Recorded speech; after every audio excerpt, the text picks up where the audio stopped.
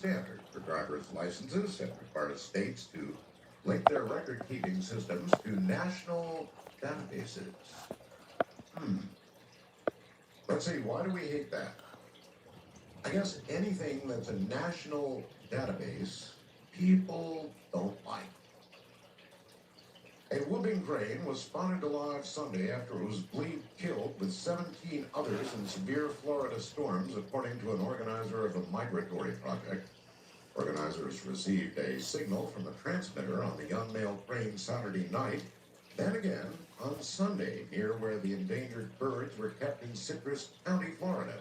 Later Sunday, they saw the survivor with 2 sandhill cranes, said Rachel Levin, a spokesperson for the U.S. Fish and Wildlife Service. So a little bit of good news out of otherwise a disaster in Florida. I wonder if we're going to go to war with Iran. Citing Iranian government involvement with Iraqi militias, as well as Tehran's nuclear ambitions, the Bush administration has shifted to offense in its confrontation with Iran, building up the U.S. military in the Persian Gulf, promising more aggressive moves against Iranian operatives in Iraq and Lebanon. The behind-the-scenes struggle between the two nations could explode into open warfare over just a single misstep, according to analysts and U.S. military officials. So, that kind of a statement sounds a little like we're about to have a war. Maybe not, but I have this feeling that we really want to clean up the situation in Iran. I wonder how you feel about that. Then we're going to be fighting on 2 fronts. And by the way, those of you, we're going to go to, I had kind of an idea. How would some of you like to go up to the website, coasttocoastam.com, and ask me a question by Fast Blast? Maybe I'll just sit here and answer a few questions by Fast Blast. And, of course, I'll take some calls. So those of you that know the numbers, the portals, feel free to go ahead and dial in. The rest of you would like to ask, some people are too shy to ask the question they really want to ask. So go ahead and pose one on Fast Blast, and in this first hour, I'll see if I can answer it. By the way, in the second hour, Gordon Michael Scallion is going to be here. He has traditionally talked about Earth changes whenever we've had him on. Tonight, he's going to switch a little bit, and he's going to be talking about the subject of possession. That's right, possession. So that should be very, very interesting. Possession is a very interesting topic to me. Anyway, anybody wanting to pose a question they're too shy to ask anywhere else, go ahead and pose it on Fast Blast, and I'll see if I can answer it. The February 2nd report by the UN's Intergovernmental Panel on Climate Change says that human activities in the form of greenhouse gas emissions are the cause of global warming. Some scientists think we only have a decade or so to fix the problem. Actually, just a decade. Meanwhile, major oil companies are desperately now trying to debunk that study. In fact, CNN is reporting that an ExxonMobil think tank sent letters, I mentioned this yesterday, and Whitley just got it up, sent letters to scientists offering them $10,000 if they would criticize the findings of the new UN study. Is this the type of think tank that will be attached to President Bush's proposed $500 billion presidential library? In the Independent, Steve Connor reports that carbon dioxide levels in the atmosphere and the corresponding increases in average global temperatures are higher than at any time over the past 650,000 years, meaning that the IPCC has therefore concluded that global warming that we have observed in recent decades is the likely result of human activity. The IPCC reports and points out that 11 of the 12 warmest years since 1850, wow, have occurred since 1995. Connor says, if we want to avoid catastrophic increases in sea levels, we must attempt to limit the melting of the giant ice sheet off Greenland and West Antarctica. If one or both of those ice sheets should disintegrate, sea levels would rise disastrously and inundate most of the major cities in the world, as well as low-lying and densely populated countries like Bangladesh. Now, they did say most of the major cities of the world. That's because the majority of them are, of course, on the shore. Recent microfossil evidence casts new and fresh doubt as to whether an asteroid wiped out the dinosaurs at all. This is according to micropaleontologist Gerta Keller of Princeton University in Princeton, New Jersey, of course, and her collaborators. Their analysis of ancient marine-dwelling microorganisms called Foraminifera suggests that global warming caused by massive volcanism in India led to dwarfing of all species, and indeed a gradual decrease in their diversity beginning about 400,000 years prior to the mass extinction. So there you have it. Was it or was it not a rock? They say not. And of course we had Seth on last night, as you know, he's a great doubter, about anything being already here. At 5:30 on Thursday, 10-15 UFOs were indeed spotted over North London in the inner city district of Islington. The Islington police said they started receiving phone calls only minutes after the objects began appearing. 34-year-old market stall trader Alistair McAllister, who witnessed the object, said, quote, "I just picked up my son from a nursery. I'd come out the door when I noticed what was going on in the sky. There were a whole group of them, 10 or 15, moving together. My first impression was they reminded me of a squadron of airplanes in formation, but they didn't have proper formation. They were all moving at the same speed. I thought for a while that something was happening in the center of London. Bombs and planes crossed my mind, but I realized very quickly they didn't look like any kind of aircraft I'd ever seen before. They were coming from the north and moving south. And then they kind of just stopped and were hovering. There was no sound. They seemed to fade away, and I saw more coming. Then they stopped. It lasted, the whole affair, for about 10 minutes. So we're having UFO reports right now from virtually all over the world, in the U.S. and elsewhere in the world. It just keeps on coming. But apparently there's still not enough evidence for the scientists. I guess for the scientists, a UFO would have to appear every night in the same place on a regularly scheduled basis and just keep appearing and appearing and appearing and appearing. In a moment, we're back with fast blasts and phone calls right after this. All right, Paul in East Rockaway, New York asked, "Hi, Art, what is life like in Toronto? I'm thinking of moving there." Well, the answer is good. Very good. We have excellent restaurants. You have elbow room here. Of course, Las Vegas is wonderful, but it's a big city, and I kind of like elbow room for antennas, and things like that. He goes on, "Tell us about your Vietnam orphan airlift." When I worked for KENI in Anchorage, Alaska, we organized at the end of the very bitter end of the Vietnam War, and raised enough money to get a charter plane to Vietnam and brought back 100 plus orphans. These were mixture children, that had been fathered by U.S. Military people, and were not going to be particularly well and warmly welcomed by the North Vietnamese, who were quickly taking over at that point. So we brought them back to the U.S., and they were adopted out, and I'll tell you, in recent years, I've been hearing from many of them who have now graduated from college and wanted to look back on how they got here and contacted me and contacted KENI and the newspaper in Anchorage and so forth and so on. So that's what we did. There's not a whole lot more to tell, except it sure is cool to hear from them and find out so many have done so well. Patrick in Seattle asks, "If the government art took you into its confidence and let you know all the secrets it maintains about UFOs with one restriction, you couldn't tell your audience, would you take them up on their offer?" Sure, Patrick, I would. And I'd lie right through my teeth to them. Now, there's no worry about this because, frankly, they're not going to come to me. They know much better than that, and I would tell my audience. So it would be very foolish. If you're listening, government, don't come to me and tell me any of your secrets about UFOs, because I will laugh.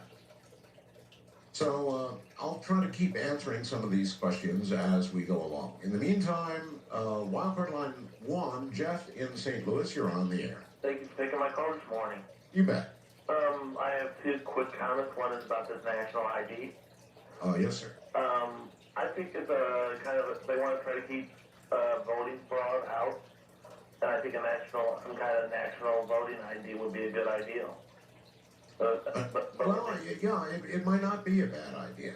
I'm not in total disagreement with you. What's wrong with a national ID? Nothing really. If this shows you're a U.S. citizen. Why does it scare people? I don't get it. I have no clue why it would scare people. But I guess they feel it's a step toward a one world government. Yeah, probably. And then my other comment is about Iran. Yes, sir. I do think we are heading close to a conflict with Iran. Because once again, the UN isn't doing its job. And if it probably did its job the first time around, we probably wouldn't be in Iraq in the first place. The UN never does its job. No, and then we usually end up cleaning up their messes. I don't think you can name one time when the UN has actually started and finished something. Yeah, we usually have to clean up their mess.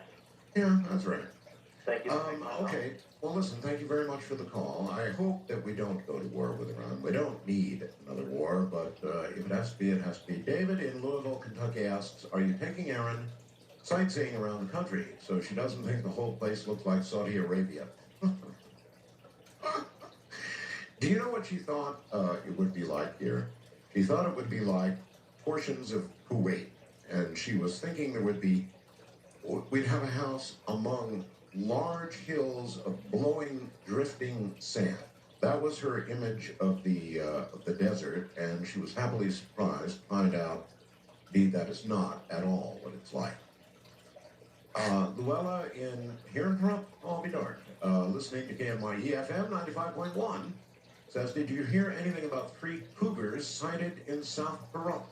Heard about it on TV. A female with some good-sized cubs. No, I had not heard about it, but I sure would love to see them myself at a bit of a distance.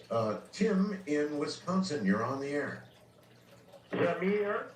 Yes. Yes, Art. Good. Thank you for taking my call. Art, I'd like to say that in terms of the going kind of backwards here, the ID thing, I've heard that the new IDs are going to be related to biological DNA.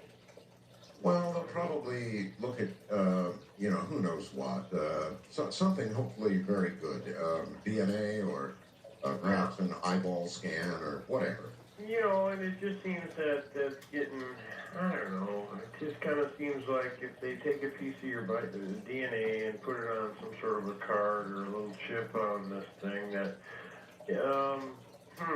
You're not afraid of it? Well, I am afraid of it. It's kind of a little bit too sci-fi for me, but that isn't why I called. I called to talk to you kind of more about, shall we say, the feeling that things are kind of on a downswing now. Do you get the same feeling that I do, that things are moving real fast right now? I walk down the streets, people don't say hello anymore. There's a fear factor. The color levels of the terrorism levels. It's like, to me, I'm envisioning that there's a master plan going on here. Now, I know it sounds conspiratorial and secret society type stuff, but it really does seem like a whole bunch of stuff is going on behind the scenes to make certain, shall we say, things happen. And it seems like there is like a master plan. It seems like there's this thing that's going on, A secret cabal of people running the world? Well, I've read a lot, many of your guests. I've ordered many of the books, things of this nature. And when you put it all together, it seems like there's 4 or 5 regions of the globe that they want to kind of control. It does seem that there's this globalist kind of theory. I'll use the term theory, but it's beyond theory now. It does seem that there's kind of the Pacific Rim, the North American, the Mideast. There's these areas of the globe that they want to control. And you know as well as I do that there's only going to be certain people that are going to be controlling it, and it is going to be the haves and the have-nots. In other words, nothing's going to change, is really what you want to say, and that's really true. We are headed toward a global economy. I've said this many times before. We began as little towns and groups trading with each other. Then we began trading between states. Then we began trading between regions. Now we're to the point where we're trading between hemispheres. We have hemispheric trading blocks, right? And I suppose the next step from that is one single global economy. And I suppose you'll have to have identification in that. And what will it be? Well, probably some sort of, I don't know, eyeball scan or perhaps DNA. I hope whatever it is they do, they make it so hard that identity theft is no longer possible. If they actually get to that point, might all be worth it. I don't know. I'm Art Bell. Here I am. Chad in Chino Valley asks, did you ever get an HD, DVD, or Blu-ray player? The answer is no, Chad, and I really, really am hot to get one, but I don't think they're available just yet. And if they are, you can certainly order them from Japan. There's not a lot of, there are not a lot, as far as I know, movies available in that format as yet, but as soon as it happens, I will be ready. I love HD. I don't know how many of the rest of you, since I've been out of the country in the Philippines and now back, have obtained HD televisions, but man, what a difference. They are truly awesome. In a moment, back to the questions and the phones. Joe, I'll just give his first name, in Fort Walton Beach, Florida, said, hey, Art, do you ever listen to Rush or Sean Hannity? They have experts that don't believe in global warming. Why don't you ever have some of those guests that believe the other way around? Well, Joe, rather, they're towing a political line. That's what they do, both of them, Rush included. He toes a conservative political line. And right now, the conservative political line is that's not happening. Of course, that ignores reality. Now, I think as far as scientists are concerned, it's getting very near 100%. Not every last one of them, but there's pretty much a consensus out there now, Joe, that global warming is simply happening. Not forecast to happen, not just in the models, Joe, but actually happening. West of the, make that first-time caller line, John in Whittier, California. You're on the air. Hi, Art. Hi. Thank you guys for taking my call. Sure. I wanted to turn the tables here for a minute and actually talk about our UFO extraterrestrial files. I'm actually referring to the Disclosure Project. You're familiar with that, correct? Stephen Greer's. Yes. And that he talked about sending something to Congress, actually to President Bush, about the disclosure of the files. Do you know when, he's not going to, obviously, they're not going to come out and say what's really going on, but do you know where that's at right now? No, it's been a while since I've talked with Stephen, and I guess I need to get an update. So, when was the last time you heard him on? Well, the last thing I've seen is Fast Walkers. That's the documentary. That's about all I've seen of him. That's the latest I've seen of him. Okay. Well, I guess we need to get him back on post and find out what he has sent the administration. That's interesting. I didn't know something was on the way. West of the Rockies, Fred in Happy Valley, Alaska. You're on the air. Hey, thanks, Art. Yes, sir. How you doing? Fine.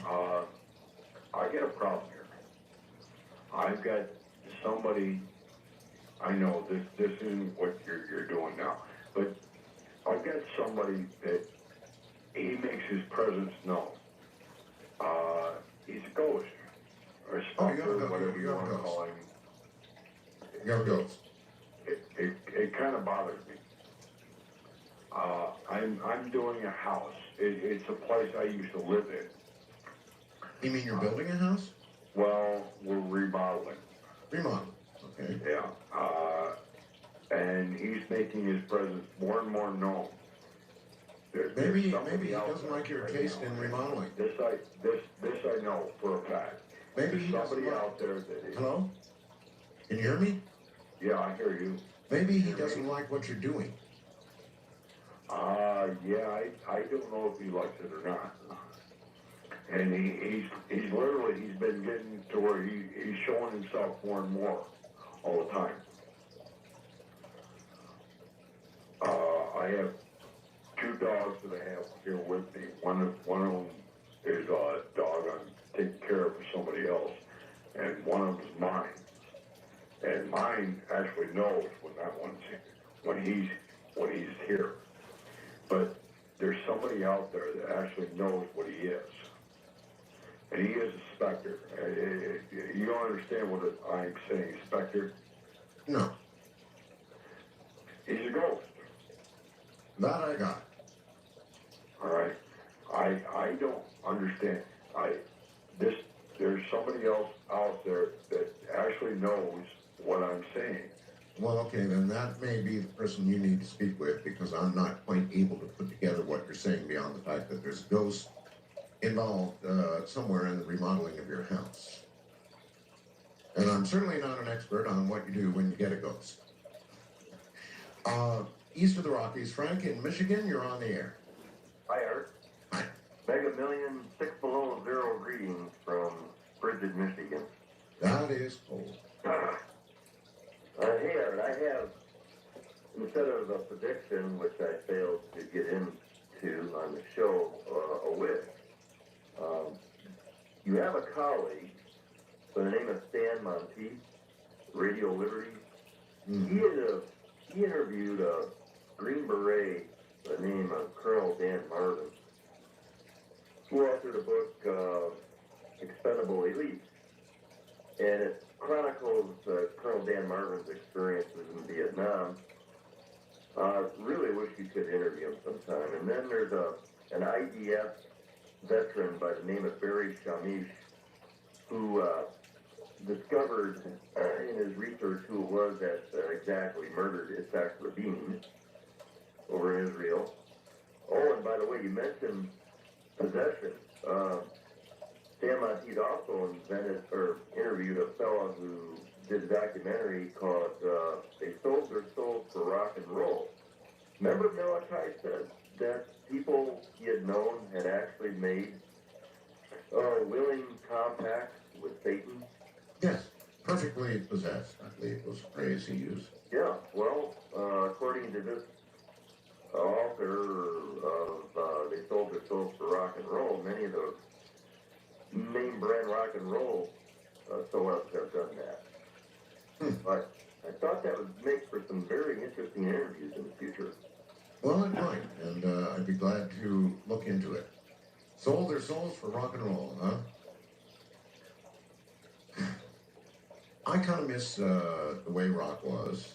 I even miss disco a little bit. I wonder if anybody else out there, a lot of people will not admit it, but there's a lot of good music that actually came out of disco. But then again, I was always a kind of a rhythm person. Daniel in Portland, Oregon, you've achieved the air. Hi. Hi, Art. I called tonight. I wanted to know why you guys aren't doing your healing sessions, love sessions. Why we're not doing a love session? Well, just like, like... No, I don't know. Explain to me exactly what you mean.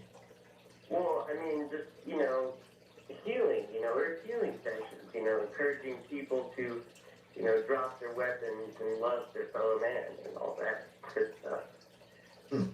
Like mass consciousness. Get them into meditative state, sort of like with the weather thing that you did. Because, as you know, I stopped those experiments, and because I didn't really know what I was doing, and I still don't. Do you? Well, no, but I just can't imagine anything, bad coming from doing that. Well, suppose in the world of the good guys and the bad guys, we encouraged a bunch of the good guys to drop their guns, and then they were shot by the bad guys. Well, yeah, I thought about that too, and I don't know. Well, that's the whole point, sir. We both don't know. And if there was really some way that I could be sure that the intent that we projected as a group would have the desired consequence and nothing more, believe me, I'd be all over it. But we don't know that, do we? Roger in London, Ontario, you're on the air. Phil, how are you today, sir? Quite well. Fantastic. On that disco theme, when I first heard your show a couple years ago and I heard the opening song, I go, wow, I'm going to hear a disco show. So yeah, I could tell you're into disco quite a bit. Yeah, I really am. Cool. I enjoy disco, and as much as people put it down, really, an awful lot of good came out of it, and I kind of wonder why it suddenly died. Why didn't it just sort of hang around the way other music does and, have its little corner of the world? Well, definitely you got it in the evening. It's got its own little corner on your show with the opening there. Now, I give you a shout. Sorry to change the gears there. I wanted to talk to you about, did you get a feel for the UN report that came out recently about global warming, and that basically they put it smack dab in the lap of humans in our action and inaction? Yes. Of that cause. Yes, I Now, did. did you have a show last week? I'm not putting words in your mouth, but I just want to get a feel for it. Did you say that, it's not necessarily because of pollution, but rather because of a change that's happening in the world? I think you had a guess on it, that it's every 1,500 years that's causing it to happen? Look, there's as many opinions out there as there are body orifices, and my view is, and has been for 2 or 3 years now at least, maybe longer, that it could be the hand of man, or it could be natural cyclical change in our climate. It really doesn't matter. The fact of the matter is, it's happening. So, from my point of view, we should stop arguing about it and begin doing something about it. And that means perhaps we can't stop what's going on, so we need to sort of project what's going to happen, and then begin growing crops in areas that are going to have yields for us so we don't go hungry. We're going to begin to have to inhabit areas that are going to be inhabitable, and perhaps leave some areas that are going to be underwater or otherwise changed. That's what humans can do. We can think, we have brains. We should look ahead and we should begin to act, because it is happening. Andrea in Los Angeles, you're on the air. Oh, hi, Art. Have you heard of the Tesla electric car, the Roadster? No. Oh, well, it just came out, I guess, maybe 6 months ago. And it's supposed to be able to take a charge for at least 200 miles. And you don't have to recharge it. And No, I knew there were electric cars, Andrea. Who makes it? it's made in California, Northern California, by the Tesla Motors company. And it's named after Nikola Tesla, of course. Okay. Well, and I think it's like maybe $50,000 or something like that. But would you ever buy an electric car? I might. I certainly might. The thing you have to look into with electric cars is, you mentioned a couple of 100 miles on a charge. How long you have to charge it for. Remember also that when you're using electricity, you're still using fossil fuels. That electricity doesn't come out of the socket magically. It is generated probably by fossil fuels or some other method that contributes global warming. So you are not necessarily escaping and using, it'll appear certainly clean energy to you, But that energy, Andrea, had to be generated somewhere. So it doesn't necessarily solve the problem. Amos in Oregon, you're on the air. Hello? Yes? Me? You? Oh, hi. Oh, hi. Oh, Mr. Bell. All right. Amos here. Yes, Amos? I sent you a magnetic motor to use. You got it? You sent me a magnetic motor. Yeah, yeah. No, Amos? No, I have not received it. Where did you send it, Amos? I sent it from, Hamilton.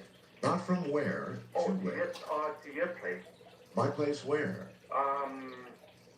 Philippines. You sent it to the Philippines. Yeah. Uh-huh. When did you do that? Just before you came after Christmas. Last year. Just before I came back to the U.S.? Yeah, I never need Bad it. timing, Amos. Huh? Bad timing. Oh, jeez. But it should be there anyway, when you get back. And by what method did you send it? Just regular mail. Regular mail. Yeah. Okay. And Regular mail takes about a month to get to the Philippines, Amos. I'm keeping the date every time. Just 79 days, 8 days now. It should be there. And No, I'm afraid that it may be, but I'm not there. oh, you don't go back there another. Oh, Well, eventually, Amos, yes, I will get back there, and who knows, maybe there'll be a giant pile of mail, and there'll be a magnetic motor. yeah, it's small. It's an energy device. There's no pollution and nothing like that, but you might like it, you know. Oh, well, I might. All right, Amos, well, listen, thank you very much for the effort, and believe me, I will look for it when I get back there. Tom in Vista, California, you're on the air. Hey, Art, man, great to talk to you. I got this great invisibility story to tell you, but at a later date. I was watching the football game today, and I saw the symbols on the football helmets. And the Indianapolis Colts had a horseshoe shaped, a U shaped, and the Chicago Bears had the a C-shaped, and I just wanted to know if you or any of your listeners had any kind of instance that this was a very peculiar shape. Yes, I'm listening. I'm just, I'm wondering what it is you're really asking. In other words, the U shape is to, I think, represent a horseshoe, since they're called the Colts, and in the case of Chicago, why a C would be, obviously for. Yes, that's correct. I was. So what is it you're asking? What I'm asking is, I'm asking your listeners, perhaps if I'm reading in the.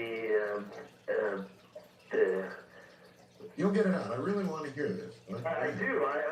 It was just a peculiar thing that I noticed on both of the helmets. That if you were to turn the C on its side, it would be just like the C on the side and the horseshoe on its side. It was the same.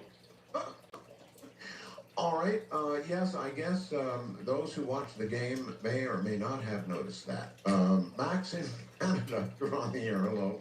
Hi, Art. Hi. One question is, how come you don't do Truth or Trash anymore? I don't know. Just haven't done it, but I'll get around to it. I'll do it. Okay, and another one is, the lady was going talking about electric cars. Have you seen the movie Who Killed the Electric Car? No. Oh, it's a very good, interesting story about this. Well, who killed the electric car? Yeah.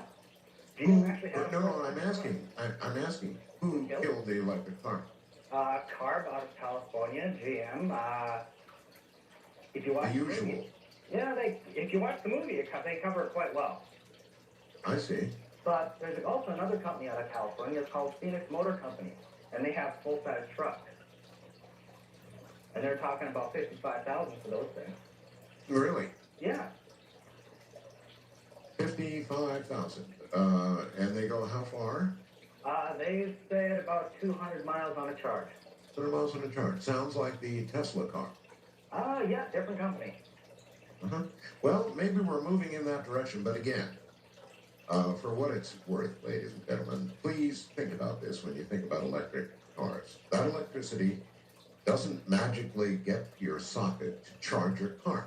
It has to be generated. And the generation of electricity, not always, but many times, involves the use of fossil fuels. We have factories, and so there's sort of the great combination of how we generate energy eventually gets to your electric socket. Then it charges your batteries. So you're still using energy that's pretty much generated the good old-fashioned way.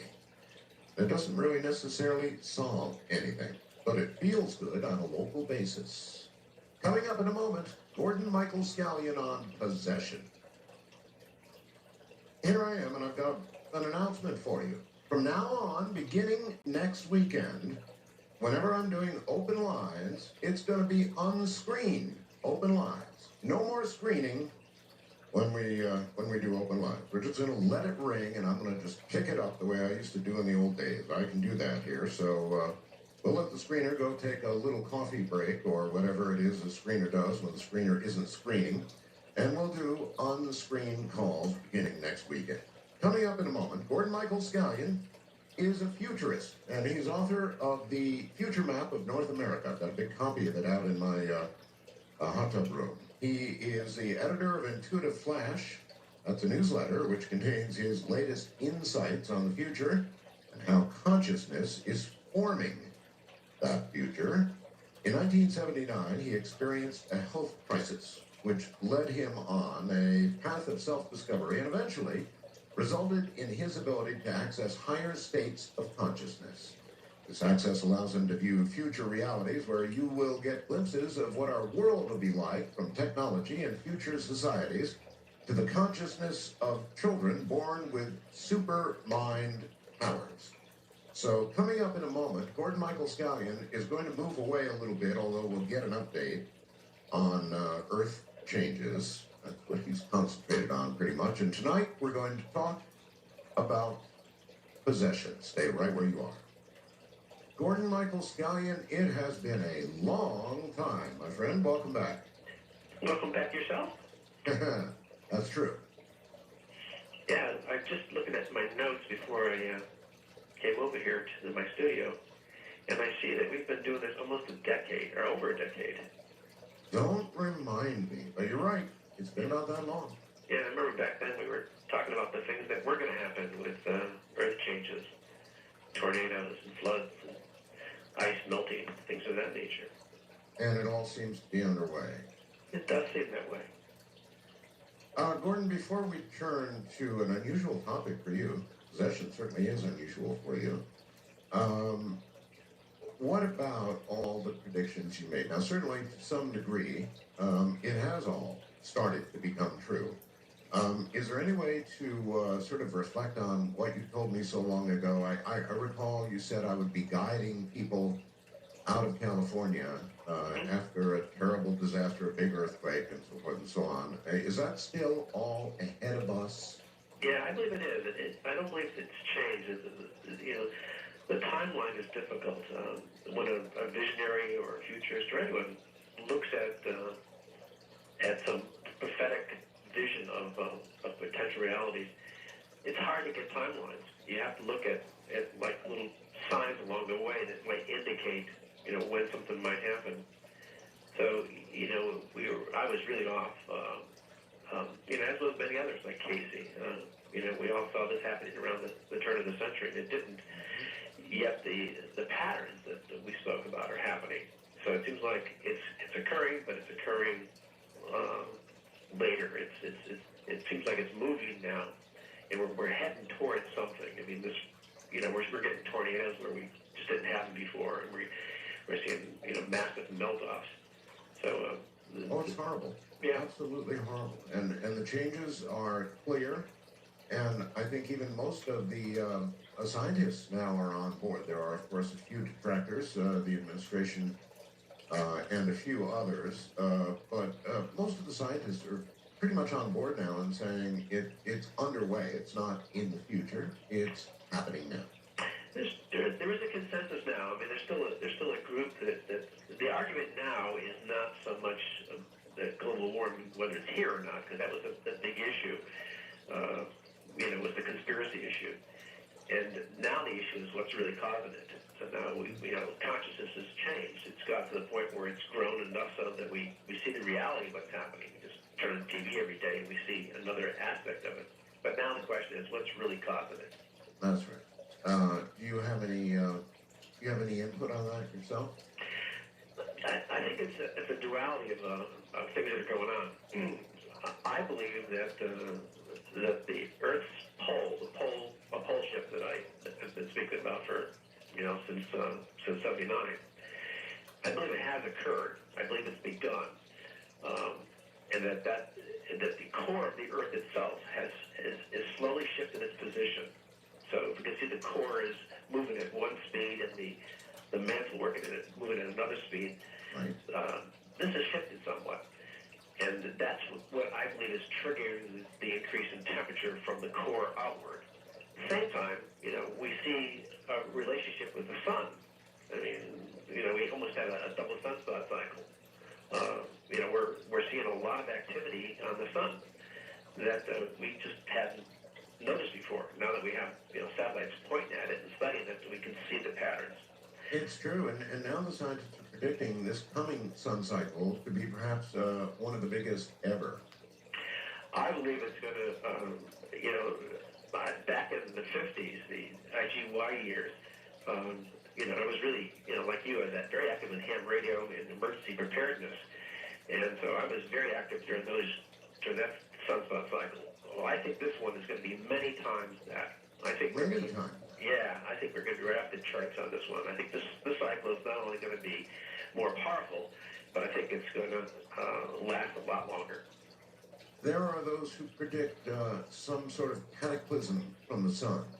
And indeed, there were, as you well know, Gordon, a couple of explosions from the sun that, had they been Earth-directed, would have been cataclysmic.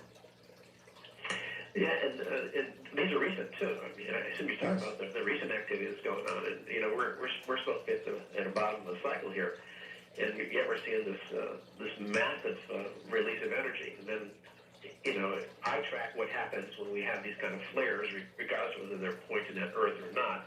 And how does the Earth react to this? Because my sense is the sun and the Earth are exchanging energy back and forth, like a sine wave almost. So what happens in one affects the others. It's not just thermal, radiation. It's other kinds of energies that are going on as well. So we're seeing, things that are just are unprecedented. And we're building to some crescendo that's going to happen, at some point in the future. Seems entirely reasonable to me, Gordon, that what happens on the sun affects the Earth. And what happens to the Earth affects those who live on it. There's some kind of connection between human beings and what's going on with the Earth. Therefore, the Earth and the sun both affect us. Is that fair? Absolutely. It's absolutely. I mean, we can see it in many ways. We can, if we look at ancient tree rings, we can see the cycles. We can look at the Maya prophecies, and we can also look at what happened to civilizations when there was excessive solar energy. There was, and so in history we can see patterns that occur. And I believe in cycles, and I believe in patterns. I try to nail down and be specific about when I think a pattern is going to occur. And so it's a difficult thing at best, but we're in the middle of it now, and we're actually watching this whole cycle unfold. And the effect on people is much more than what's related. And that's the kind of information that's been pouring into me for the past 2 months of the effect that combination of the sun and the earth and what I call the borderland is now having on its people. Yeah, I think it's profound. Now, you've always done earth changes, and I'm very, very curious how you got the subject of possession. I mean, it seems a world away. Maybe not. The original information that I received in '79 dealt with their changes, and then there was another series of things that happened in 1980 and '81, which was about the borderland, which I knew nothing about. I didn't even know it existed, which is, it's the realm of spirits and ghosts, and when the soul leaves the body, and these different levels that it goes to before returning to Earth as reincarnation. And I didn't understand any of that. It was really difficult for me to fathom it because of my Catholic background. Those were things that I just wanted to stay away from the devil, stay away from all that stuff. And then in my book, Notes from the Cosmos, I included, a chapter titled Crisis in the Borderland, which was based on those visions. And I put it in there because one of the things that the insights that I had said is that when we start to see these weather changes and geophysical changes, at the same time, we would see activity on the sun, and that would be followed by society, the consciousness of society changing. In particular, it would change with teenagers and young people. We would see the greatest change there. And they would do things that we would think at the time would not be possible. And then, of course, in late 90s, we had Columbine, and that kind of started the whole, at least bring into focus the whole violence that's going on in school and continues to this day. And so this energy of possession was kind of in the background for me, and it was there, and I understood that there was some relationship to it. But it wasn't enough for me to continue exploring that because I didn't have a continuous series of visions of it. You mentioned, Gordon, that we have been probably talking for about a decade. About a decade ago, Gordon, is when I was interviewing Father Malachi Martin. Mm-hmm. And he specifically talked all the time of possession. He was, I think you know something about him, right? Yes, I do. And he was an exorcist, and he, without any shadow of any doubt, believed firmly in possession. And it was a decade ago. He told me that it had recently gone up about 800% in the area of his realm, which was, the New York City area, the New York area, about 800, it took a jump of about 800%. Now, that would relate directly to what you were just talking about with the change in teenage behavior.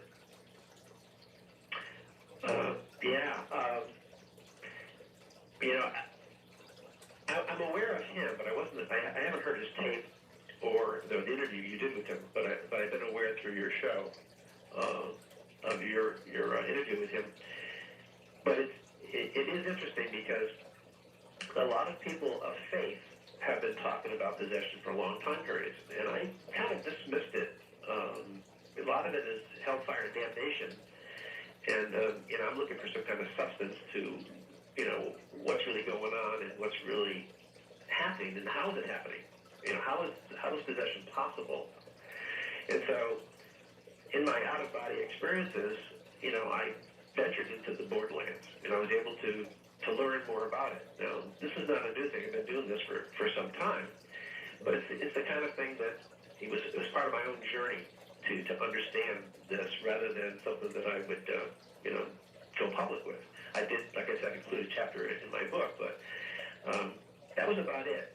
And it wasn't until I started getting these incredibly strong visions, and it began last September, and it was a daily thing, not a monthly or once a year, but a daily thing. I'd get little snippets of it, and it was indicated that the borderland itself has become so, I guess the word would be polluted, the lower astral realm, that the energy of there... Excuse me, is that what the borderland is? I want to understand clearly, when you keep saying borderland, is that the area sort of in between?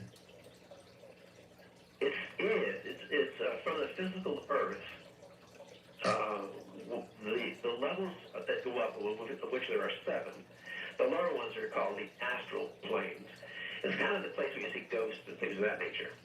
And the lower one is the area where you'll also find the people who have passed over, who had a lot of unresolved issues, suicides, murder, death, the whole thing. So there's a lot of violence in there, and that whole area has become choked with negativity. And that negativity then is since it's the closest level, the astral level, to the physical earth, it's a perfect conduit for energy to flow back and forth. So if you have young people who are misguided, are lost, alcohol or drugs at the top of that, you provide a vessel for these negative forces.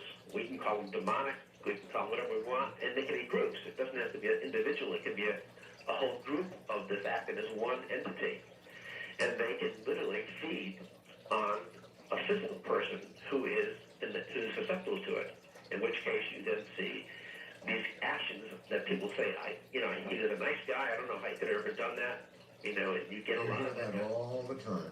Yeah, and it's growing, and it's growing so much so that usually when I have these ongoing visions, it tells me that it's building for something else. Something else is about to happen. Something that's probably on comparison to earth changes. And that's what's going on right now. I think we're about to see some major influence. And if we look around the world, we see it with the holy war that's going on now. We see the hatred that's going on, and it's the Palestinians, and it's in Iraq, it's Iran. It seems like the Middle East is like a focal spot because we've had millennia of that kind of hatred going on, and so it's a perfect feeding ground for possession. And so the Middle East can only go one way, regardless of what we might attempt to do. It has to erupt. I can feel it, Gordon. I'm not a sensitive to the degree that you are, but I'm telling you right now, I can feel something really big on the horizon. Maybe that's it. I don't know. Well, my wife Cynthia is a sensitive, and my experience has been is that most people feel like they don't have the ability to sense the future, but they have the sense. Because they always refer to it as I have a feeling about it. And those are kinesthetic people. And kinesthetic people, I found, are highly accurate in their own way. They may not do it as a living, may not be known for that, but they really have a sense about doing things. And I see that in the financial world, especially people who are in the market. They just have a feeling about things. They're highly intuitive. Mm-hmm. All right. Possession is the actual... well, all right, I'll let you do it. What is possession? Define possession. Possession is when a non-physical entity, we can call it an individual spirit or a group of spirits, and where they are impressing themselves or their vibration onto our physical body.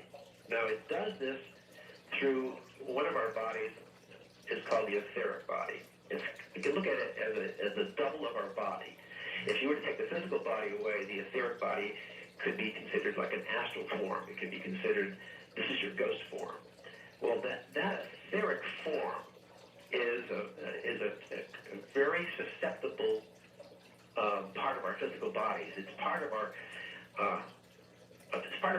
protection system of our body, if you will. It goes back for history. It's from the time of, millions of years ago when we were developing certain skills for survival. Well, the etheric body developed, and it's a sensory thing that can project itself outward. And that same thing that you project outward can also move the other way.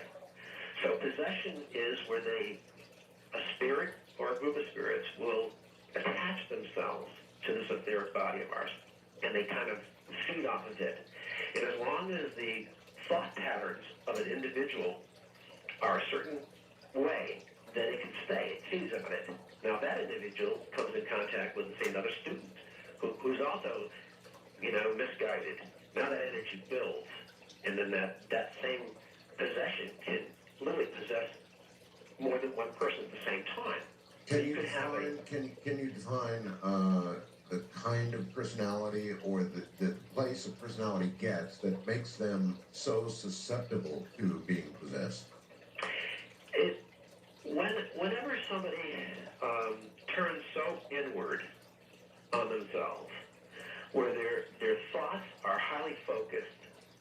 And possession works when the thoughts of an individual are repetitive. It's like playing a record over and over again. So during the period of a day, 24 hours, the same thoughts are running. Those thoughts are what allow this possession to begin to occur. All right, hold it right there. We're at a break point. Gordon Michael Scallion is here. Not Earth changes tonight, although I guess in a way they are possession. Here I am indeed. My guest is Gordon Michael Scallion. This night we're talking about not Earth changes so much, although in a way it is, but possession. Now, I mentioned about a decade ago, I did actually a full series of interviews. I don't know how many there were, quite a number with Father Malachi Martin. And if I was not a believer in possession, I certainly was when that set of interviews was done. He was a Catholic priest. Father Martin was very close to several popes. He spent quite a bit of time advising popes, and in the Vatican, he knew what he was talking about, and what he talked about was possession. As I mentioned, he frequently said that possession was going up dynamically, up about 800% in his particular geographic area. That's a lot, 800%. That's what we're talking about this night. We'll get right back to it. Gordon, Chris in Wellsville, Ohio asked, are you saying that obsession leads possibly to possession? I think we can. We can make a correlation to it, but it's the type of focusing you're doing or obsession you're doing. Typically, in the past year, I've been working with lots of people who thought they were possessed, or their family thought they were possessed, and in 99 cases out of 100, they weren't. There were other issues, but there were several that clearly were. But the commonality that I see is that when they start becoming obsessive, compulsive obsessive, it's usually that they start to take their energy and they see an enemy out there. Now, the enemy could be society, it can be God, it could be their parents, it could be the school, the friends, but they simply are constantly feeding that thought. And that's the thought that allows this little crack to occur in the etheric. Mm-hmm. And that's what lets it in. It lets it begin to influence it. It doesn't happen usually instantly. It's kind of like you're picking up like dust. It's kind of hovering around you. A clear example that I have found is that other people detect it first. But the people who are in the process of possession never know it. Even after it's been cleared, they don't know it. They only know what other people have told them. But other people can sense it, and they just don't know what to do about it. Father Martin said something interesting to me that I will never forget. He said he knew that there were a lot of what he called perfectly possessed people in the world. He could literally spot them as he would walk down the streets of New York City. These would be people, he said, who literally have either consciously or subconsciously made a deal with the devil. Actually made a deal with the devil. Now, that doesn't have to mean you sit down and sort of have a little talk with the devil, but it means that in some way your mind has said, look, I'll do whatever it is. If there's a devil, I want to be successful, I want this, I want that, and I'm willing to do whatever it takes to get it. Simple as that. Yeah, I know that is true.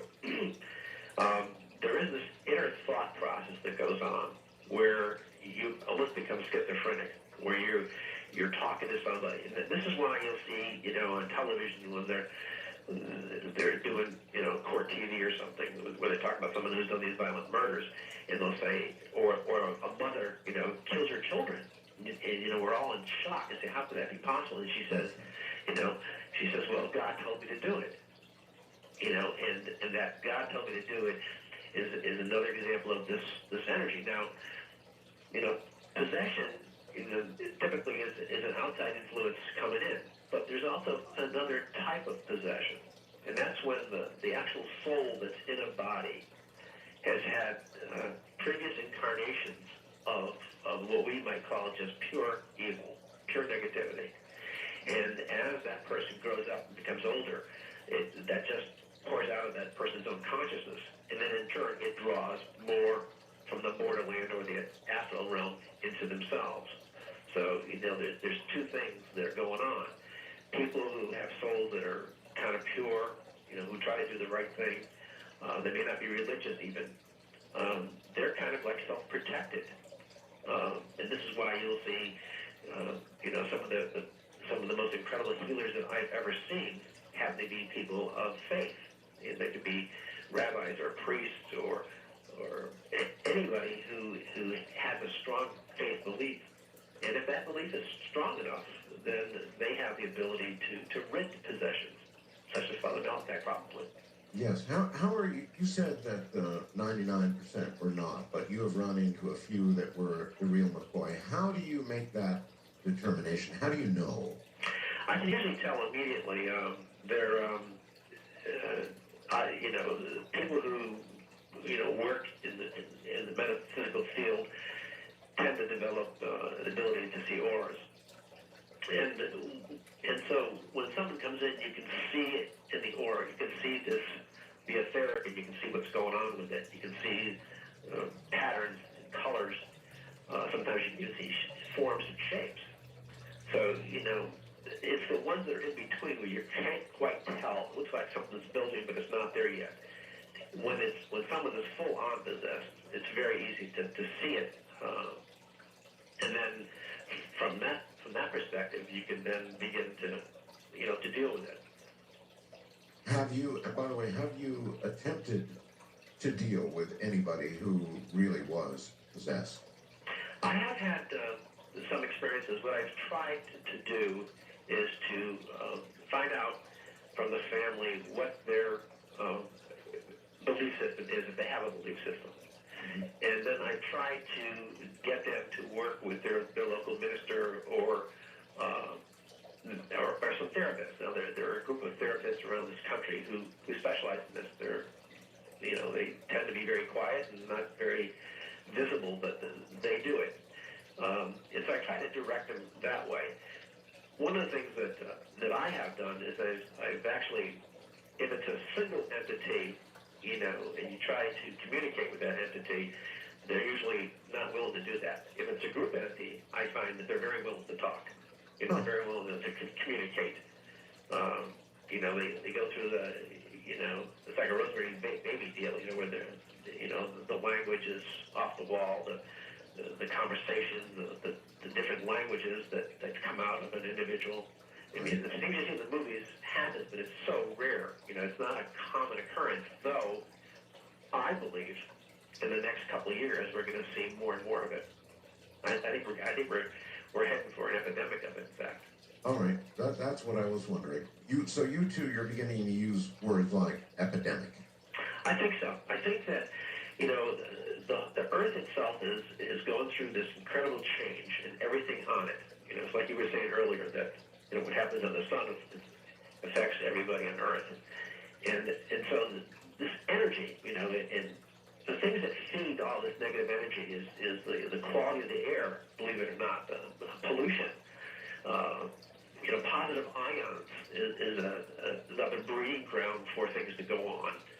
So as we, as the society continues to fall as it has been in consciousness, it opens up other realms to come in and to make their presence known. And so, as I watch the Middle East, which I think is a good model to look at for overall possession, it's like watching a collective possession going on. And as that grows, we now will see changes in every place on this planet. We're going to see a lot more school problems this year and next year in particular. It's just going to grow exponentially. Well, we planted ourselves squarely in the Middle East now, as you well know. How do you feel about what we're doing now in Iraq, and possibly, if I'm reading it correctly, it looks like we're about to be involved with Iran as well. Well, you just look at my notes from when we chatted a long time ago. It was that one of the key visions that I had was the Palestinian issue. That if, what I've been saying for 20 years, if they get their state, it will indicate that consciousness has changed. The Palestinians get their state, things would change, and things would kind of settle down. But we're really looking at millennium of conflict. You're at a point now where the Palestinians, their children, if you look at how they're being raised, the footage that's coming out of it now, we're raising, it's like the rebirth of the Nazi era and the youth movement. So the hatred is so strong now that it can only go one way, in my opinion. And I'd like to be an optimist. I'd like to feel that somehow diplomatically we're going to solve this problem. But we're not. In my recent, visions, in January, my predictions for the year, I talked about Iran, and that, unfortunately, the thing I've seen here is so shocking that, I hesitate to even talk about it. No, please do. But I really do see nuclear exchange there, but not the kind of nuclear exchange that you might draw your images to, seeing the large mushroom clouds wiping out a whole country. I see these more as I guess you would call them tactical nukes. I'm not familiar enough with them to talk, specific about it. But one of the visions I've had was that I saw a group of commandos being dropped off with a helicopter, and I could see the insignia, which was a star, the Star of David, on this helicopter. And it's nighttime, and I see these group of commandos, and I don't know, there are a couple dozen, I think. And then that vision changes, and I see another image, and I see a map of the Middle East, and I clearly recognize the border of Iraq and Iran. Mm-hmm. The next thing I see is these kind of cruise missiles hugging the ground, and they're coming from multiple directions. They're not all coming from one ship or one airplane, but multiple directions. And I watched this vision as these missiles go to their targets, and many of them are in isolated areas. They're not in, places that you can see visibly above ground, but they then go up high. I don't know high, but very high, and then turn around and go straight down. And then they go straight down, I see them hit the ground, and then I see this mushroom cloud coming up. And so it's not a huge cloud, but it's clearly some kind of a nuclear device. And I see 5 or 6 of those happening at the same time. And you see these detonating on the border area of Iraq? Well, they're in Iran. They're in Iran. I can see that. But they're in different locations. It's not like it's one community or one city. They're in different places. There's 4 or 5 different places that are separated by hundreds of miles between them. And so I don't understand that at all. I look at a map, nobody really knows where these facilities are, if they have facilities like that. I mean, I know they talk if about anybody that. knows, it would be Israel. Yeah, but I see Israel as doing this. And then the next vision I saw was these carriers, U.S. carriers, and I see planes just in the air constantly, landing and taking off, landing and taking off. But I don't see them doing anything. That was another surprising part of this. I just saw massive amounts of planes in the air, U.S. planes, going over and coming back. Sorting after sorting after sorting, but never firing. And I clearly did not understand that part of the vision. And then that vision ended. Isn't that odd? I'm trying to think what would propel us to do something of that sort, or do you think you just saw part of the vision and you didn't see the part where they were actually doing something? Yeah, I did not see part. The vision has occurred at least 3 times, and for me, it takes 3 times before I talk about anything. Right. And it's always the same, so it hasn't changed. The colors are always the same. And the only thing I can possibly conclude is that Israel is doing this, but somehow we are providing some kind of backup support, just to control airspace or something. I don't know. I mean, but it clearly is an attack, and I think that we're heading in that direction. And well, Iran is clearly headed in the direction of nuclear weapons. I think we, that's pretty common knowledge, and I don't think that Israel ultimately is going to allow that to occur. And I doubt that we're going to allow that to occur. We're making all kinds of noises now about Iran, so we could be just around the corner from that. Do your visions indicate any finality to whatever it is that happens, this conflict? well, the visions that I've seen, most of them go back, 10 years or more. And I always saw these two patterns of the Middle East. One pattern in the Middle East, I just saw it as just burning desert, like almost like it was just wiped clean. And the other vision that I saw was that things were quiet, things were kind of prosperous, and there was commerce going on and things of that nature. So those two visions were always oscillating back and forth, and I came to understand that that the future was really tied into the free choice that would happen dealing with the Palestinian issue. That somehow in consciousness that was a key focal point in my visions. That had to be resolved. If that was resolved, then things would be lessened.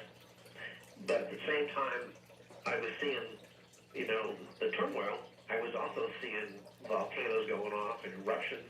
Mm-hmm. And so, I concluded at that time that this holy war that's been going on is not going to be, short term. It's been going on for years, but it's going to continue on. And it's going to continue to build. But the thing that may stop it is earth changes. And that would stop just about everything, wouldn't it? Yes. I want not to believe that it could be so, and I want to believe when our president, for example, says that it's not all of Islam. Clearly, it's not all of Islam that is radicalized. But I have this concern that a lot more radicalization has occurred than the general public is aware of. The administration likes to characterize it as a very small group of very radical people. I have this awful feeling that it's becoming bigger and bigger and bigger. What do you think? Well, I think you're absolutely right. And what's happening is that videotapes, thanks to these small, cameras that fit in your hand or in your pocket, we're getting a lot of videotapes that are coming out of the Middle East. And anytime a society starts to fall apart and decline, we can see it in their youth. We can see it in schools and education. Right. And if you take a society and the general theme of the society of your children is to promote violence against this enemy, right, and that you are going to that your duty to even die for it. And we're talking about kids that are 5, 6, 7, 8 years old. When you take a society and do that to them, it can only go one way. I mean, it would take generations to modify the things that are going on now. And typically, that goes the way of Nazi Germany. It goes the way where there's total devastation, and then a rebuilding occurs. And so now we look at Japan and Germany, we see democracy, we see thriving communities, we see people getting along, but not before there was this cleansing. And I think that the Middle East is going to go through a cleansing. Well, the difference, of course, between then and now is then there was regional destruction. Now, atomic weapons offer us the possibility of the virtual end of the world as we know it, if it gets out of hand.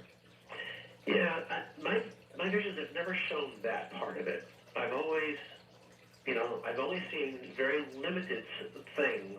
I mean, extremely limited things. Like, I'm asked a lot, do you see a dirty nuclear bomb for the U.S.? And my answer is no, I haven't seen that. That's good to hear. That's actually good news. Gordon, hold it right there. We're at the top of the hour. My guest is Gordon Michael Scallion, and we're talking about the Middle East, and we're talking about possession. Maybe they're the same thing. Here I am. Hi, everybody. Gordon Michael Scallion is here. Let me give him a little plug.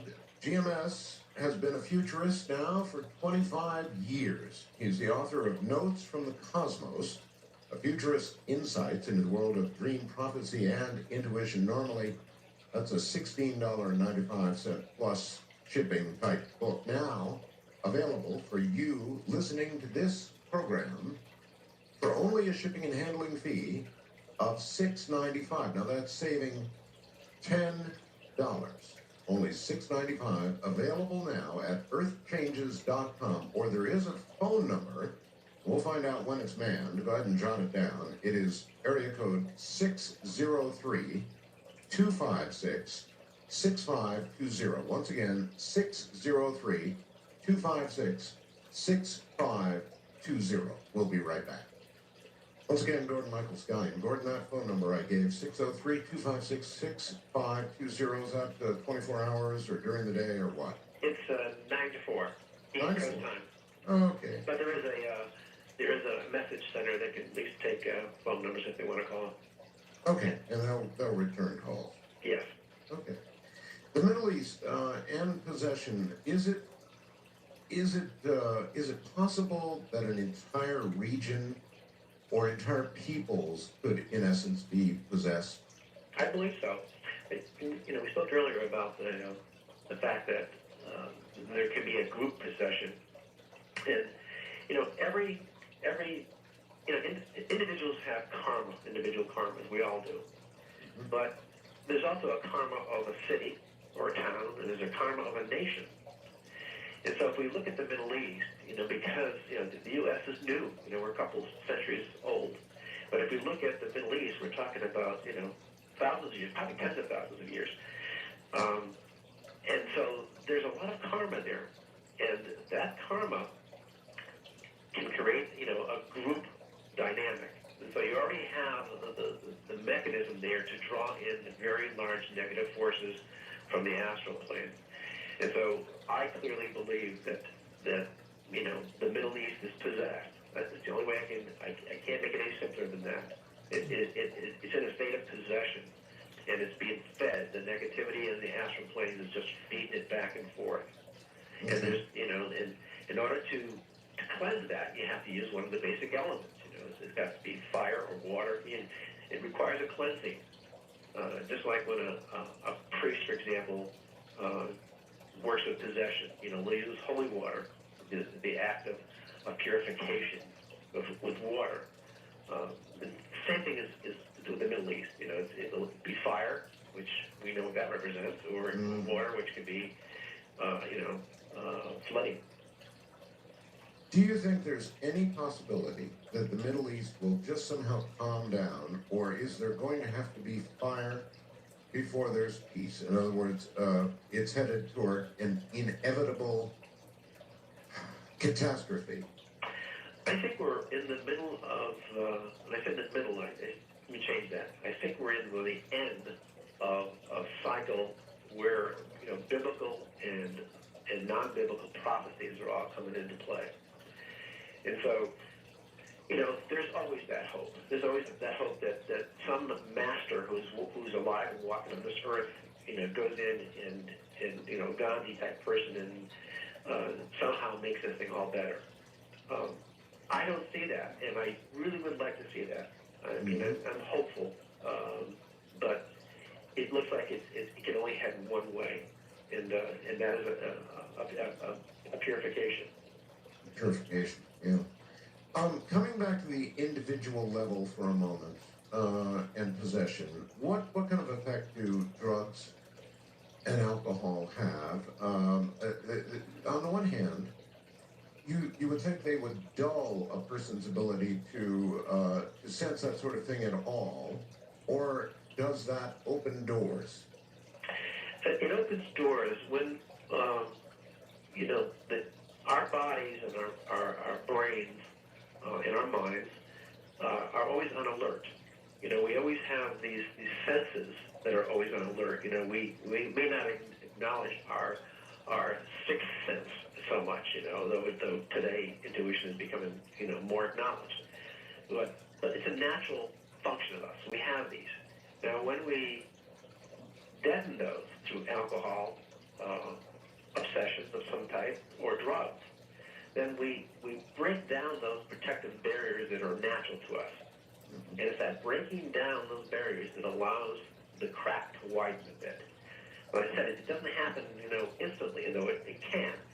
It usually occurs over a period of time and builds and builds and builds.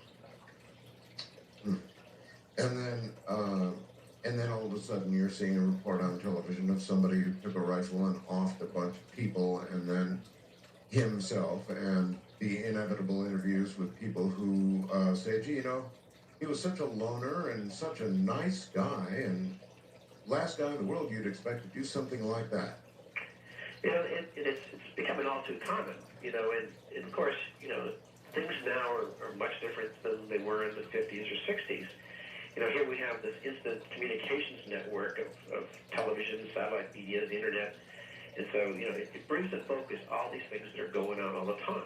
And we have 24-hour news stations, we have multiple news stations, so it's hard to turn TV on without being exposed to things that are going on in the world. That's right. And those things, the pattern is showing that it's increasing. And so, we can look at why is it increasing? What's changing in society to make this increase? Well, first, Gordon, is it really increasing? You mentioned yourself. We've got radio and television, satellite, we've got instant communications, the internet is there.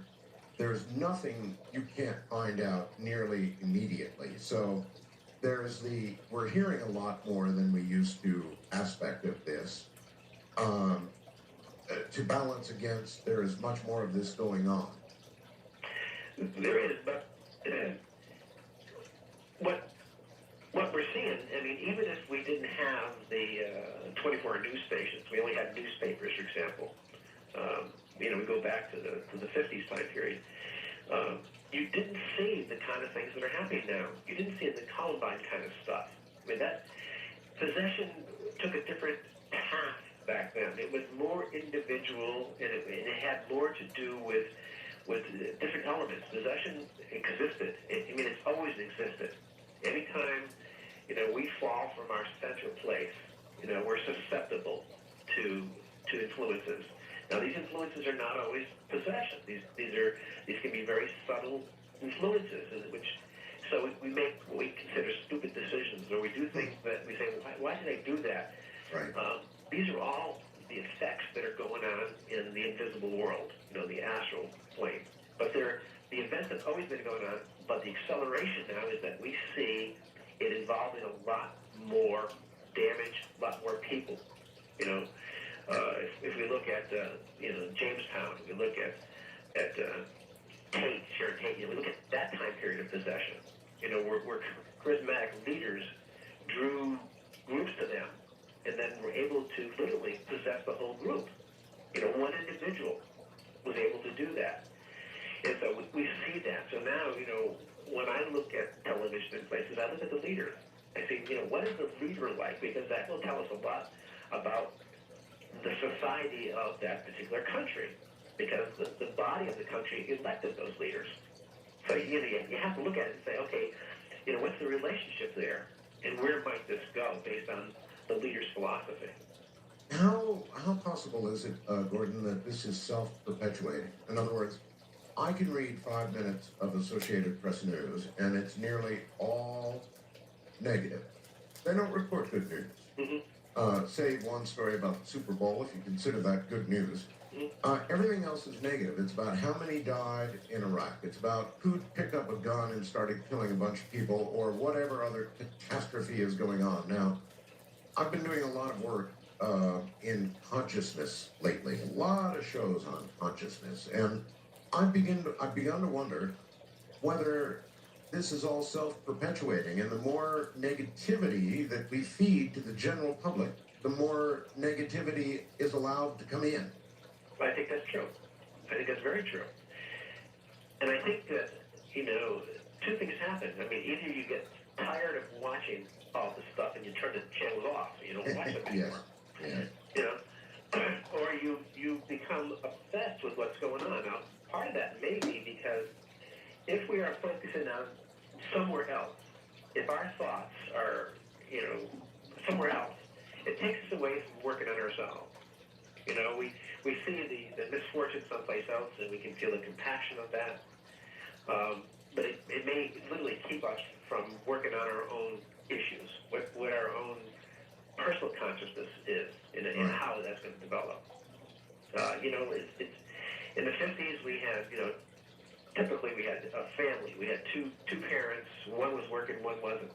You know, there was a family unit, and families sat down at dinner. And so one of the things that I write about in my book and elsewhere is that how important the nightly dinner and the breakfast are, and that kind of brings together a bond of family. Well, now, you know, it's hard. You know, both parents, just to pay bills, have to work full time and then some. And so the kids tend to not get the same kind of guidance and treatment and interaction. And so that opens another door for them to you know, to just drift away. Well, as you know, I just got back from about 8 months in the Philippines, Gordon. And the one thing I noticed, above all, the Philippines is about 87% Catholic, something like that. And they're real Catholics, capital C. And they're very, very, it's kind of like the 1950s or even earlier in the U.S. They are so utterly family-oriented. I don't have words to describe how very different it is. They are objectively, just horrible poverty there, all over the Philippines, but they're happy, Gordon. They're happy people, and they're utterly family-oriented people. And it hits you right in the face when you get there. Now, there are a lot of problems in the Philippines, but not the kind of problems that we have here. You know, there are countries that I have been to as well. Like I did a lot of work in the Yucatan, and exploring the Maya and meeting with the people and going to the little homes and actually spending time with them. Right. And they're loving and you know, by our standards we say they're poor, but they don't understand poor at all. I mean, they're happy and you know, their family unit is there, and you know, and then so the first time I went was in the early '80s, and then when I went in the '90s again, I started seeing satellite dishes popping up. That's right. These little shanties. Sure. And then when I went mid '90s, you know, things began to change, and I started seeing a change in the culture as modernizations kind of took hold, and I started seeing some changes. Oh, yes. So, you know, the faith has a lot to do with the community too. You know, here in the United States, you know, we've seen some really turnarounds in religion. You know, we've seen some declines, we've seen problems, and it's smaller. You know, when I used to go to Sunday services, you know, it was packed, always packed, and you know, now it's very few people there, and it doesn't mean that the faith in religion is gone away or that it's not valid. It's just that our focus and our attention, you know, has gone someplace else. So the correlation between smaller communities that are family-based with some kind of faith structure, they tend to do better. Well, one interesting thing I noted was that here in the United States, we separate the state and religion. In fact, we have great arguments about it, and we have crosses removed from government buildings and that sort of thing. In the Philippines, when Christmas comes, for example, Gordon, the government buildings are the first decorated. All the light poles and on the highways, they're all the first decorated by the government. And so instead of a separation of government and religion, you have a government virtually run by religion. And I'm not necessarily promoting that right now. I'm just telling you that's the way it is, and it results in a very different culture. Yeah, the integration is a good word that I've seen in those, and I think it's what you're describing in the Philippines is this integration. You know, the leaders who are elected come from the same family group. That's what I was saying. If you look at the leaders, and see who they are, then you can understand better about the society and its people. Mm-hmm. And you know, here in the United States, we're polarized. We're highly polarized and have been. And so, you know, we're looking at something from two sides of an issue, and so we'll blame our leader or leaders, and on one side, and the other side will kind of support it. And that duality, you know, keeps, I think, a society from really nurturing and moving forward. Is it fair to say, do you think it's fair to say, Gordon, that the separation of church and state in America has, to some degree, succeeded? It definitely has. It has, and it has, and probably rightfully so. You know, we have to go back and look at how our country was founded and how the Constitution came into being and all the problems that went on with it at that time. But I think it has been a good thing. I think, you know, true faith and religion, I think, is community based. You know, we look at the national organizations, you know, the huge ones like Judaism and Catholicism, and the billions and millions of members of Islam and all the other groups. But really, you know, good working faith-based is a community. You know, and I saw that on television with the tornado that hit, you know, the Palm Beach Gardens area. And I saw that church that just, you know, was designed to handle 150-mile-an-hour winds, and it just rolled up into a ball. That's right. And, you know, in the last night, I saw how those people in that community reacted, and you know, there's no doubt in my mind that they're going to get through this fine, and they're going to be better for it. And I think it's well, I think that's true, but those tornadoes are a sign of something that you predicted years ago, I'm afraid. Yeah, you know, the weather-related predictions have been right on.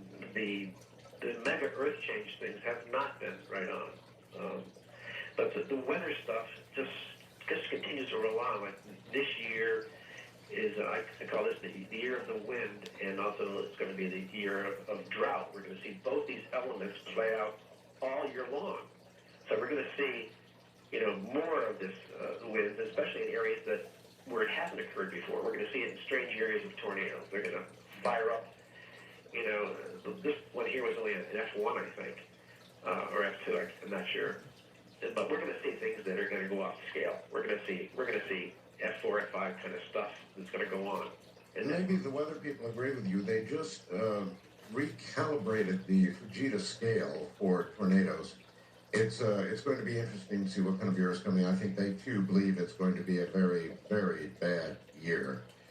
Is there a way at the individual level, Gordon, to protect oneself against what's all around us, apparently? Yeah, great question. Really great question.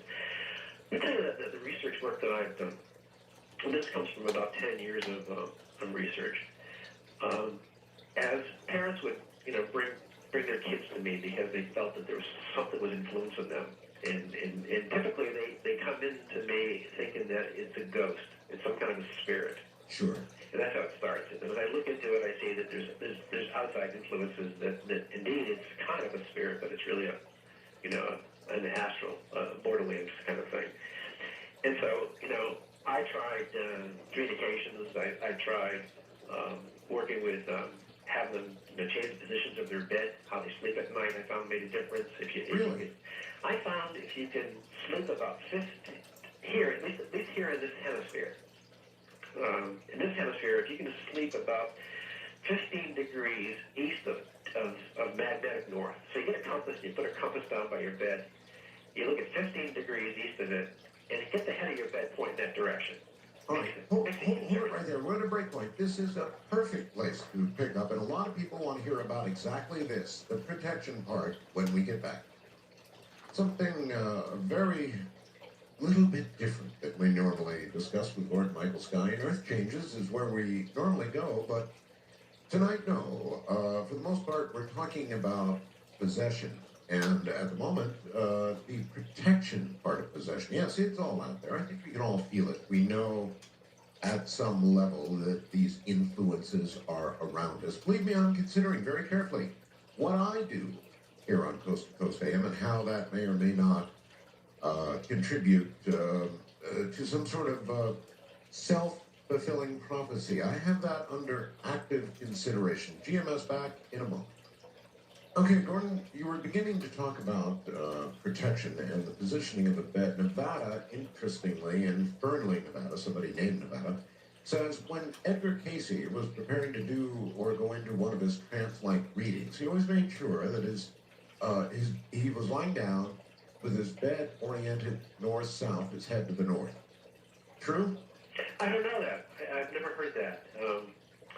But I do know in many traditions, such as Native American, and I have many friends, many elders who subscribe to the same principle. The interesting thing is that when I started, in the early '80s, and I was doing research work on magnetism and magnetic motors and looking for the alternative energy thing of the future. I found that what being dead on magnetic north wasn't doing it. For my meditations and stuff. So I shifted a few degrees, like 5 degrees, and then it just jumped right up. And I said, wow, this really works.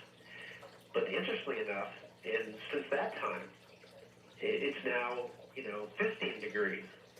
And so the assumption I've made is that the magnetic poles have shifted in some areas. Maybe not in totality, but there's certain eddies, we'll say, where it's shifted. And so, I found it. I tried this in California. I tried it in Colorado, and I tried it obviously on the East Coast. And 15 degrees seems to do it. And So you're recommending people get 15 degrees off magnetic north? Yes, to the east of it. To the east, okay.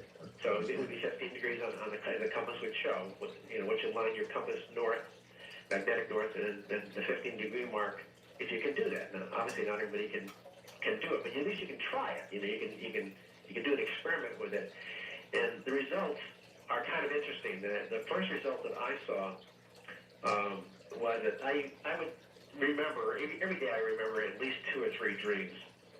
But when I did this exercise, it jumped up to 5 and 6. The next day, and it's been that way ever since. So my dream journals, are kind of chock full now, and I equate it directly to the magnetic positioning. And I've also found that it aids in healing too. I found that something like a cold is shorter, the duration is shorter, and I've also found that my memory is better, and physically, I felt better. So there's something that's going on there, and my sense is that when we're in the stream of the magnetic field and we're aligned properly, that we're getting this amplification of our bodies. Our body's natural immune system and healing abilities, the magnetic body, it helps us in many, many ways. And of course, one of the ways I found is that by doing this, the subtle energies that were affecting us go away, such as what I call prepossession. This is when there's just very slight influences that are going on. Right. But it can bring it back into balance. So that was one method. That is really interesting. Really interesting. And you say you can feel the effect of this. You won't it won't be so subtle that you won't know. Most people that have tried this say that I've given them a list of things to look for. I said one of the things you want to look for is has your dream states changed at all? Do you become lucid occasionally in your dreams? I've had people who tell me they have never dreamt in their life. And then all of a sudden they try this and they say, my God, that's what dreams are? It was like a whole new language to them. They said, it doesn't make any sense, I was flying or I was doing this. And I said, well, that's the language of dreams. It's a whole different language. You need to learn the language to understand it. Well, we've got enough people out there right now that I'm sure enough of them will give this a try. It's 15 degrees east of magnetic north. In this hemisphere, yeah. Yeah, so you've got a compass, folks. You can actually, if you're able to position your bed give it a try for a couple of weeks or a month and report back to me, and I'd be very, very curious myself. I think we're connected to the Earth. Mhm. And the Native Americans think that. My intuition tells me it is true. So this really is worth a try. And you think, in addition, there's some protection from some of the more negative influences? I think so. It's kind of like a nightly tune-up. We've got a 6 to 8 hour repair cycle. While we're sleeping, our parts of our body are being repaired. The lower trunk in particular is being repaired as we sleep. Sure. And so that repair also works in our brain, in our mind. And so we get the opportunity to allow. Now, we talked about the negativity of the astral realms and those forces, but there's also at higher levels, beyond the lower astral planes. We get up to the intuitive planes and the causal planes. And as I said, there's 7 planes. Well, the higher the planes, the more clear those souls are. And to advance to a higher level, you have to be in service, literally. And so, and many of those come as dream guides or guides, or they'll come just to influence others. And so it's a positive force. And so as you clean up your body through this magnetic exercise, you open yourself up to dream guides. And a lot of people have reported to me that what they're experiencing is the dreams pop up, and then all of a sudden they experience this lucid experience where they actually are listening to somebody talk to them, which could be their dream self, obviously, but it also could be something else. It could be a positive force. But I've noticed that the magnetic field in the proper way is a deterrent to negative forces. So it's again, like you said, it's worth trying. It's a harmless kind of thing to try. But that's just one of the methods that I found. There's at least 2 other methods that people can do to stem off any of these negative influences. We are listening. One of the things I tried after the magnetic field, and this came about in about the mid to later 80s, is I started working with, I started seeing auras in 80, and so, but I didn't understand them or what they were. And then as I went further into the 80s, they became more pronounced, and I began to kind of understand what the colors meant and how our emotions were constantly changing this rainbow around us.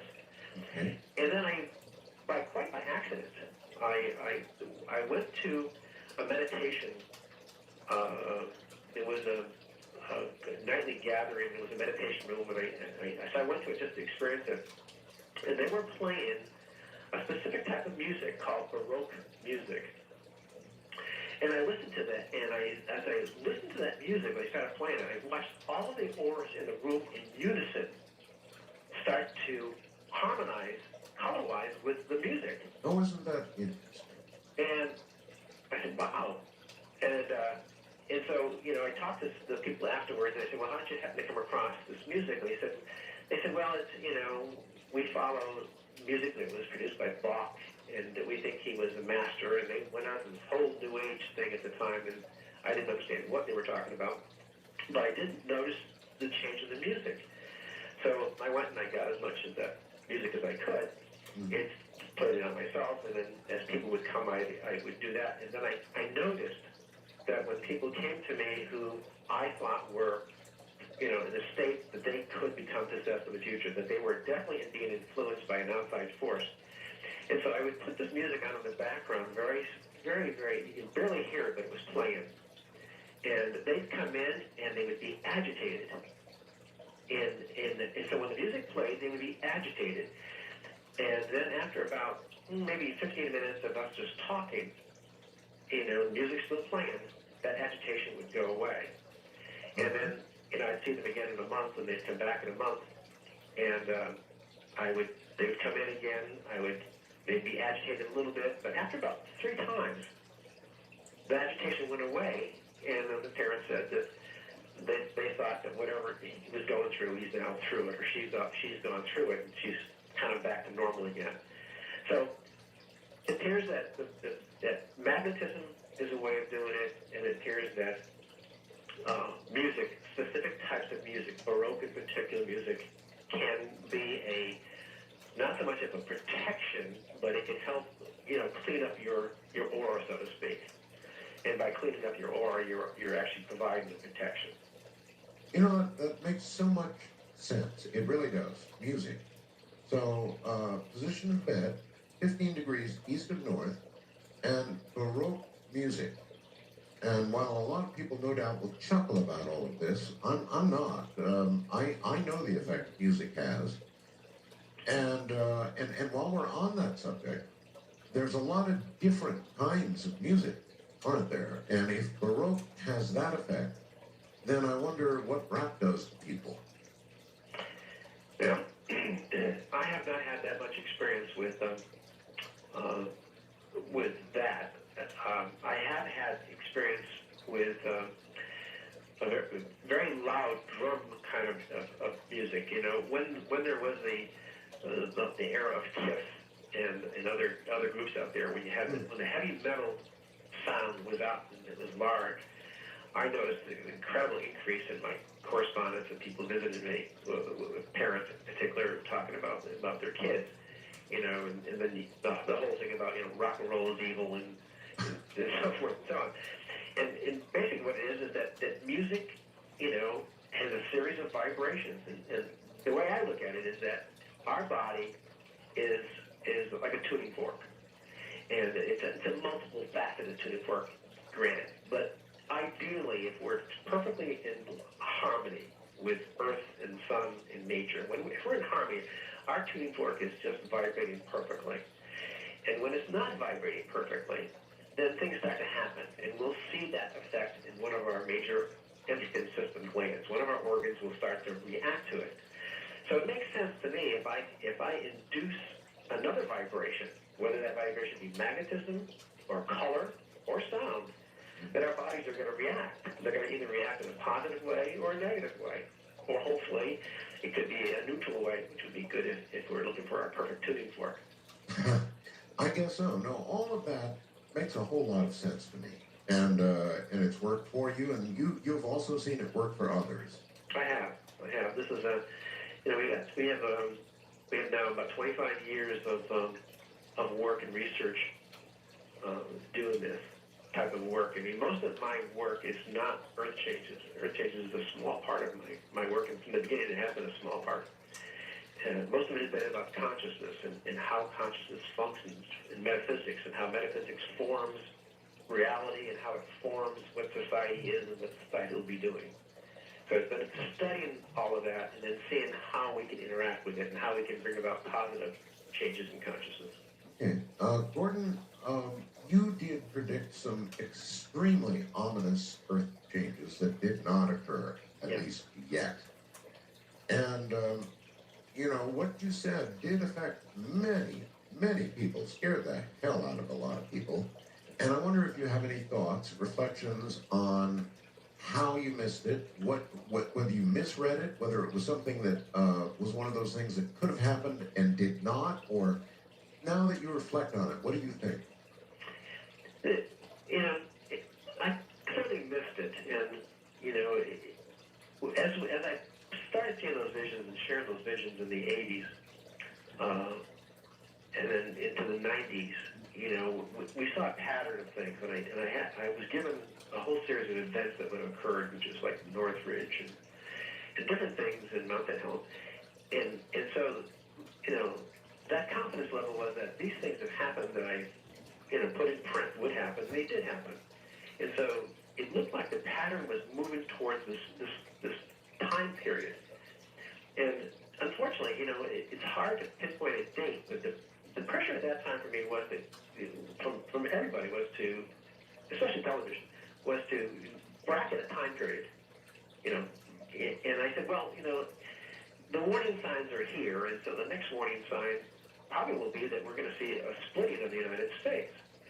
And so it was a case of just missing the date. I don't at all believe that it has gone away. That event is there. There's too many people who have similar visions of that. I mean, That's quite true. it wasn't just me. I may have been the first one out there, one of the first ones out there. But there were many people, and we don't know each other, didn't communicate with each other, but yet we were seeing the same thing. So you don't think it's gone away? You think you just missed the timeline? I just did not understand the timeline. I based it on things that would happen. I had a whole series of events that were going to happen, and we published those events. And those events happened, and so it led me to believe that, well, once these events occur, then this probably will occur. Right. And it just didn't. I mean, the first thing that was supposed to happen was a tear in the west coast of the United States, and a fracture line. And so we did have a rift. We had a 44-mile-an-hour tear exactly on that line, but it didn't go all the way. It was just a small portion of it. So, it was a major miss on a forecast. Okay. Remote viewers do virtually the same thing, Gordon. They take one event and say, well, I can see that when this event occurs, this following event that I'm forecasting is going to occur rather soon. And as many times as not, they miss the timeline. It's not an uncommon thing. It's easier to predict things that deal with people than it is to deal with, planetary things. I can predict that when oil was, $23. I could predict, within a couple of months when it was going to be 50. And things like that were easier to do. Easier to look at that kind of a consciousness. All right. With that statement, then let's jump ahead to the economy. Here we are in 2007, and everybody's very, very unsure about where our economy is headed. I'm one of those. Where do you think? Well, this year, I predicted that would be the beginning of the year. This is the year we're going to start to see a decline in the economy, and the decline is due to a couple of major factors. One factor is the extreme personal debt that people have. Credit card and auto loan. That number is choking a horse now, and there's just and then equity loans were tapped out, and so those numbers, there's no way those numbers can be paid back, which means that either the banks are going to have to foreclose on everything or start writing that debt off. If there is an economic slowdown, which I see coming, that will affect employment, then people can't make their monthly payments on things. We start to see this slide. So this year, we'll begin it. One of the benchmarks I think to watch out for is gold at the $800 mark, Mm-hmm. and that's kind of a signal that the decline has started. Now, supposedly, if you listen to the government reports, we have no inflation now. Unemployment is low. Things are looking really rosy, and I don't see that picture at all. I know just when I go out, the normal services that I buy and use, they have escalated so much in the past year. They certainly have. As a matter of fact, I got quite a shock price-wise when I came back, and I'd only been gone for 8 months to the Philippines. When I got back, I went, wow. A number of things, including the price of oil, had just gone through the roof. Everybody here got it a little dose at a time. I got it all at once when I got back. And speaking of back, we'll get you on the phone with Gordon Michael Stallion coming next.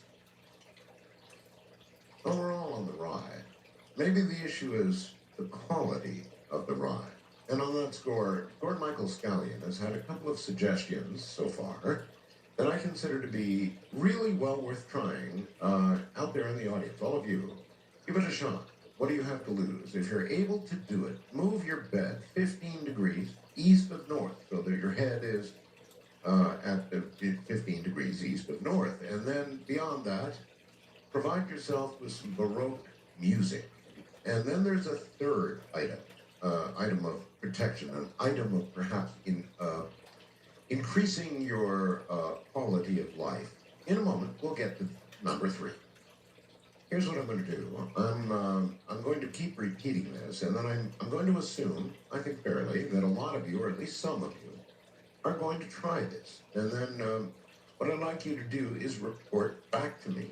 And we're about to get the third item, but, I want you to report back to me. Email me, artbell@mindspring.com, artbell@aol.com, whatever, and let me know if this really worked for you. And I'm sure that a lot of other people who can't get out, move the bed right now, or get music or whatever, will be listening for the reports. Gordon, there's a third item apparently. What is it?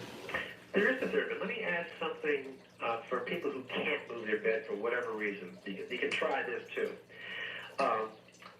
Find a room that you feel comfortable in, and put a, if you have an air mattress, that would be great, or even if you had a foam rubber or a comforter, and lay down. And I found this a really key time to do this, which is around 3 o'clock in the afternoon. Lie down with your head 15 degrees, and do that for maybe 15 or 20 minutes. And as you're doing it, you're going to be obviously totally awake. And then try to just become aware of your body, what it feels like. And we've had some, it's not as dynamic and as powerful, but at least you get a chance to feel that energy that I'm talking about. And many times it'll help. All right. Now, the third thing is color. I began experimenting with various pieces of glass, colored glass, like stained glass.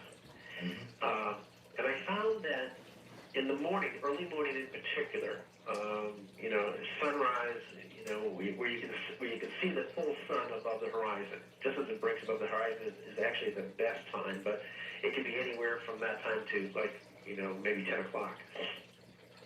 And I found that I experimented with different color plates.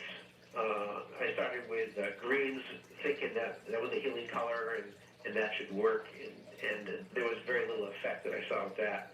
Basically, what you do is you sit in a chair by the window, looking out where the sun would be, and then you have this piece of glass that's leaning up against the window or just hanging on the window, so that the sunlight passes through the glass and then strikes you in the face, through your body.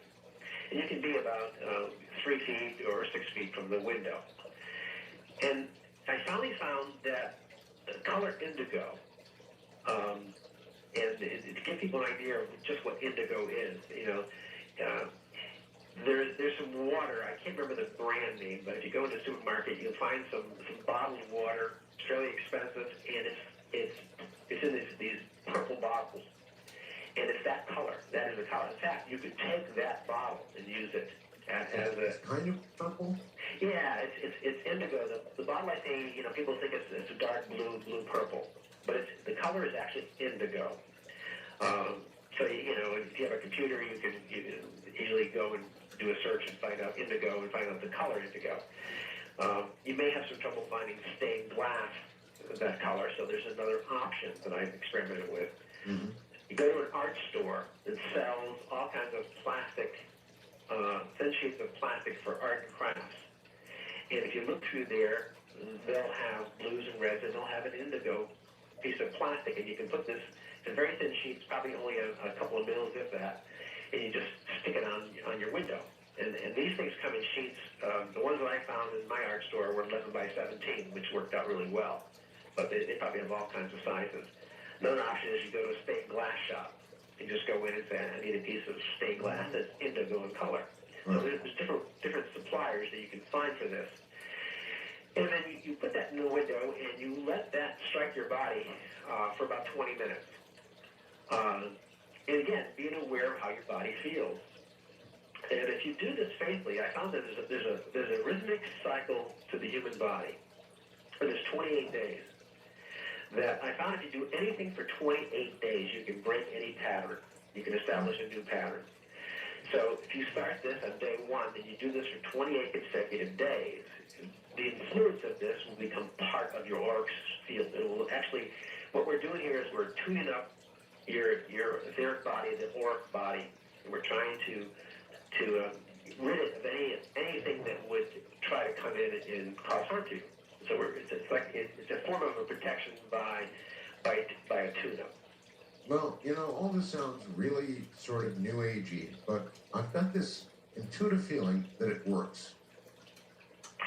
It's we've had hundreds of people of our membership try this, and they've had success, and it's well worth trying. I mean, these are all inexpensive or almost costing nothing things to try. Sure. And there's no loss in it to give it a try. Okay. And your feedback idea is an excellent one.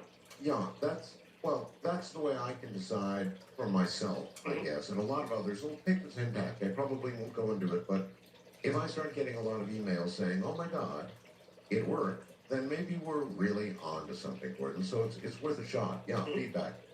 Heather in Spokane, Washington, you're on with Gordon. Hi, Art.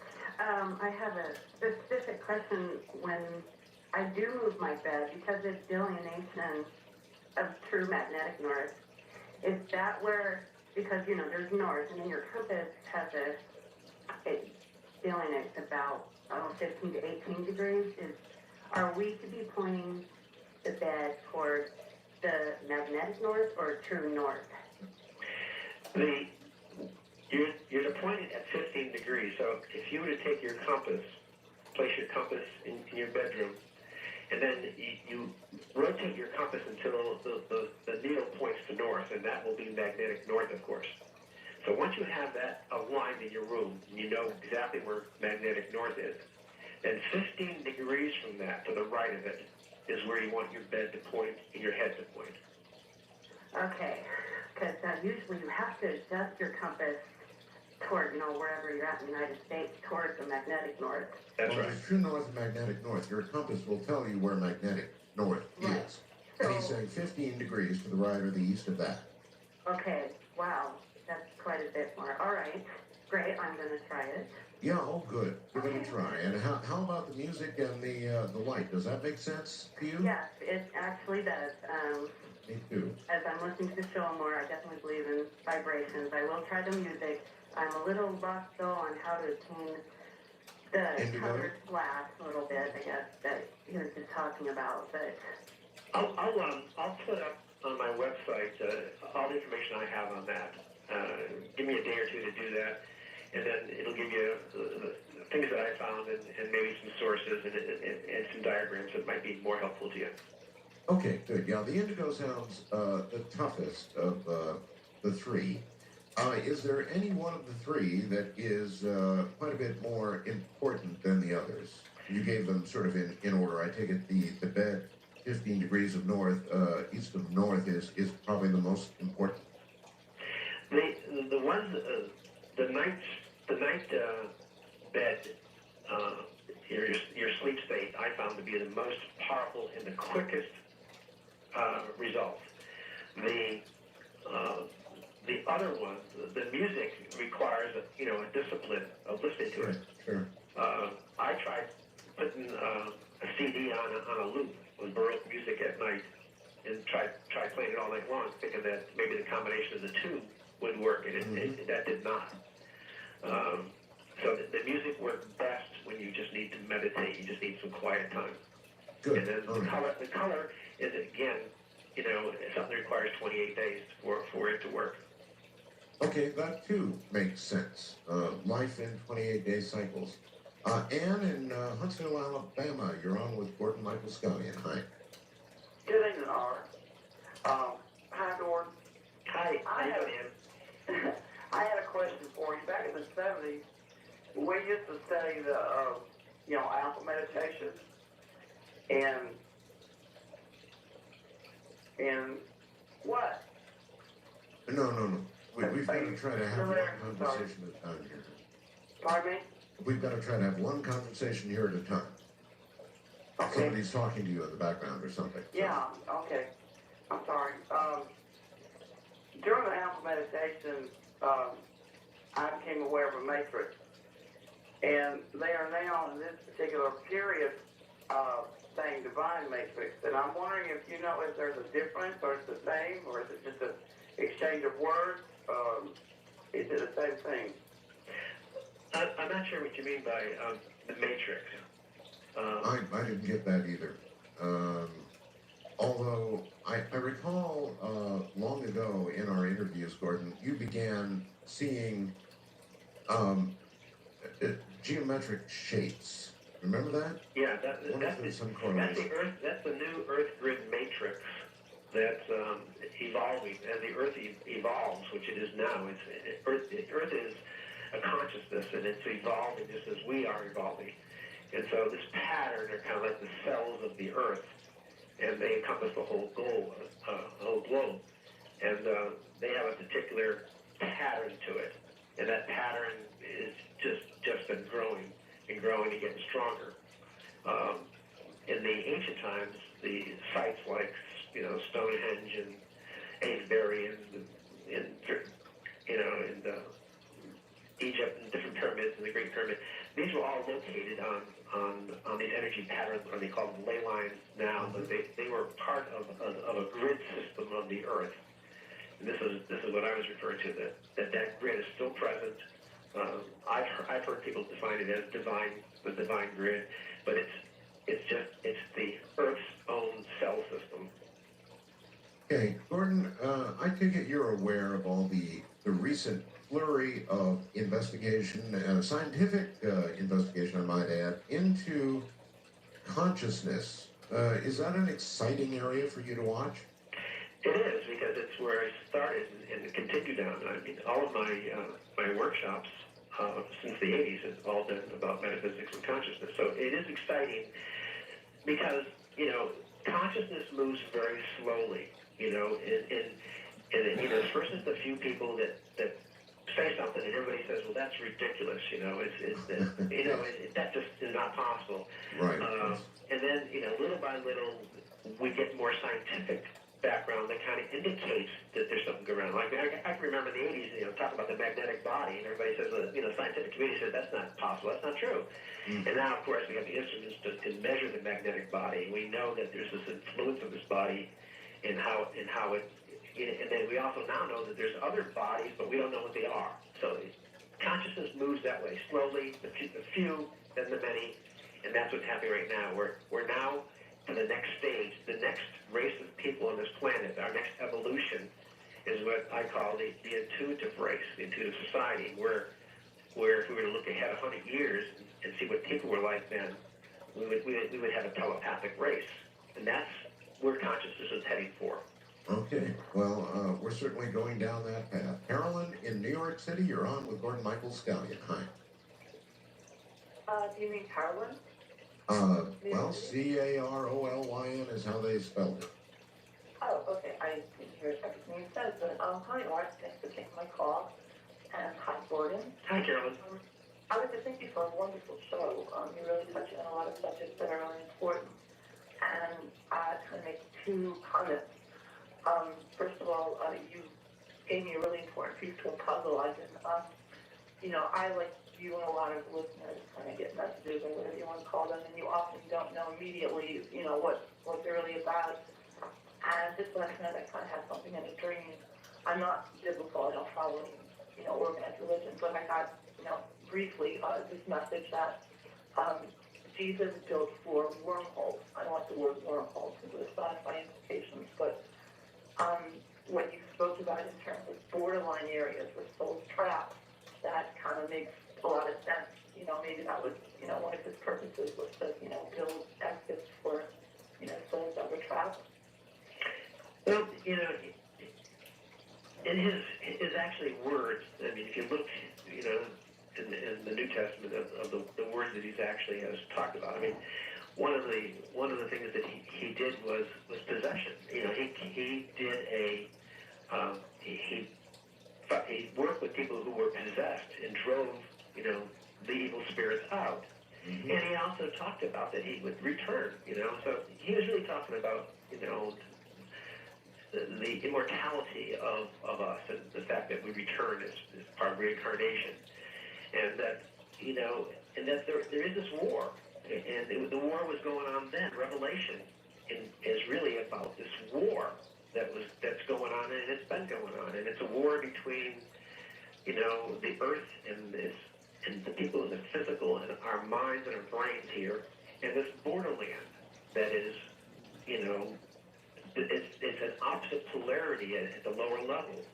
And so there's, you know, most of the people who are at that level aren't even aware that they're dead. I mean, to them, this is just another reality that they're living, and it's flooded with a lot of negativity. So the war or this battle that's going on is current. It's not something that's going to happen.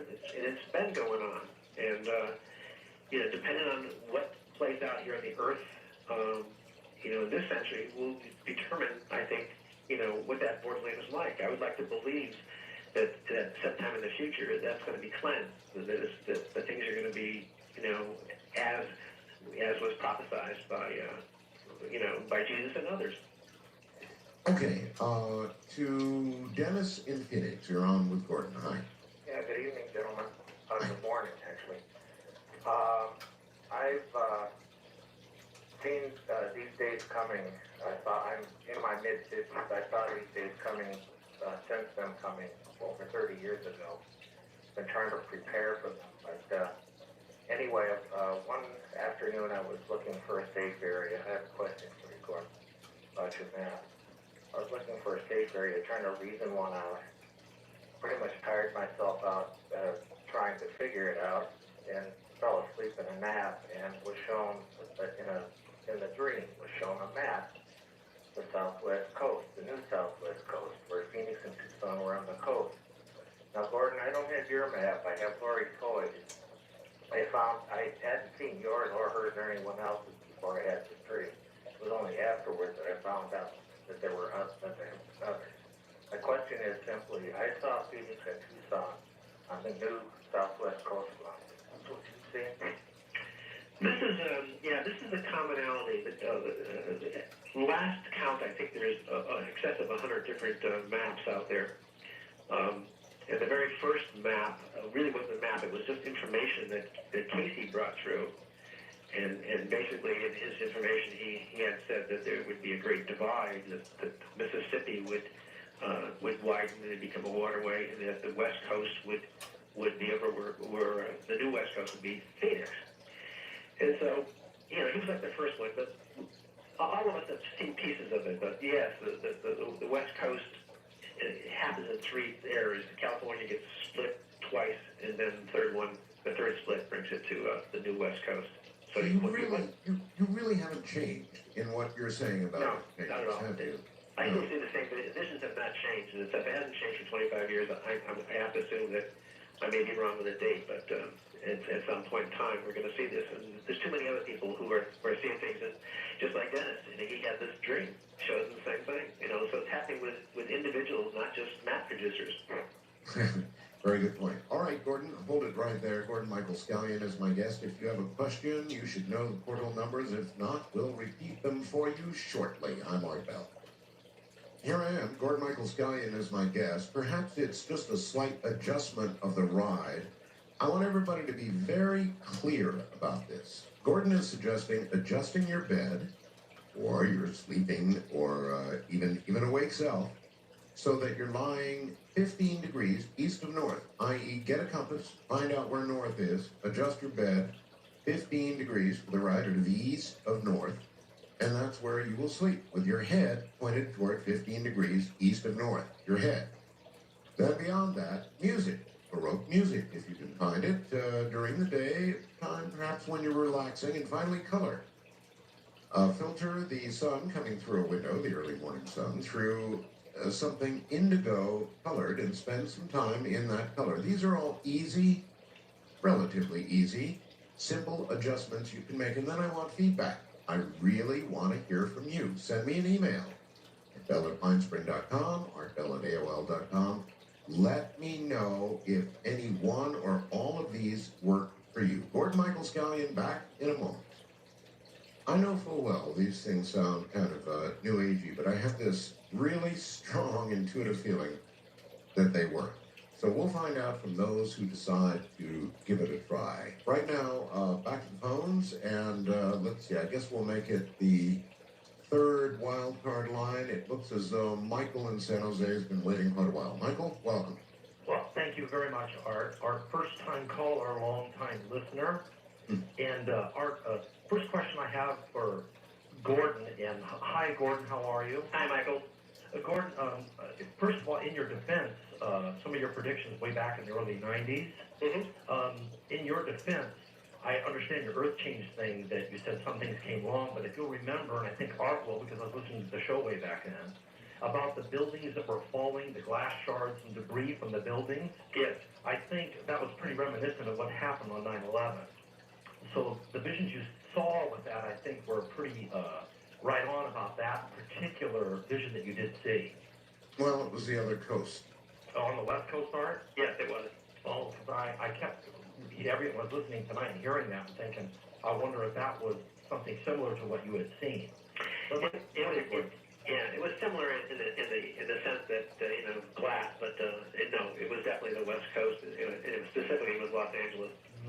Okay, my question to you, Gordon, you're hitting on some colors and some meditations that are very close to it. I think, I don't know if you're getting this from that, but the chakra system of the body, when they talk about the energy centers of the body and the chakra systems, a lot of times I do my meditation, a lot of people that are into this new age thinking, I know Art knows what we're talking about here, about to enhance your connection with the other realms, like, you're using the same type of colors, and I can't wait, Art, to try this out, as what Gordon's already talked about.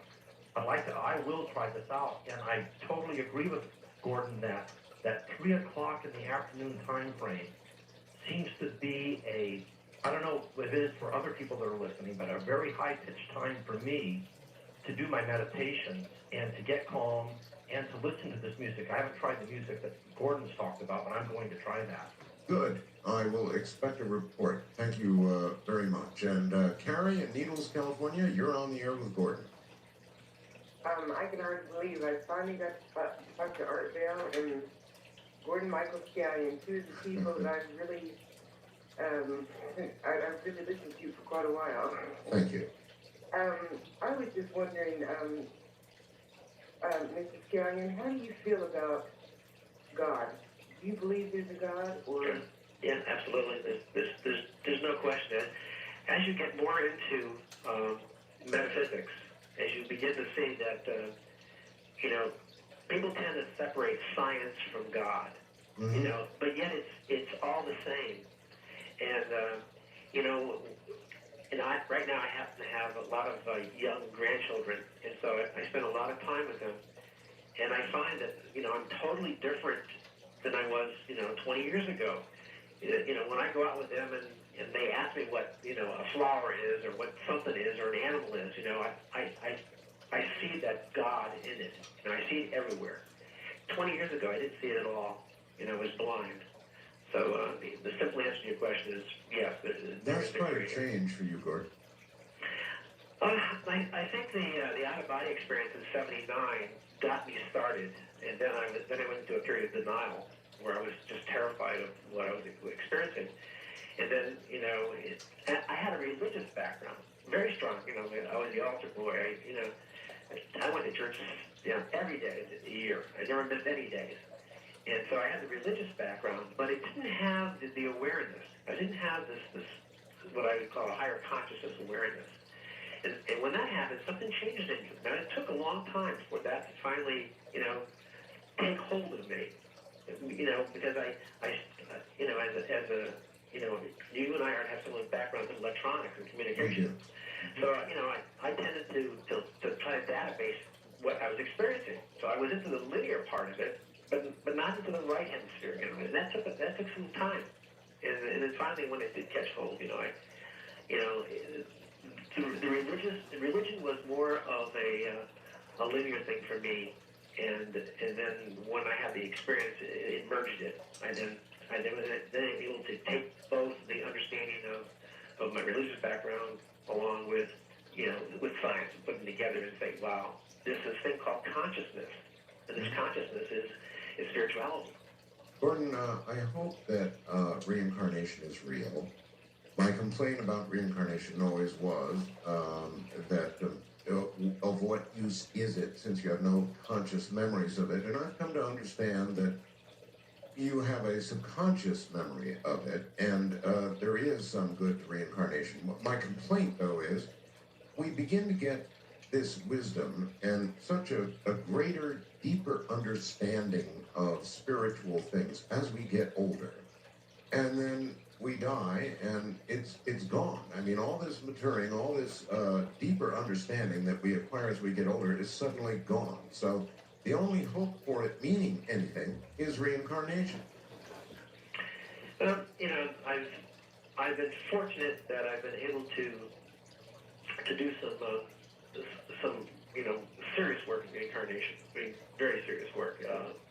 Not only with myself in trance states, but I've been able to work with other people. And so for me, you know, reincarnation is just like breathing air. I don't question it at all. And what I've learned is that, you know, what we learn in one life, we apply in another life.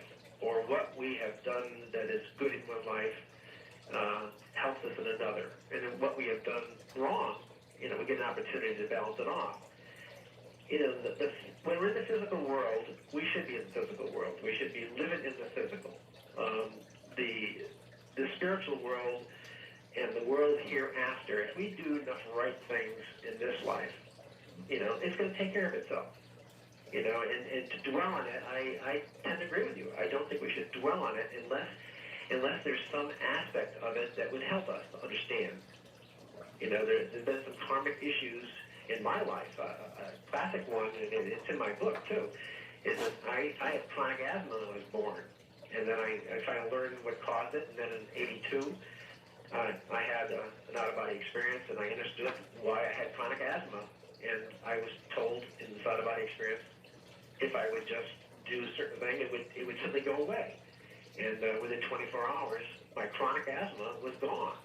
You know, so I confronted it, I understood it, and then it simply ceased. You know, my family did not, you know, they couldn't even believe it because they remember, you know, staying up with me at nights and going to the doctor for injections and the inhaler, the whole 9 yards. That just went away in 24 hours.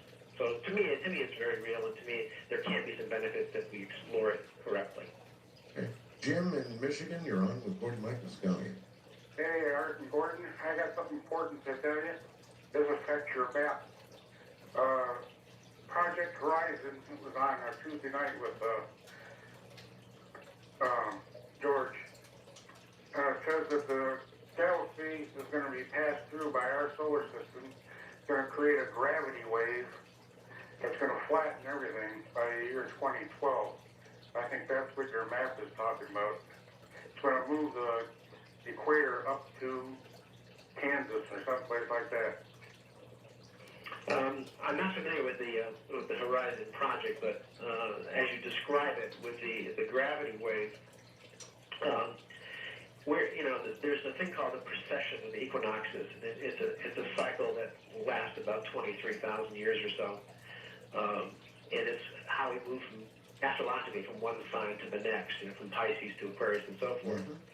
And when we're at and so if you can visualize our sun system or our Earth going through this big elliptical orbit, and when we're at the extremes of that orbit, which we are right now, there is a great pulling, especially if you get enough planets, the slower moving planets, the outer planets, you know, the Jupiter and Saturn, and you get them on one side of the sun and the Earth on the other side of the sun at this cycle, it does produce these great intense waves.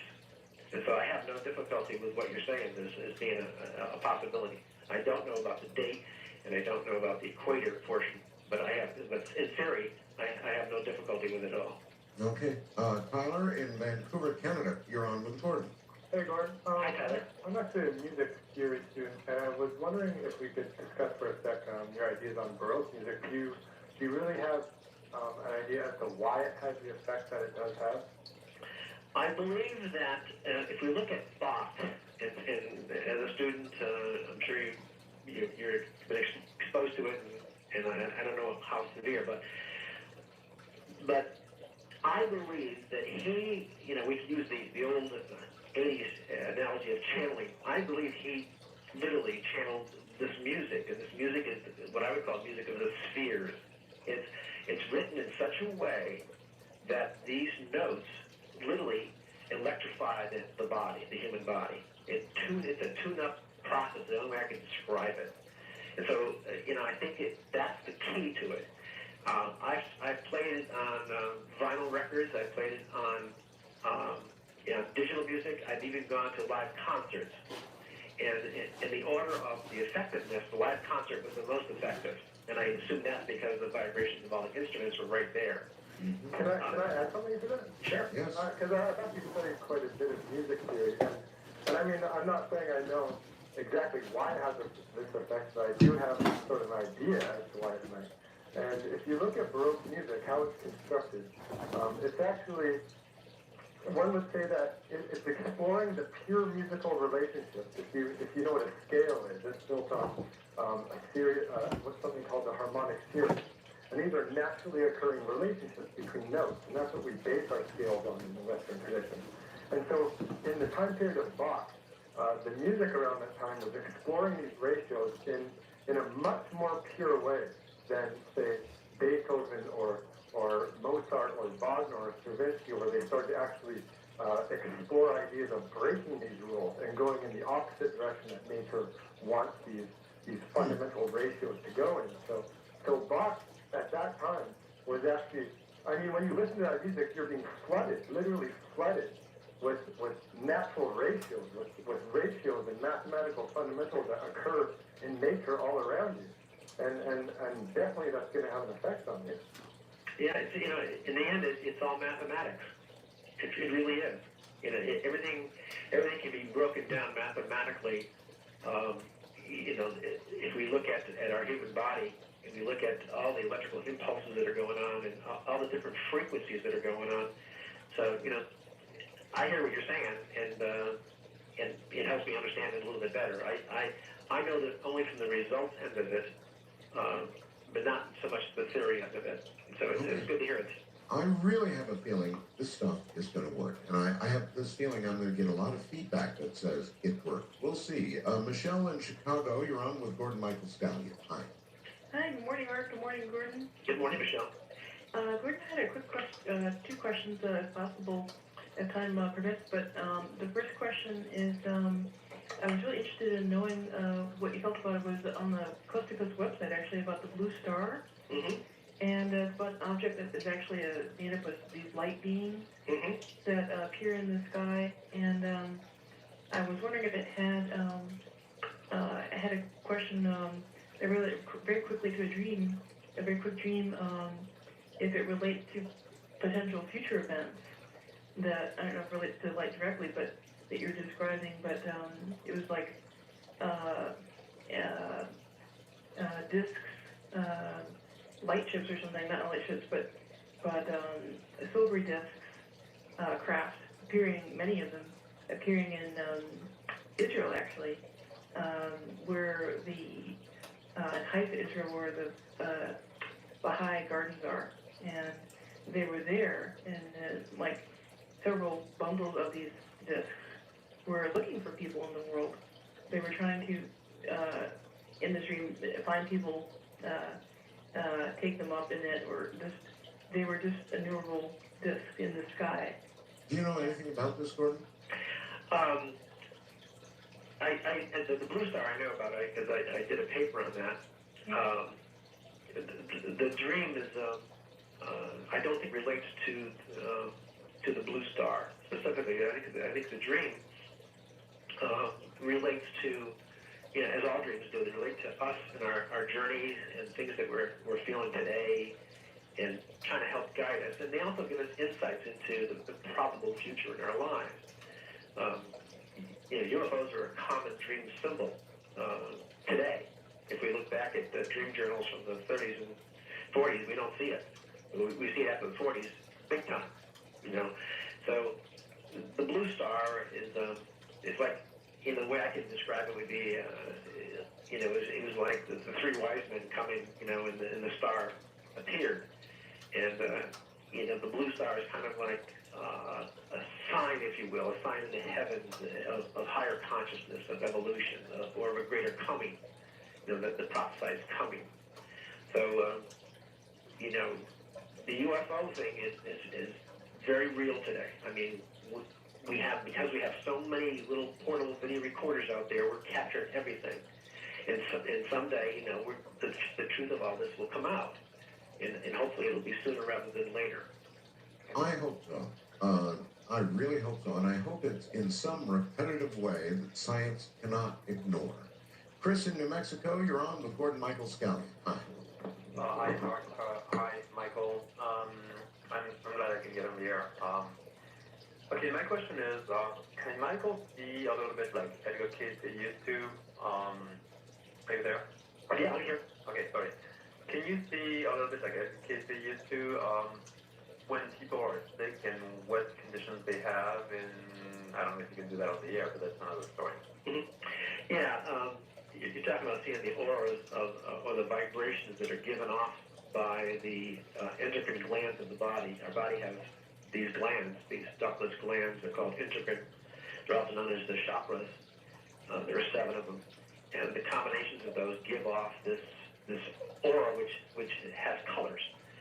And by studying the colors, you can determine what a person's physical makeup might be, or his mental makeup, or his spiritual makeup. And these are constantly in a state of change.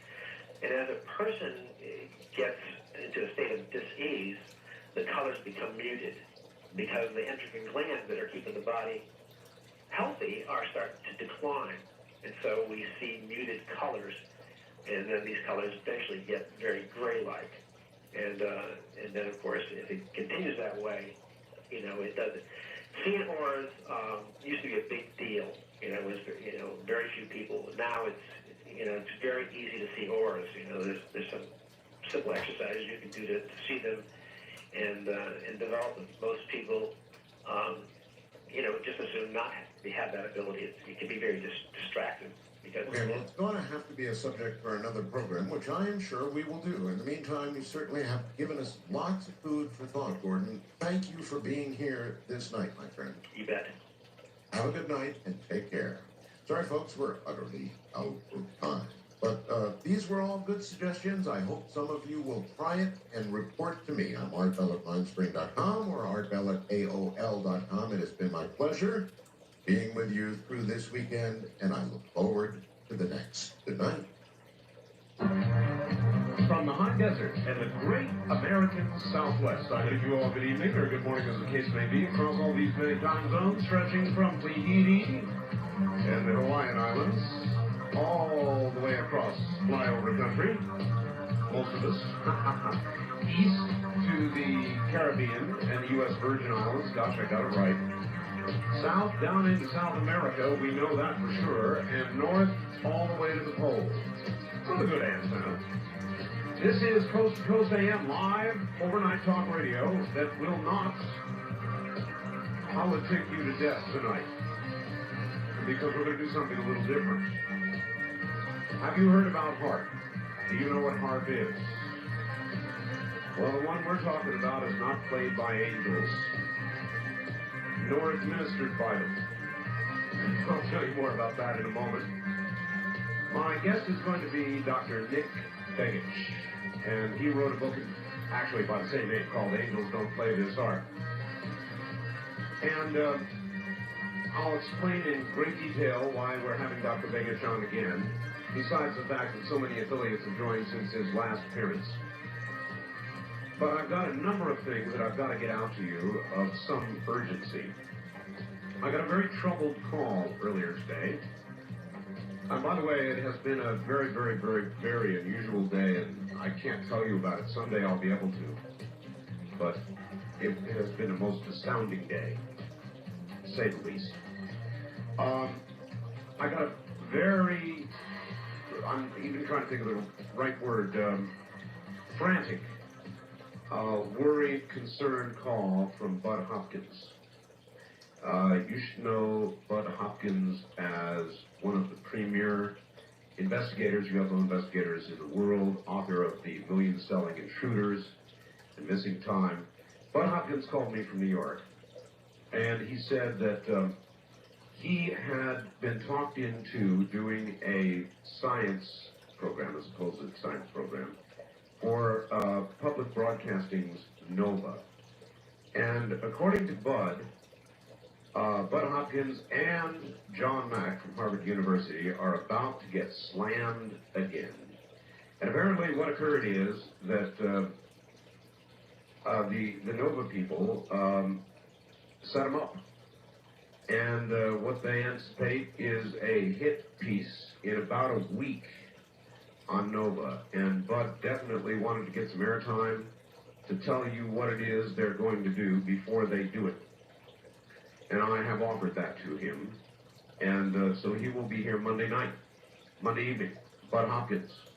A very, very angry, very upset Bud Hopkins. Perhaps by then he will cool, but I didn't get that sense at all. So that's coming up kind of on the eclectic side, probably for at least a couple hours, I would guess, on Monday.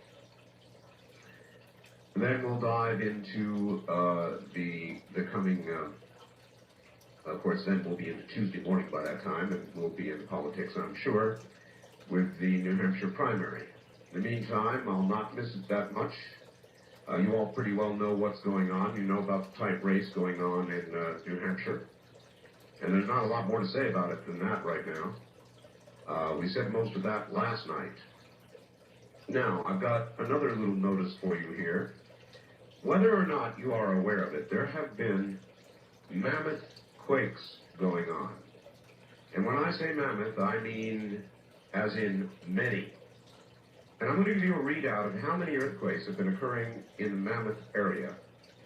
And this will shock you. These are not gigantic magnitude earthquakes. 13 February 96. In 24 hours, there were 34 registered earthquakes. Average magnitude 1.5, high magnitude 2.3. On 14 February of 96, there were 54 earthquakes, averaging 1.6 with a high magnitude of 2.5. Then 15 Feb, 78 earthquakes, average 1.2, high magnitude 3.5. 16 Feb, not as many, 40, but averaging higher, 3.5 once again. So the person who sent me this fax, Dale in Campbell, said the frequency of quakes is less, depth roughly the same, average magnitude is greater, high magnitude is about the same. Then I received, and I have no way of verifying this except that I believe it to be true, and I have a second source on it. Dear Art, KNBC Television Los Angeles announced on its 4 p.m. newscast that the USGS, USGS had declared a volcanic event alert for the Mammoth Lakes area following a, quote, swarm, end quote, of earthquakes occurring over the past week. So, I have never heard of that. A volcanic event alert. Now, when you consider that language, it's kind of interesting, a volcanic event alert. There's going to be a volcanic, or maybe a volcanic event at Mammoth Lakes. Interesting. So I thought you should hear about all of that. And again, even though I've got two sources on it, it's one in by fax and another that came in by telephone prior to the, about 5 minutes prior to showtime tonight. Now, there's one other thing that I want to get out before we go to Dr. Begich, actually a couple more. This will surprise you. From Reuters, the World Health Organization says 15 people have died in the West African state of Gabon, possibly of the dreaded Ebola disease, after skinning a chimpanzee to cook it for a meal. Officials say 4 other Gabonese villagers who'd taken part in preparing the feast became seriously ill in a hospital in the town of Makokou, that's Makokou, about 240 miles east of the capital. Ebola killed 244 people in Zaire, you'll recall, recently. So, again, this is Reuters, and it may well be that Ebola is loose again in Africa. We don't know at this point, but certainly that report would suggest so. That was from Reuters, so that you know the source. Now, I've got just a couple of things I want to do, and then I want to get clear sailing for Dr. Begich. We have a very special for you on my book. I wrote a book called The Art of Talk. As you know, over the last, I don't know, month almost, I've not really even been advertising it for a very specific reason. We thought we were running out. And now we've got a special going on. I did make one error. It is not an 8x10, but rather a 5x7. And we held the size of the glossy photo to 5x7 so that we could get it shipped with the book.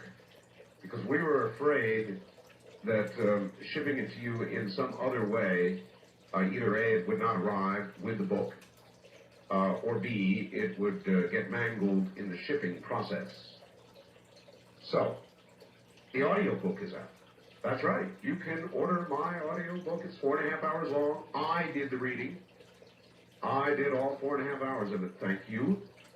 And you can order my book or my audiobook, and with both of those, you will receive the 5x7 signed, glossy color photograph that appeared in the Los Angeles Times. It is only for this special edition, and it is only until I say supplies are exhausted, or until March 16th, the date of the signing. I expect we'll not be able to go that long. I rather expect we will exhaust supplies some long time before that, but we'll see. We'll see. If you would like to order my book and get audio or my regular book and get that signed 5x7 color picture, the magic number to call right now, or 24 hours a day, is 1-800-864-7991. That's 1-800-864-7991. The publishers have done a fantastic job of getting this audio book together. Just absolutely astounding. It has a cover, by the way, for those of you that don't know, that matches my book cover. It's really beautiful. And it's a nice tape collection set, and it was all done with digital audio, so I think you're really going to enjoy it. Actually, I sound kind of like I do on the air doing the book. That would make sense, wouldn't it? So, there you've got it. One-time shot in this special edition. A good time to order the book. We also have a very special edition of the newsletter coming out with an article by Dr. Nick Begich. This is one you're not going to want to miss, and after we've been doing the program for a while, I'll be telling you more about that. At any rate, Dr. Begich has written about HARP, and he'll tell you what HARP stands for. I had a kid. We did a 4 or 5 hour program with Dr. Begich not that long ago, and during that program, a lot of people suddenly came awake as they realized what it is that HARP actually is. I had occasion to speak with the program manager of HARP in Boston.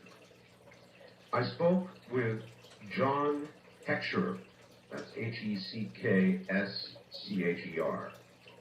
and I did so because we're doing an article after the very, very controversial, fascinating show we did with Dr. Begich on the HARP project in Alaska, which is ostensibly what's called an ionospheric heater, and we'll try and keep this all at ground level and explain to you what it is. Sounds like science fiction, but it's not. It's science fact. And since we're going to do an article for the newsletter, I called John in Boston. And I spent about 30 minutes on the phone with him, and I'm going to allow portions of that conversation to unwind in the course of the conversation with Dr. Begich. But I did want to tell you this right off the get-go so you know. I offered Mr. Heckscher the opportunity to come on the radio and be interviewed solely by me in a non-contentious opportunity for him to present his side of the story. Now, arguably, HARP has had some fairly seriously bad press. A number of newspaper articles, television stories, sightings, on and on. And it's been some fairly bad press. At any rate, Mr. Heckscher checked with his bosses. Now, I don't know who they'd be because he is the program manager of HARP, but the Air Force, you see, is also involved in HARP. And so, I don't know whether that means the Air Force is his boss. He never named who his boss was. I thought he was the boss. But he came back at me and said, no, they, both, don't want me to go on the air. They won't let me go on the air.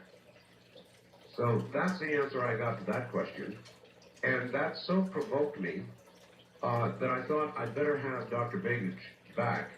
And the rest of the talk I had with him was so provocative that I thought I'd better have Dr. Begich back. Now, who is Dr. Begich? He is the eldest son of the late United States Congressman from Alaska, Nick Begich Sr., and political activist Peggy Begich, known in Alaska for his own activities.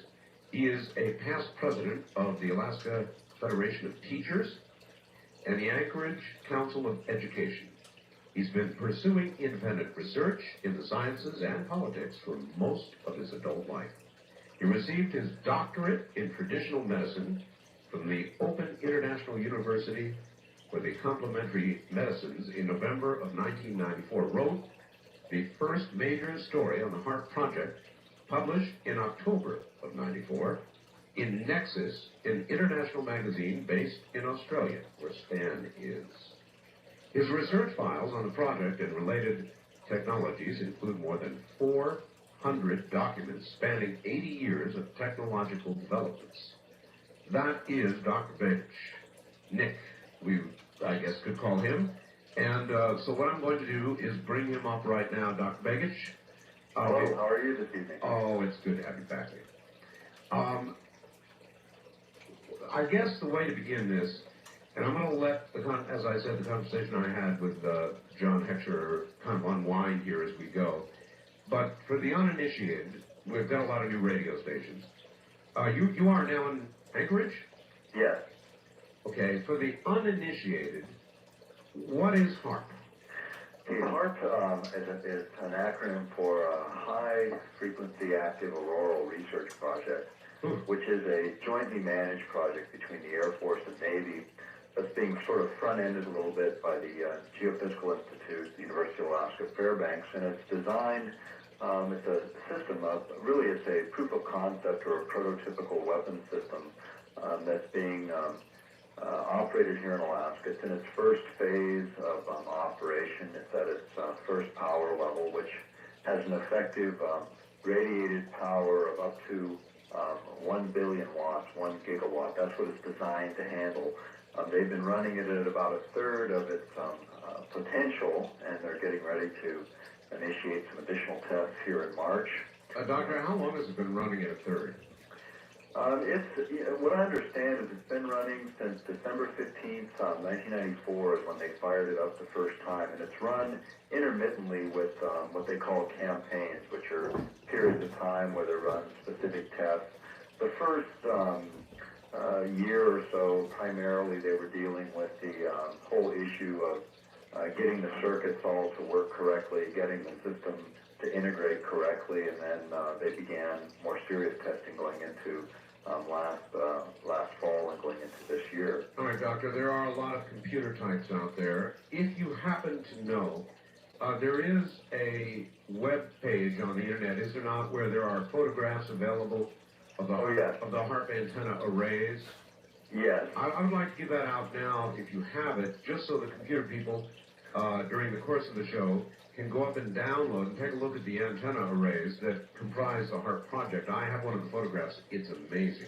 Okay, if they just do a quick web search using one of the basic search crawlers, they can use the acronym HARP, H-A-A-R-P, and they'll get a number of databases, including the military database, which has the photos, although several of the others now, I think there's about 20 of them that pop up now that actually have photographs, a number of those of the array itself. So just do a quick crawl and that'll get you sorted through that. All right, good, because there'll be a lot of people that will do that during the course of the program, and they can get a look-see for themselves. It is, for those who don't have computers, sort of like this gigantic field of antennas. How big an array of antennas is it, Doctor? Okay, right now it's a field that's about 5-6 acres of actual land that's taken up by this array, and it's designed modularly so they can expand it. And in fact, on the books, there's a contract that was let for the second phase of the project, which expands it in power levels 4.7 times more power than the peak power levels the current array is configured for. That particular aspect of the project has not been funded, but the contract was led at the same time. So, in other words, it's a big physical facility. All right, Doctor, stand by. We'll get much more in this next half hour. Dr. Nick Begich is here. Angels don't play this harp. We'll be right back.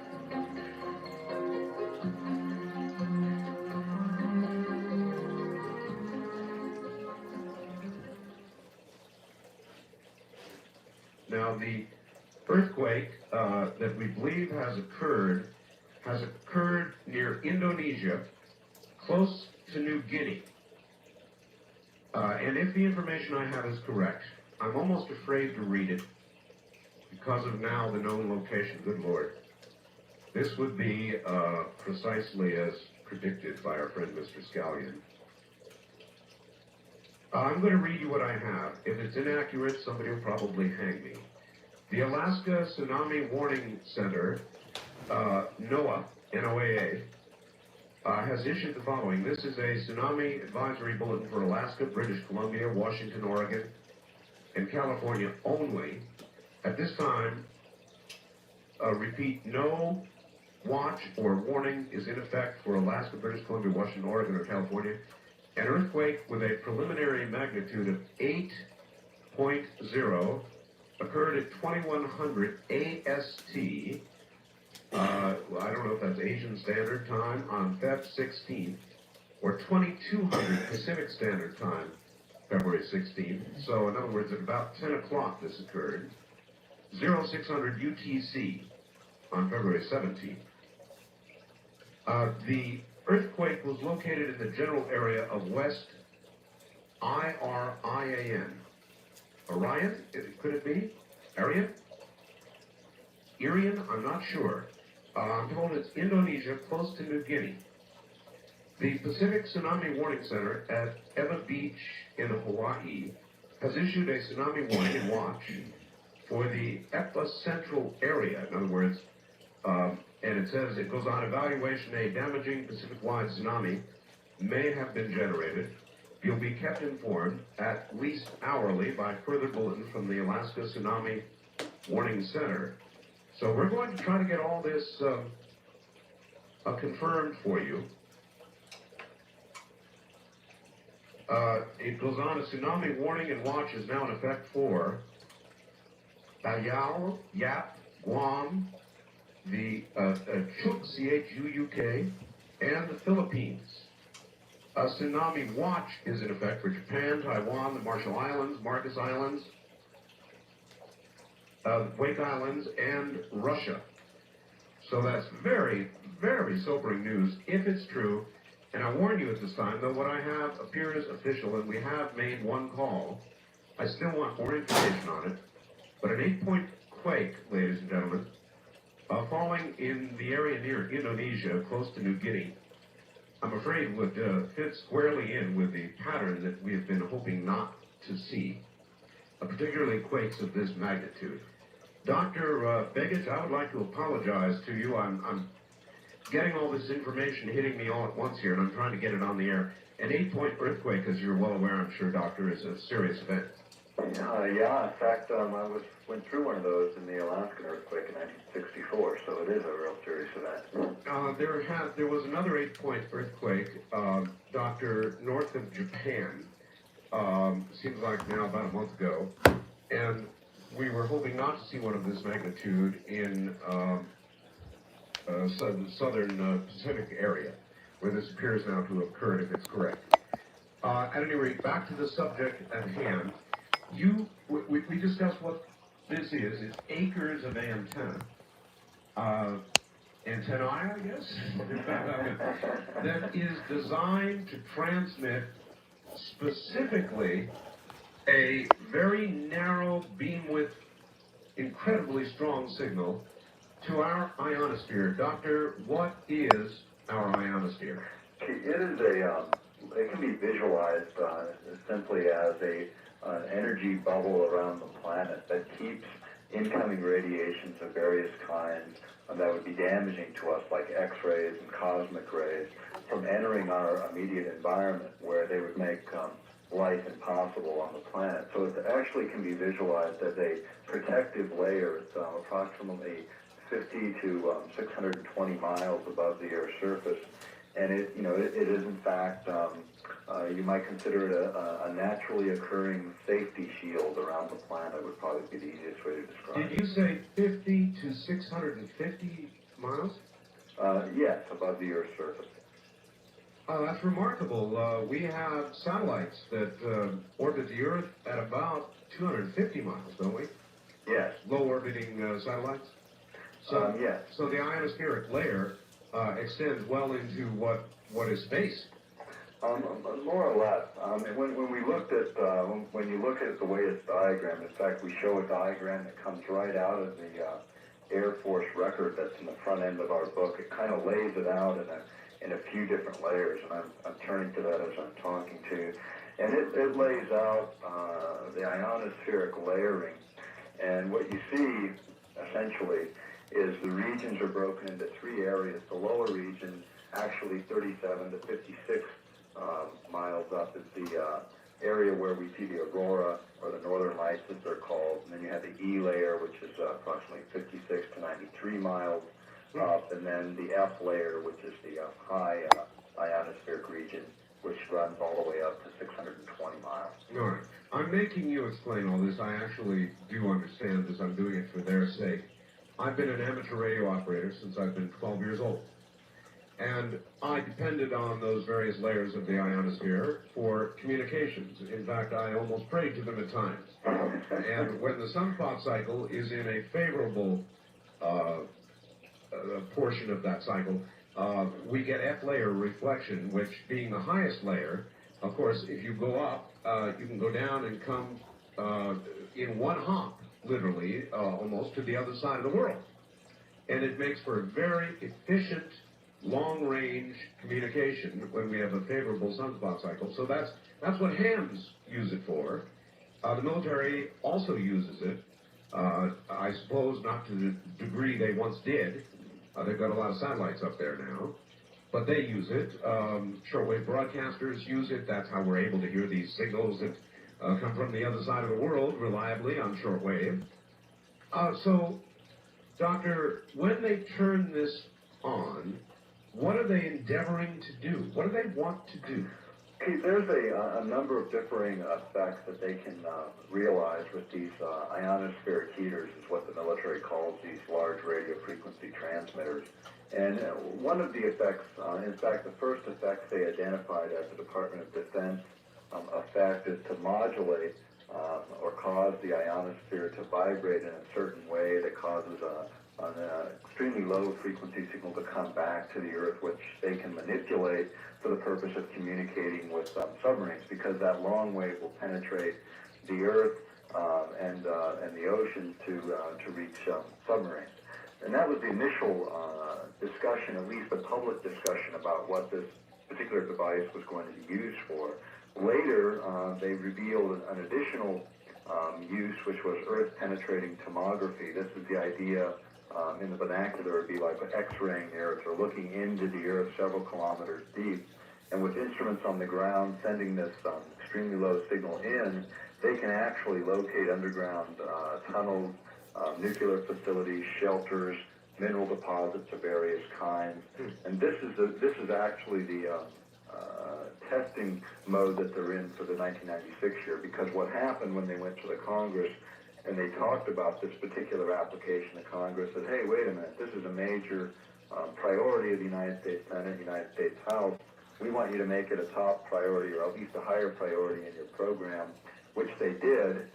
They made it the priority for this whole year, and in order to get their additional funding for their second phase, they had to do that. That was actually in the sort of the narrative of the Senate report on this budget item. The additional things that we find that they will be doing is creating ionospheric mirrors, which can be visualized as sort of an energy layer of plasma that can be manipulated like a hand mirror to bounce signals off of for over-the-horizon radar effects. And that particular over-the-horizon radar effect shows up in a couple of patents that are associated with this project. And those radar effects will allow them to look from essentially the ionospheric levels all the way down to the Earth's surface for incoming objects, including cruise missiles. The other thing they can do by cranking the power up a little bit on this device, they can create an energy field around those incoming objects and distinguish which ones are carrying nuclear payloads and which ones aren't. That's astounding. How could such detail be forthcoming? This is, I'm not sure how the mechanism itself works. We cite the patents, and we went through them and had a radio engineer go through those and explain to us exactly what they mean. But it's a remarkable technology. They even invented, for this specific application, the company that originally owned all these patents commissioned a group of Israeli scientists just outside of Tel Aviv to develop a gamma ray detection device that actually is used for distinguishing between those incoming objects, for detecting which ones are carrying nuclear payloads. And why that's important is in a nuclear attack, they always imagined a large number, like maybe 100,000 incoming objects, and we don't have the capacity to take out every object with certainty. But if we could reduce that number to just the targets that are carrying nuclear warheads, our ability to knock those targets out would be significantly enhanced. This technology, in this respect, is certainly a huge advancement over previous over-the-horizon radar technologies. In fact, the site that sits on is the abandoned over-the-horizon radar facility called Backscatter. Huh. I'm well familiar with Backscatter, as a matter of fact. Doctor, I want to interrupt you for just a moment, if I might. Again, this is very serious information, and I can only depend on these varying people reporting this. Dear Art, I just called the Tsunami Warning Center in Palmer. It is true, 8.0 on the Richter scale near New Guinea. That's from the Tsunami Warning Center in Palmer, Alaska. Or this from Gene at Big Lake, Alaska. Art just verified your quake info. Your information is exactly correct for the Alaska Tsunami Warning Center, Palmer, Alaska. So everybody within the sound of my voice, be warned, this apparently is a real earthquake, and the tsunami alerts and warnings being issued are exactly correct. So there has been a major earthquake near New Guinea. Doctor, again, thank you for your patience, but not a problem. Confirming that, and believe it or not, we're heard way out there, so we may do somebody some good. Great. I heard you a little earlier.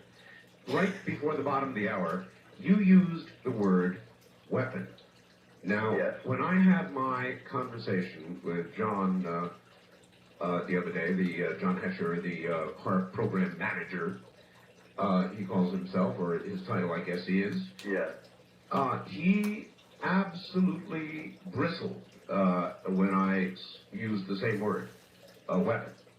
It is not a weapon, he said. This is simple research being done for the Air Force to determine ionospheric characteristics for furthering better satellite communications and ground communications and so forth. But bristled, absolutely bristled, when I used that word weapon. How would you substantiate the use of that word, or how would you justify the use of that word?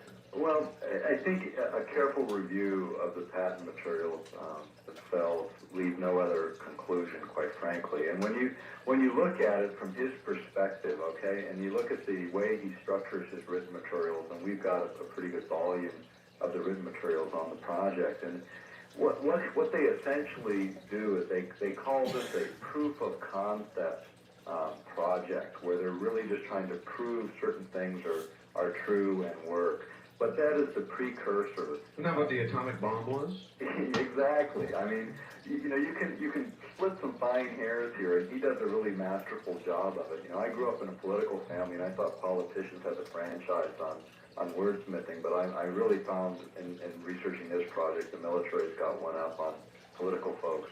They really want to keep it in that vein, at least perceived by the public, as, oh, don't worry, we're just doing simple research. But the military doesn't do simple research in the sense of not for just pure science purposes. They're researching for the basic application of this technology to very specific weapon systems.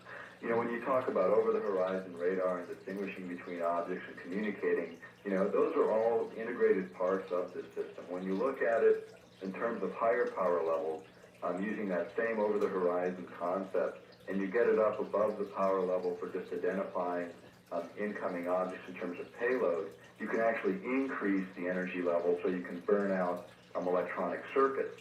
And the energy levels necessary to do that are documented in a record that we found, which was an international document by the International Red Cross that was looking at the implications of new weapons technologies in international law. It was written in June of '94. It's cited in our book. It lays out the frequency ranges for biological effects, for bit errors in computers causing computers to malfunction, and burning electronic circuits. And when we had... Doctor, that's the same thing as or the same effect as an EMP. Now, an EMP is electromagnetic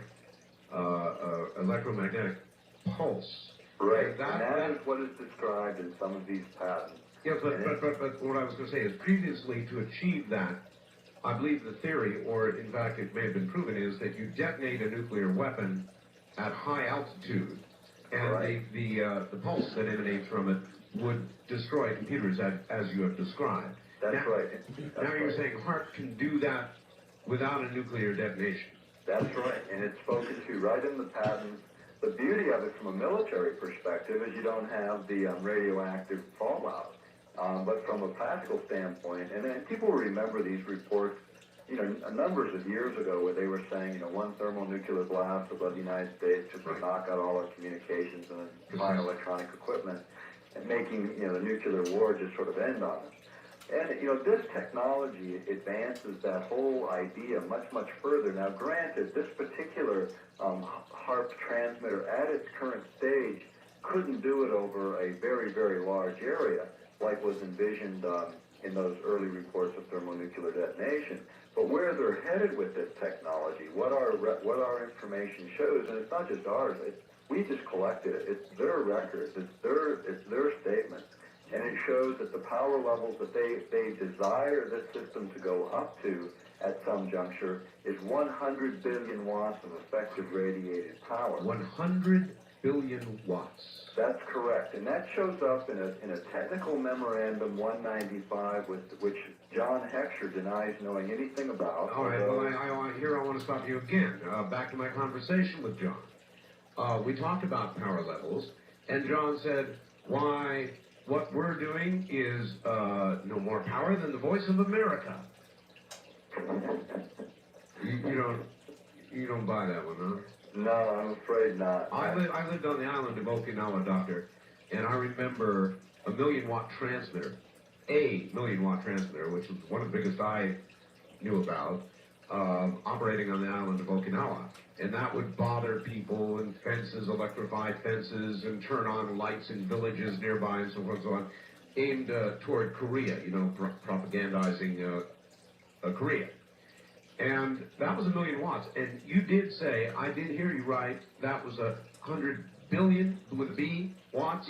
Yes, and where we drew this from is from this technical memorandum 195. And the interesting part about this particular document is it's, first of all, it's 613 pages, which is, you know, pretty darn long memorandum by anybody's standards, but maybe not for bureaucracy, but it's a long memorandum. But what it actually is it's the overheads, view graphs, and notes that were compiled from a conference that was laying out the specifications for the HARP program, and invited guests of the military, included like 80 different organizations. And what they did in this is they put together the perimeters, and then on the front end of this document, which incidentally was edited by a major in the Air Force. Doctor, hold that. It's a good hold point anyway. We're at the top of the hour. Relax for a few minutes. We'll be right back to you. Dr. Nick Begich is my guest. Angels do not play this hard.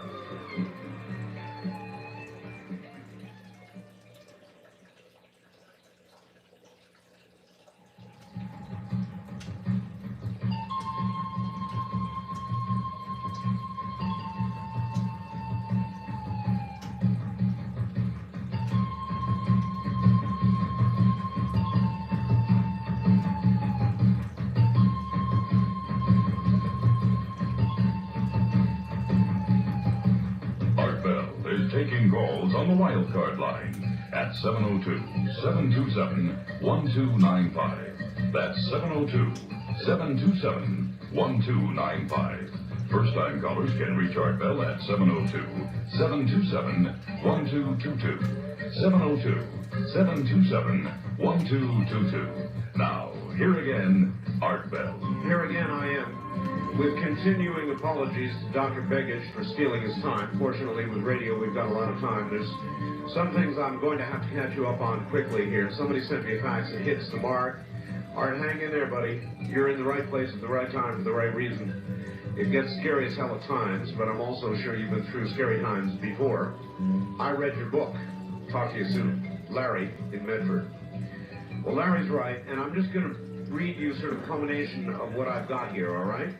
We began the program this morning confirming a volcano hazard for the Mammoth Lake area in California. And I'll read you what I've got as confirmation now. Dear Art, on Fox TV channel, the Fox TV network, 10 o'clock news, transcribed from the tape we recorded, USGS says the recent Earth movement and other signs of unrest around Mammoth Lake prompted them to issue, get this, a low-level, what they call a low-level volcano hazards alert. Officials emphasize there's no indication of an imminent eruption. We called USGS hotline in Menlo Park in the past 24-hour period, ending at 8 a.m. Friday, 2/16, 75 earthquakes in the northern and central California area. 14 of a magnitude equal or larger than 2 in the Mammoth Lake area. 4 magnitude 3 or larger, largest 3.7. So thank you for that. Then comes this. Art, information.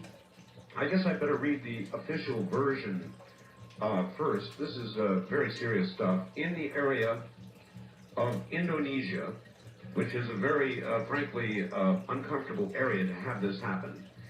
There has been, near New Guinea, a magnitude 8 or greater earthquake in the last couple of hours. Magnitude 8 or greater.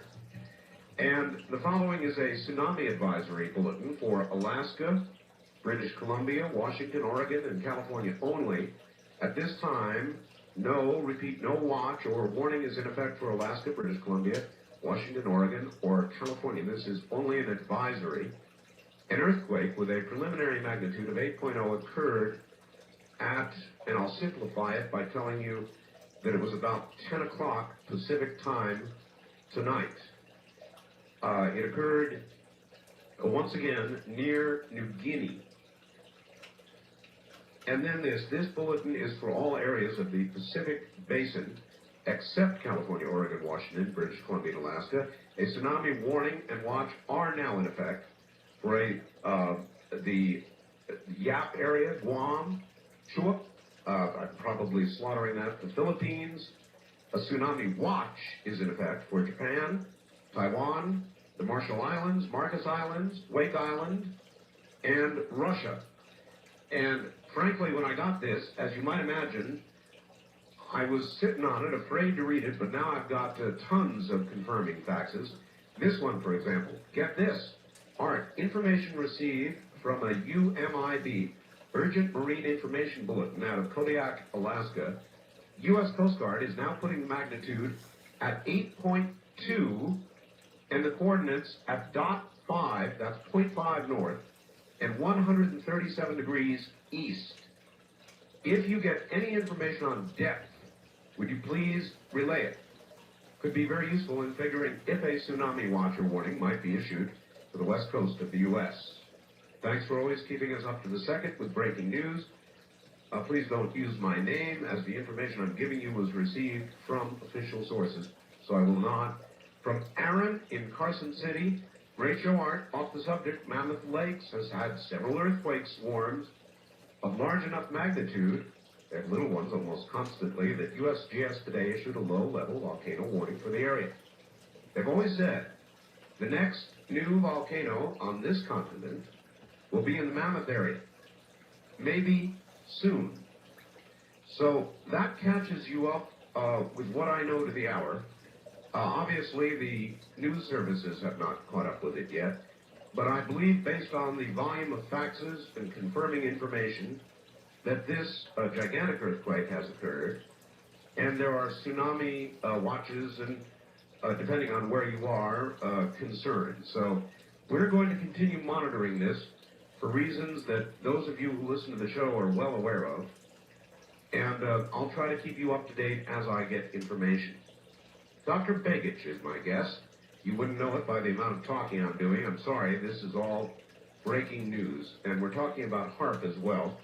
And there may be, we will ask, with regard to the weather, certainly, and possibly areas like this. We'll ask the doctor in a moment about that. Dr. Begich, are you still there? You bet, I'm with you. I was afraid you might have fallen asleep during all that. Doctor, just let me get your reaction to this, if I might. This breaking news of all these earthquakes, volcanic, possible volcanoes, of all things in the Mammoth area. There is a great deal of geologic activity going on the Earth right now. Now, I know this is not your field of expertise, but maybe you'd wish to comment on it. Yeah, I would actually. You know, this has come up periodically as we've spoken about the HAARP project. In fact, this whole issue was coming up earlier today in another program I was on. And, the issue of a destabilized Earth, if you will, that, all of us, anyone who's been following the news for any length of time, recognizes that, in fact, the Earth has demonstrated releases of energy in a number of ways. Most recently, if you look historically in the last decade, the increase in frequency, magnitude and depth of earthquake activity is there, well documented. No one can argue with that. If you look at anomalous weather patterns in terms of intensity, unusual patterns of weather, and not just in the United States, but globally around the world. And then if you look at one other factor, the heights of the North Sea, which have been measured for over 30 years, each of these things we document actually in our book because it's a demonstration that the Earth is undergoing some major changes, and because this is the way the Earth generates an energy release.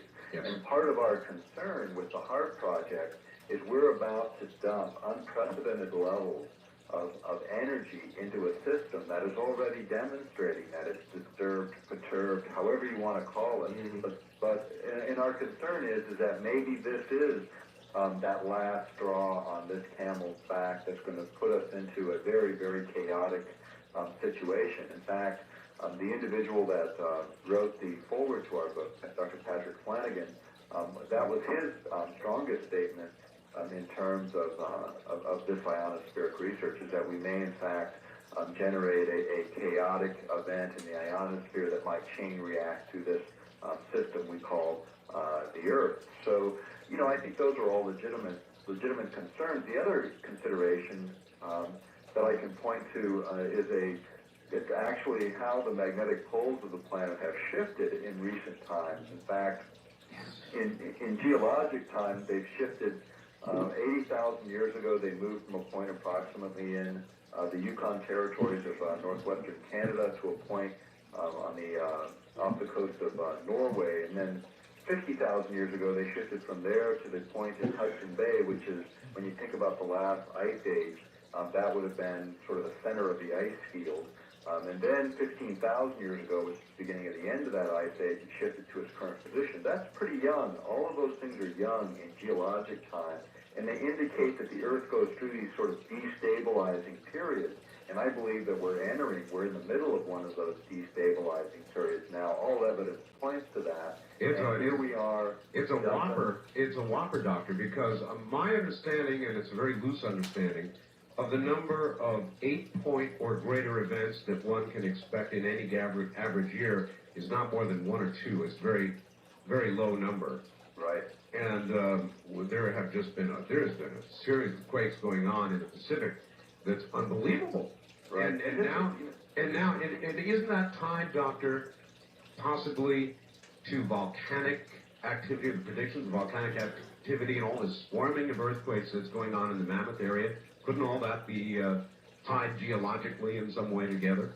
Sure, because of the plate tectonics and the whole idea of plate movement, can create, one thing happening on one end of the planet is, sort of triggers a chain of events on the other. In fact, if you look at the way these things happen, you see it happen in one place, releases energy, and then that releases strains and other energies in other parts of the same plate or joining place, and you see this sort of rim around the Pacific that just sort of goes through these sporadic jolts all the way around. So, it makes perfect sense in terms of plate tectonics. And this is, again, it's energy being released, and here we are in Alaska about to pump in unprecedented amounts of energy into an already perturbed or disturbed system, and that's certainly a concern of ours. Another interesting point that came out in the HAARP research is that during the Great Alaskan Earthquake of 1964, they actually recorded an ionospheric disturbance created by that Earth movement. Really? And this is really interesting. This came up in the group that monitors spectrum assignments for the Department of Commerce that was dealing with the HAARP issue specific. Mentions that in one of their letters, and and it's kind of interesting because I raised the question to a scientist and part of our research. I said, wouldn't it make sense that if you so above, so below, and in this case the reverse? And he said, no, he didn't think that would be the case. However, the whole idea of pumping in this amount of energy, who knows what's going to happen? We've never done it before. So he didn't say absolutely not. He just said remains to be seen, but we don't know what's going to happen when you start pushing this kind of energy into the system. And we really don't know that much. We think we do, but every few years they discover a little bit more. I mean, more recently in terms of atmospheric research, we have the blue sprites, red sprites that they discovered that are sort of at cloud tops during lightning storms. Oh, yes. And this is a new phenomenon we didn't even know existed. In fact, it was discovered by the same geophysical institute that's dealing with this HAARP project right now.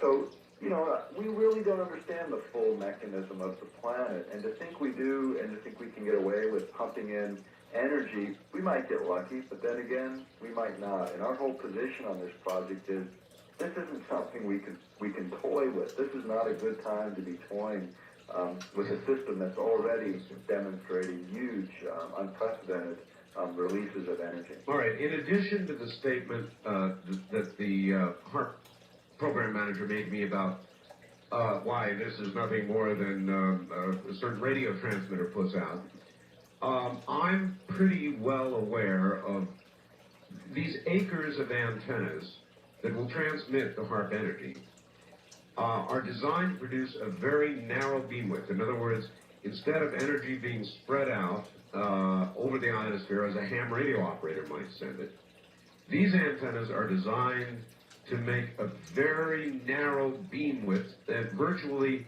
burning a hole through or burning a hole into or heating a very specific part of the ionosphere. You might compare it, for example, to going out in the sun during a warm day and just feeling the warmth of the sun on your skin. But if you take a magnifying glass and you put a little dot on your skin, hold it back from your skin, let the sun put a little dot there, you'll burn a hole right down through your hand if you leave it there long enough, correct? That is absolutely the analogy. And this is what distinguishes this ionospheric heater from any other operating in the world. And what John Heckscher will tell you is, hey, there's other ionospheric heaters in the world with the same effective radiated power. He did tell me that. All right, and let me tell you the difference, okay? The big difference is they're measuring the effective radiated power at the point of transmission. Right. It's irrelevant. What's relevant is the amount of energy you deliver at the ionosphere, the point you're trying to affect. Yes, sir. And all of these other transmitters around the world are designed where they spread the energy out so that the higher it goes, the less concentrated it is. This one is designed just the opposite. In fact, that's what allowed the original patent to be granted at the U.S. Patent Office. When you pull the original patent file, which is about an inch thick, on the lead patent on this project, that is what allowed Bernard Eastland to gain this patent, was he designed a way to create a cyclotron resonance and a focusing power unprecedented, unknown before. And that's what makes HAARP so different. So measuring its effective radiated power on the ground is only one of the measures, but it is not the most important measure of power. The important measure is how much do you deliver and in what way do you deliver it. And that's the magnifying glass analogy is a perfect analogy for describing why this is so much different.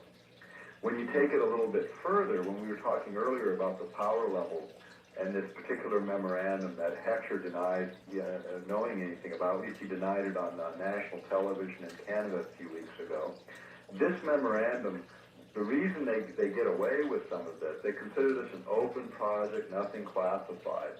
But this particular document was structured in such a way that when you read the introduction, it says, first of all, that it's not a published document, that it is not available for the public. And it also says that it only represents private communications between the parties. And they call it this Technical Memorandum 195. And it's 613 pages long.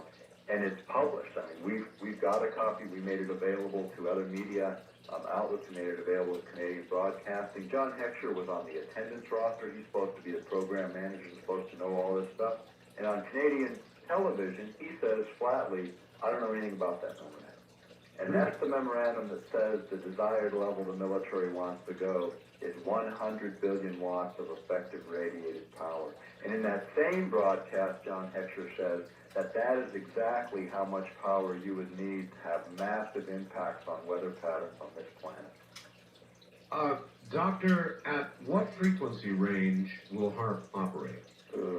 You're asking me a question I'm not going to be able to readily answer. I don't have that in front of me. They're not telling us, eh?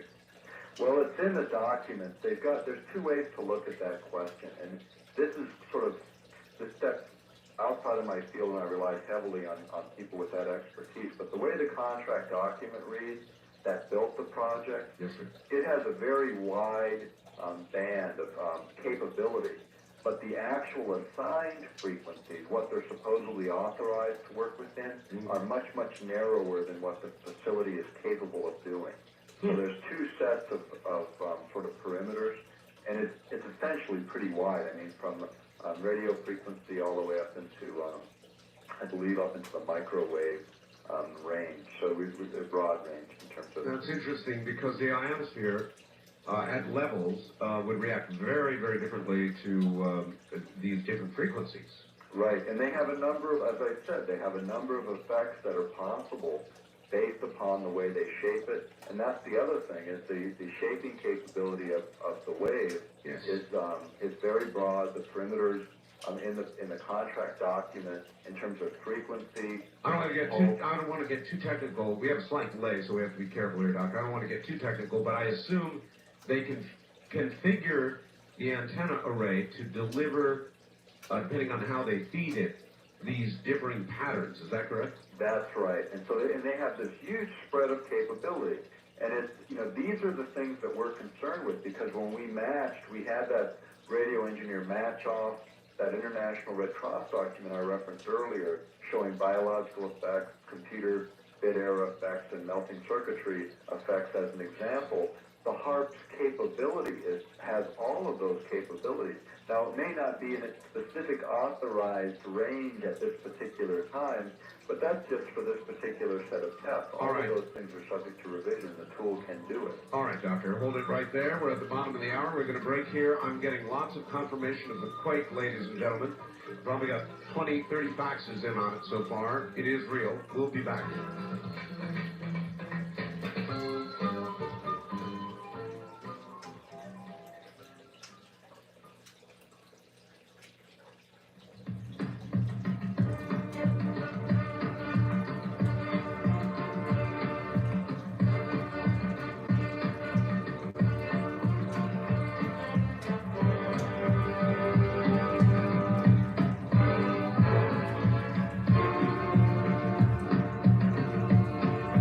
Call Art Bell toll-free. West of the Rockies at 1-800-618-8255. 1-800-618-8255. East of the Rockies at 1-800-825-5033. 1-800-825-5033. This is the CBC Radio Network. It is. Good morning, everybody. I'm Art Bell. We're getting all kinds of confirming information regarding a very, very large earthquake near Indonesia, ranging somewhere between 8 and 8.2 on the open-ended Richter scale. That's a very large earthquake, and they're concerned about tsunamis, tidal waves, that sort of thing, occurring in an area that Mr. Scallion, I'm sorry to say, predicted one of this magnitude would occur. We're also getting information this morning, if you want something to be concerned about, as if you need it after that there has been by USGS issued today what's called a low-level volcano warning for the Mammoth Lakes area, because there have been literally, over the last couple of weeks, hundreds of swarming earthquakes. And many of you may recall that there were literally hundreds of swarming earthquakes off the Japanese coast prior to the 8-point earthquake they had, fortunately, in a rather uninhabited area north of Japan in the Kuril Islands. So we're processing this data as fast as we can, everybody. In the meantime, we're talking about HARP, which in a kind of an interesting way relates. I won't even bother to tell you now. I'm just getting confirmation after confirmation of this from all kinds of people and all kinds of sources. So there is now no question about this large earthquake. If it sounds a little disconnected, it's because we are processing this morning a very great deal of incoming information. I received the information of the earthquake about 5 minutes prior to airtime. And I see we're going to have to back up a little. Doctor, just because I got a fax that says the following, Art, about angels don't play this harp, so what's the point? I still don't quite know what HARP is, other than the acronym, or that it is an acronym. Is it bigger than a bread box? So obviously we picked up listeners in the last 20 or 30 minutes, and we're going to have to backtrack just enough to give us a brief sketch of what HARP actually is.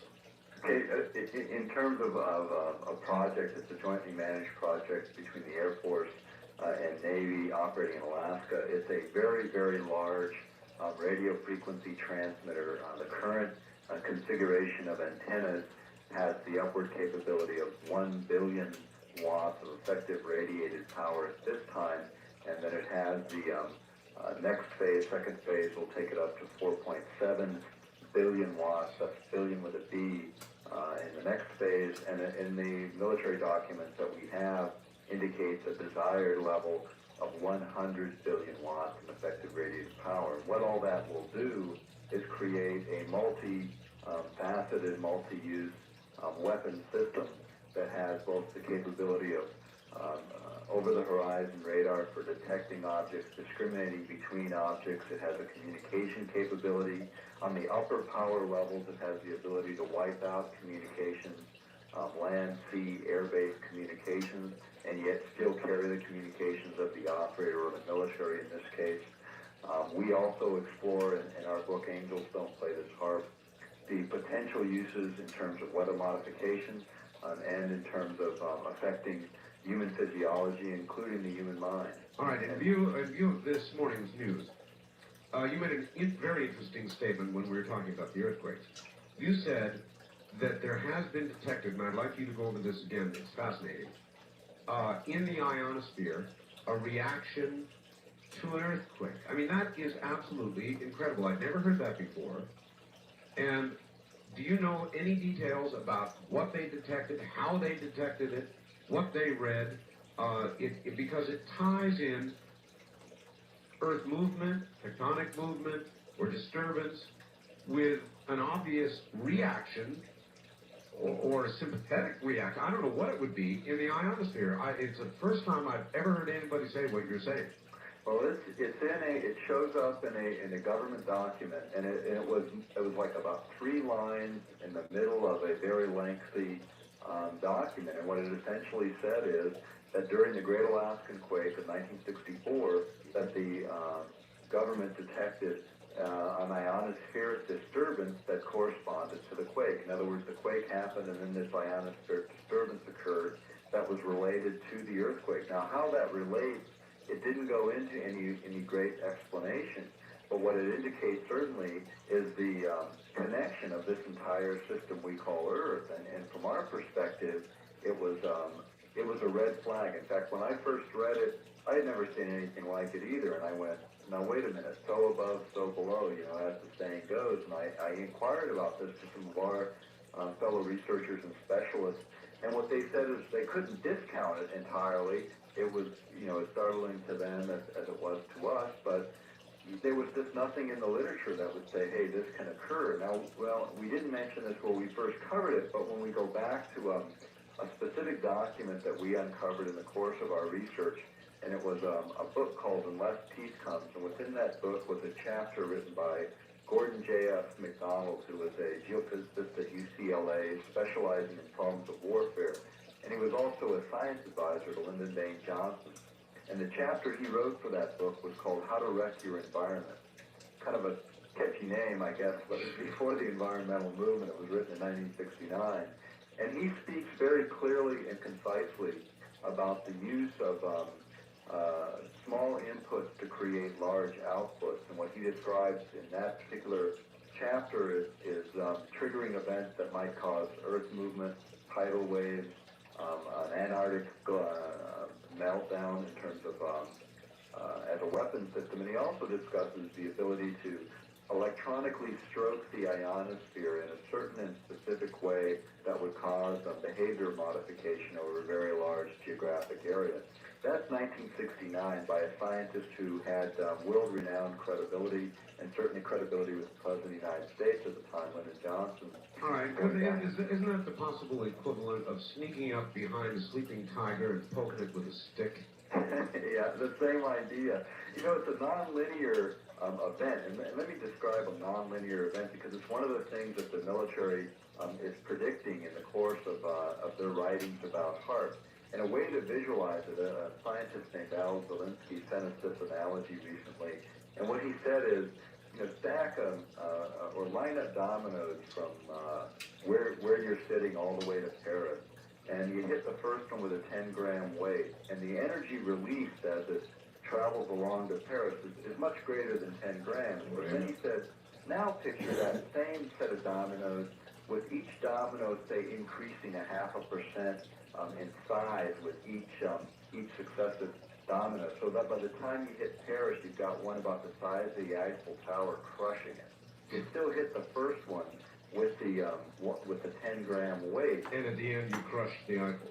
Right, and so what you're doing is you're utilizing, in this sense, gravitational energy. You're picking it up along the way, so to speak, but it's nonlinear. It doesn't, on the front end, make a lot of sense. I mean, you think, well, 10 grams, how do you get an Eiffel Tower? No, when you draw it out that way, it makes a lot of sense. I can grasp that mental picture. Each domino a little larger.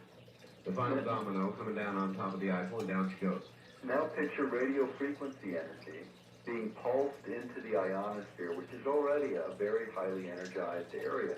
Also picture, and in Alaska they've done this, the Geophysical Institute has fired, over the last decade or so, dozens and dozens, as many as a couple hundred barium-laden rockets to map the magnetic lines of force, the naturally occurring magnetic lines that wrap around the planet. So now picture sending pulsed radio frequency in the energy ranges that we've discussed into those magnetic lines of force. And let's suppose that they resonate with those lines of force to create an increasing energy yield. In fact, one of the scientists associated with the HARP project, who's out of UCLA, that was identified by John Heckscher in one of his memorandums, actually discovered a nonlinear, sort of inexplicable event that occurs in the ionosphere at the coupling point, at the very edge of the ionosphere where it catches the magnetosphere, which is another highly energized layer or wrapping around the planet. What they found is energy in the VLF range, very low frequency range, when it hits that point, amplifies by as much as 1,000 times and creates a virtual electron particle rain over the area below. The electronic domino. Right. And that was discovered using just standard VLF kind of transmitters, nothing on the power levels comparable to HARP.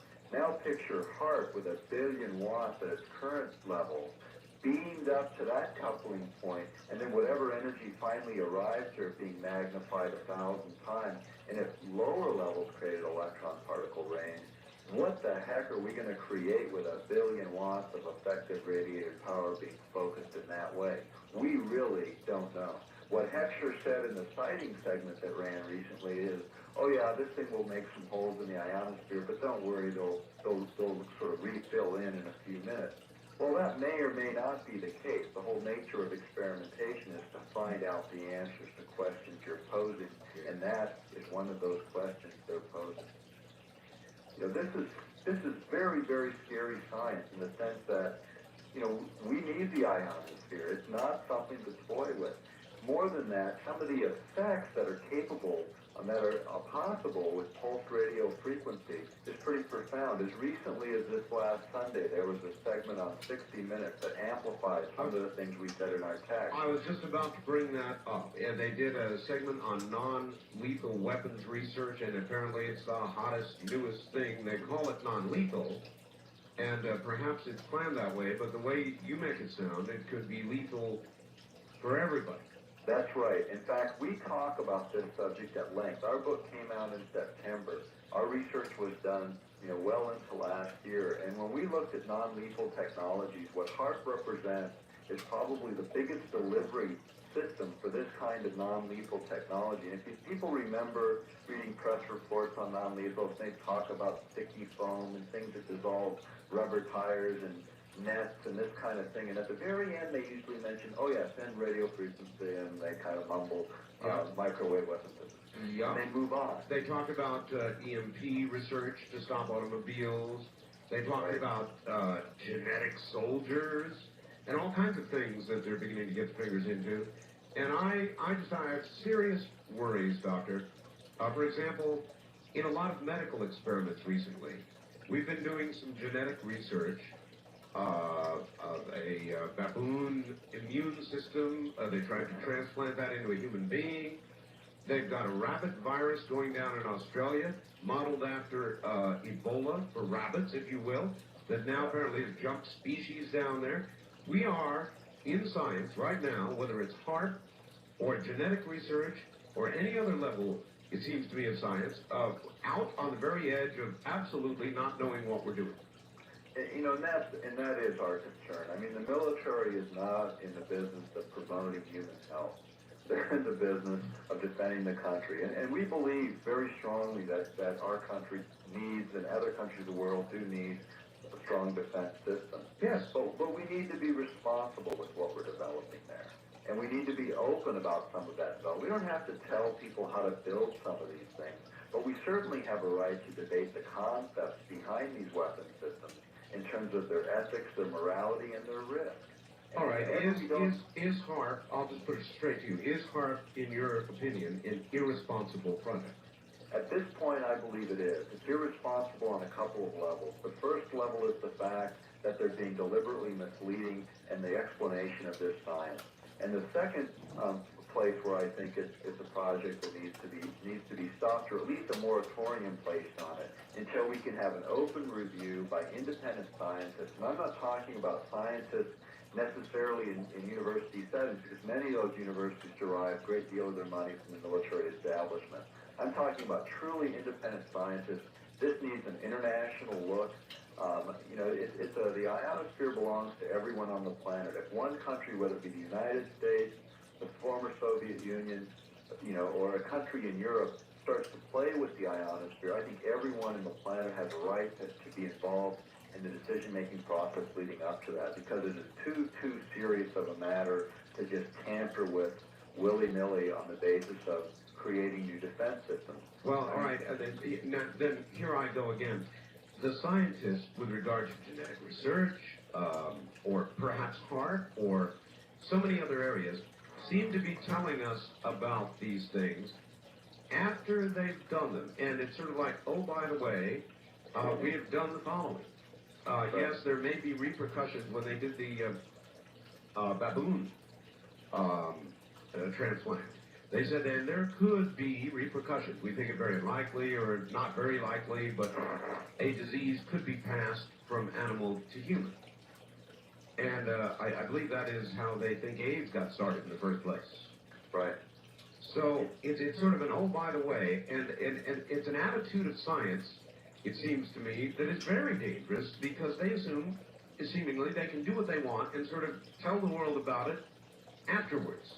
Yeah, and this is wrong-headed in the sense, particularly when we're dealing with a governmental organization like the military. They're not free spirits out there doing whatever they want. They're supposed to be reflecting values and belief systems that are derived from the population that they're here to protect. And to create weapon systems without involvement of taxpayers and citizens of this country in terms of where we're headed is wrong-headed. In fact, in our book, we point out a whole area of revolutions in military affairs, which is what these new technologies represent to the military. And we derived a good deal of information from a document put together by the Strategic Studies Institute of the United States Army.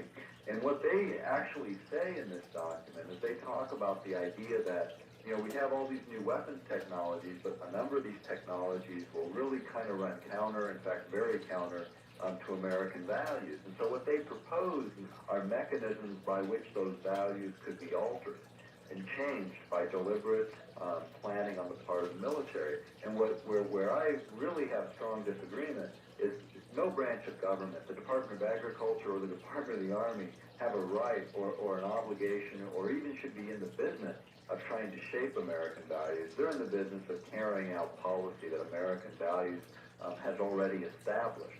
And any time they get into that area, you start to question the kinds of things they pointed to in that document, which was called The Revolution of Military Affairs and Conflict Short of War. The things they point to are radio frequency and microwave weapon systems that might be used to disable aircraft, causing them to crash. And the parts of the values that they point to is, well, if you make a plane crash because you suspect something, is kind of forgetting about the trial, the judges, the juries, the due process, which is fundamental to American justice. I had heard, Doctor, that there was a project on the books, and in fact they may have experimented with it, I know damn well the Russians did, that was designed to use a certain sort of laser that would render pilots blind. Now, obviously, if the pilot goes blind, the plane eventually is going to crash. Right. And that it was decided that somehow it was immoral to do such a thing. And suspended. Now, we're talking about things that go far beyond that in terms of morality or lack of it.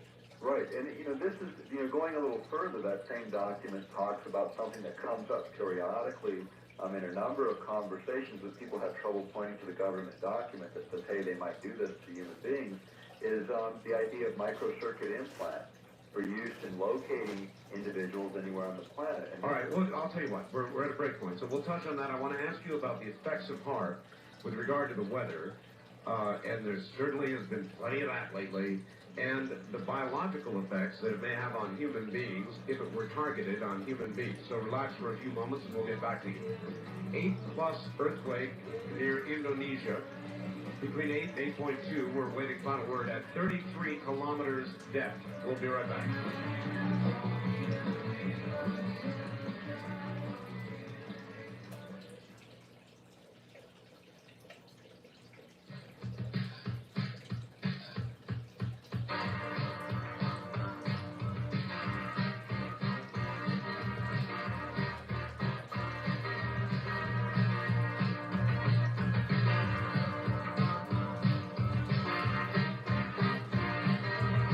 Art Bell is taking calls on the wildcard line at 702-727-1295.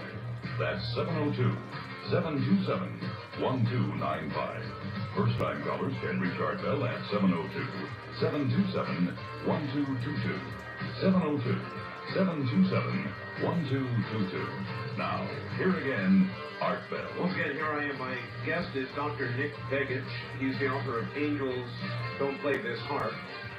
It refers to the HARP project in Alaska, a project designed to throw immense amounts of concentrated energy into the ionosphere for various stated reasons, depending on who you listen to. Slightly eclipsing this, or perhaps going along with it, is some of the news, breaking news of the morning, and I am astounded, absolutely astounded, that CNN and other broadcast organizations have not been running this. But there are two interesting things going on this morning. One is that USGS says the recent Earth movement and so many earthquakes around the Mammoth Lake area have actually now prompted USGS to issue what's called a low-level volcano hazard alert. In other words, if I read this correctly, and I'm sure I do, they are saying there is some possibility that there may be a volcano born shortly, they think, in the Mammoth Lakes area. And I've never heard such thing issued before. Maybe you have. I haven't, in an area where there has not been a volcano previously, for what that's worth. And then more serious, even more serious news, that near Indonesia, there has just been recorded somewhere between an 8 and an 8.2 magnitude on the open-ended Richter scale earthquake. That's a very, very serious earthquake. It is, for those of you who follow it, in the area that Mr. Scallion said such a quake of that particular magnitude would occur. Worrisome. We're talking with Dr. Begich also about HARP and its resonant effect. A remarkable piece of information that he had for us is that during the large Alaskan earthquake, the government noticed an ionospheric disturbance concurrent with the Alaskan earthquake, tying the ionosphere and events on Earth, up above, down below, as he said, together.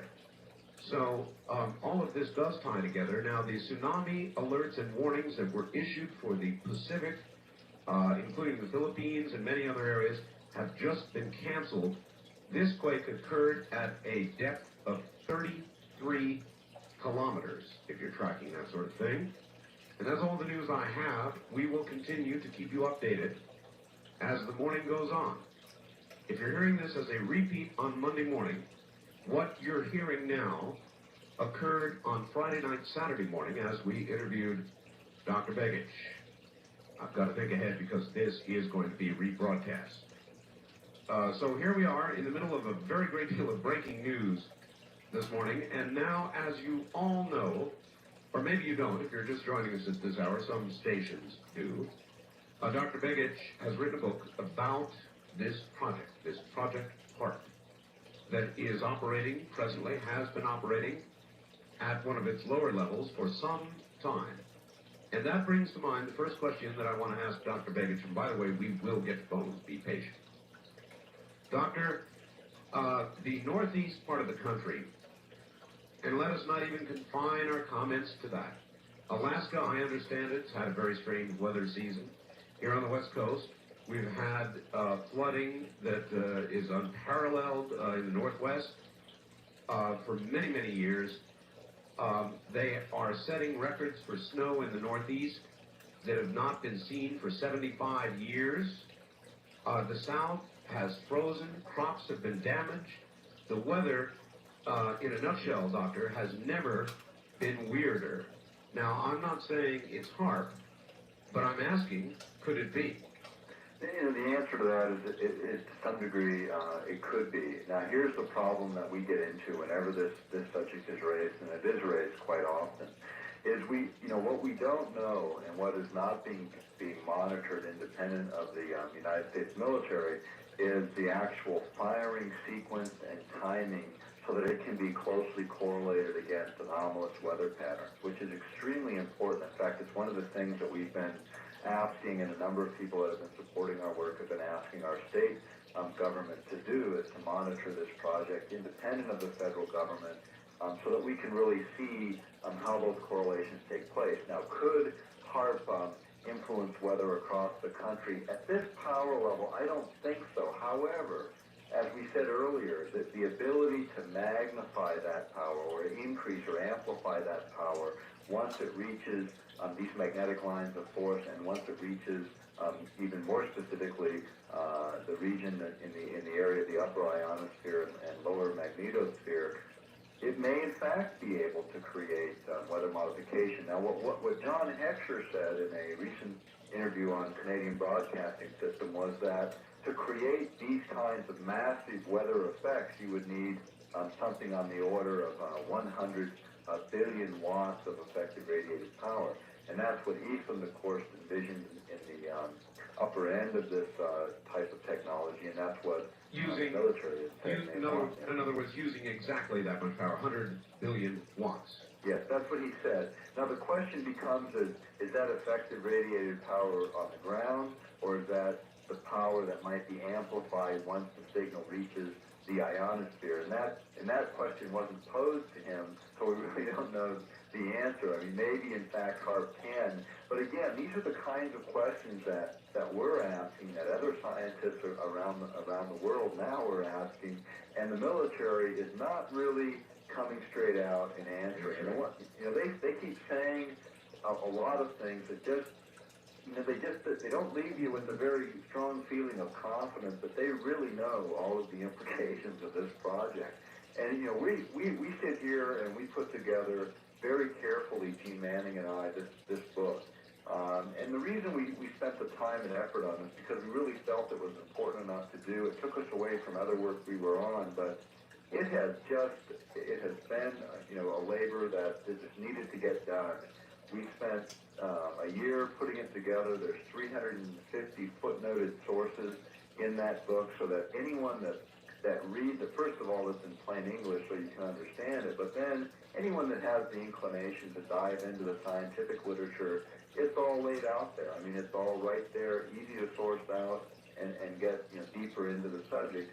And our feeling is we would have really liked to have been wrong, but unfortunately, for all of us, I think we are absolutely right in our assertions and probably haven't even covered the half of it because we know a lot of this technology is hidden from you. All right, let me cover or ask one question about the biological effects. We, human beings, are electromagnetic creatures. I mean, we have small electrical impulses that literally drive everything that we do. Yes. From our brain to the movement of our hands and our feet, and every little twitch and muscle, and everything's connected, and it's all electrical. So an obvious question is, what are the possible biological effects of a directed, high-powered HAARP emission? Okay, let's talk about a couple of different effects. First, let's talk about the testing that's going on this year, which is this Earth-penetrating tomography experimentation. And what's going to happen there is they're going to create an extremely low frequency that comes down to the Earth. It's a pulsed radio frequency going up and a long wave coming back. And it's going to pulse in the range of 1 to 20 hertz, or pulses or cycles per second. Oh my, that's very low. Yes, and this happens to correlate to the predominant brain waves of human beings. And what we know from the research and literature is that the ability to entrain or lock onto human brain waves is now fairly well known and understood. And what John Heckscher said in an interview with us was that was the frequency range under which this particular test would be done. Doctor, let me stop you for just a second. Going back to the 60 minutes piece, right. I believe that it was suggested either there or in something else I read, I've done so much on this now I forget, that emissions of those sorts of low frequencies could disorient or even make physically ill a human being. That is absolutely correct. In fact, we have an Air Force document cited in our book. It's called Low Intensity Conflict in Modern Technology, that has two chapters of importance. One on EMP, which we already covered, electromagnetic pulses, and the other is on biological effects of pulse radio frequency, which is what we're talking about here today. Great. And what it says in that document is it can not only make people ill, it can stop a heart, it can create brain entrainment to create total disorientation or rapid and radical mood swings. It can create what they call anomalous brainwave patterns that the way they phrase it and the way they state it, you're talking about those things that get into that sixth sense area of enhancement of abilities, the way they frame it. But the fact of the matter is, the operator of pulsed radio frequency weapons, and in this book it was for tactical weapons, battlefield kind of weapons. What we have with HARP is the biggest delivery system ever contemplated by man, and except in the sense it was contemplated by J.F. Gordon MacDonald, who I referenced earlier, who said if you could electronically stroke the ionosphere in just the right wave, with just the right amount of energy, you could create mood swings over entire geographical regions. All right, now I want to backtrack with you just 1 second, please. You said pulse emissions between 1 and 22 hertz, did you say? I said 20 hertz, and that's what Heckscher said, but actually the ability to pulse for brainwave is a little bit bigger than that. All right.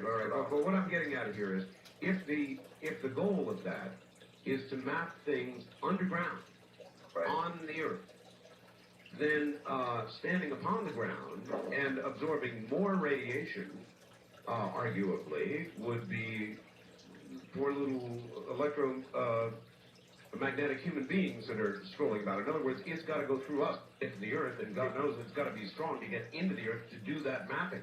It's going through everything, and it's going all the way down. And the other point to make here is one of the things John Heckscher said is that, hey, but don't worry, the amount of energy, the level of energy that hits the Earth, that returns to the Earth, is going to be about the size of, in terms of volume, about the same as what would occur naturally. The only difference is it's going to be coherent or rhythmic. Now, the important point here is, let's assume that he's telling the truth in this instance, that it is going to be similar, except it's going to be coherent, rhythmic waves. What Jose Delgado discovered, and Jose Delgado was an electrophysiologist educated in Madrid who came to the United States, worked at Yale University, was well regarded internationally as one of the specialists in the field of brain research, and he found that pulse radio frequency, shaped in just the right way, could in fact change animal and human behavior like throwing a light switch on and off from being lethargic to excited, just boom, boom, boom, boom, boom, boom, back and forth, at energy levels 1/50th of that occurring in the Earth, except it was coherent or rhythmic or controlled in just the right way. So 50 times more power than is necessary to create mood swings is going to be used in that one experiment. Now the question will come up is, well, is that intentional or is it accidental? Who cares? The fact is it can happen. And the point is, if you take it, the question is, well, would the government do this? There was a book that we found in our research called Between Two Ages, written by Zbigniew Brzezinski, who was National Security Advisor to Jimmy Carter. The book was called Between Two Ages, and on page 57 of that book, what he suggests is, in fact, that they can create these kind of effects, and later in the text, he suggests that if this government were to have that capability, they would be tempted. In fact, they would use it. Now, this is a national security advisor to a president suggesting they would use it, not Dr. Nick Begich suggesting they would use it, although I agree with them, I think they will. The fact of the matter is, if they have the capability, they're going to seek to demonstrate that capability. And our concern is, again, these are the kinds of things that Americans need to be involved with, that we need to be asking questions about, because this isn't just some subtle ionospheric research project. This is a proof of concept project to demonstrate for the military what these weapons are capable of, so they can deploy them on a larger and larger scale. This is the same way they start every major weapons program. Nothing is unique or different about this. All right, Doctor, as you know, and as I've said in the past, this new audience will not be aware, I spoke with the HARP program manager in Boston, John Heckscher, the man you've been referring to. I gave him an opportunity to come on this show, not to be pinned to the wall, not for it to be a contentious interview, but for him to be able to come on and give his side of the argument. He at first declined, and then when I pressed him, he said, well, they're not going to allow me to come on. And what do you read into that? I mean, what do you read into that? Well, I think that what's happened is they figured that our activity here would be short-lived and would dissipate, and that the energy behind our objection to this science would go away. Let me tell you what he said, actually what he said. His response was, well, if I came on, I'd just be preaching to the choir. Now, he had a copy of the program, the last program that I did with you.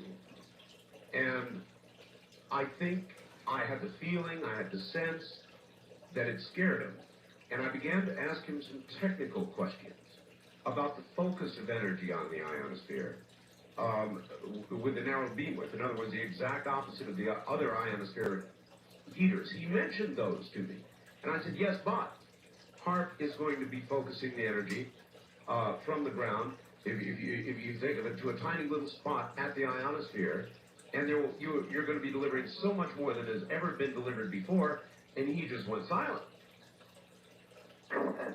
Well, the whole thing is, in terms of where I think John Heckscher is, my fax was going crazy too, sorry about that, where John Heckscher's coming from on a lot of this, when he says he would just be preaching to the choir. Yeah. Maybe the American taxpayer is the choir that he ought to be preaching to. We're the people paying for this system, and he certainly, or this program certainly ought to be accountable to every one of us listening to this broadcast or participating in this broadcast.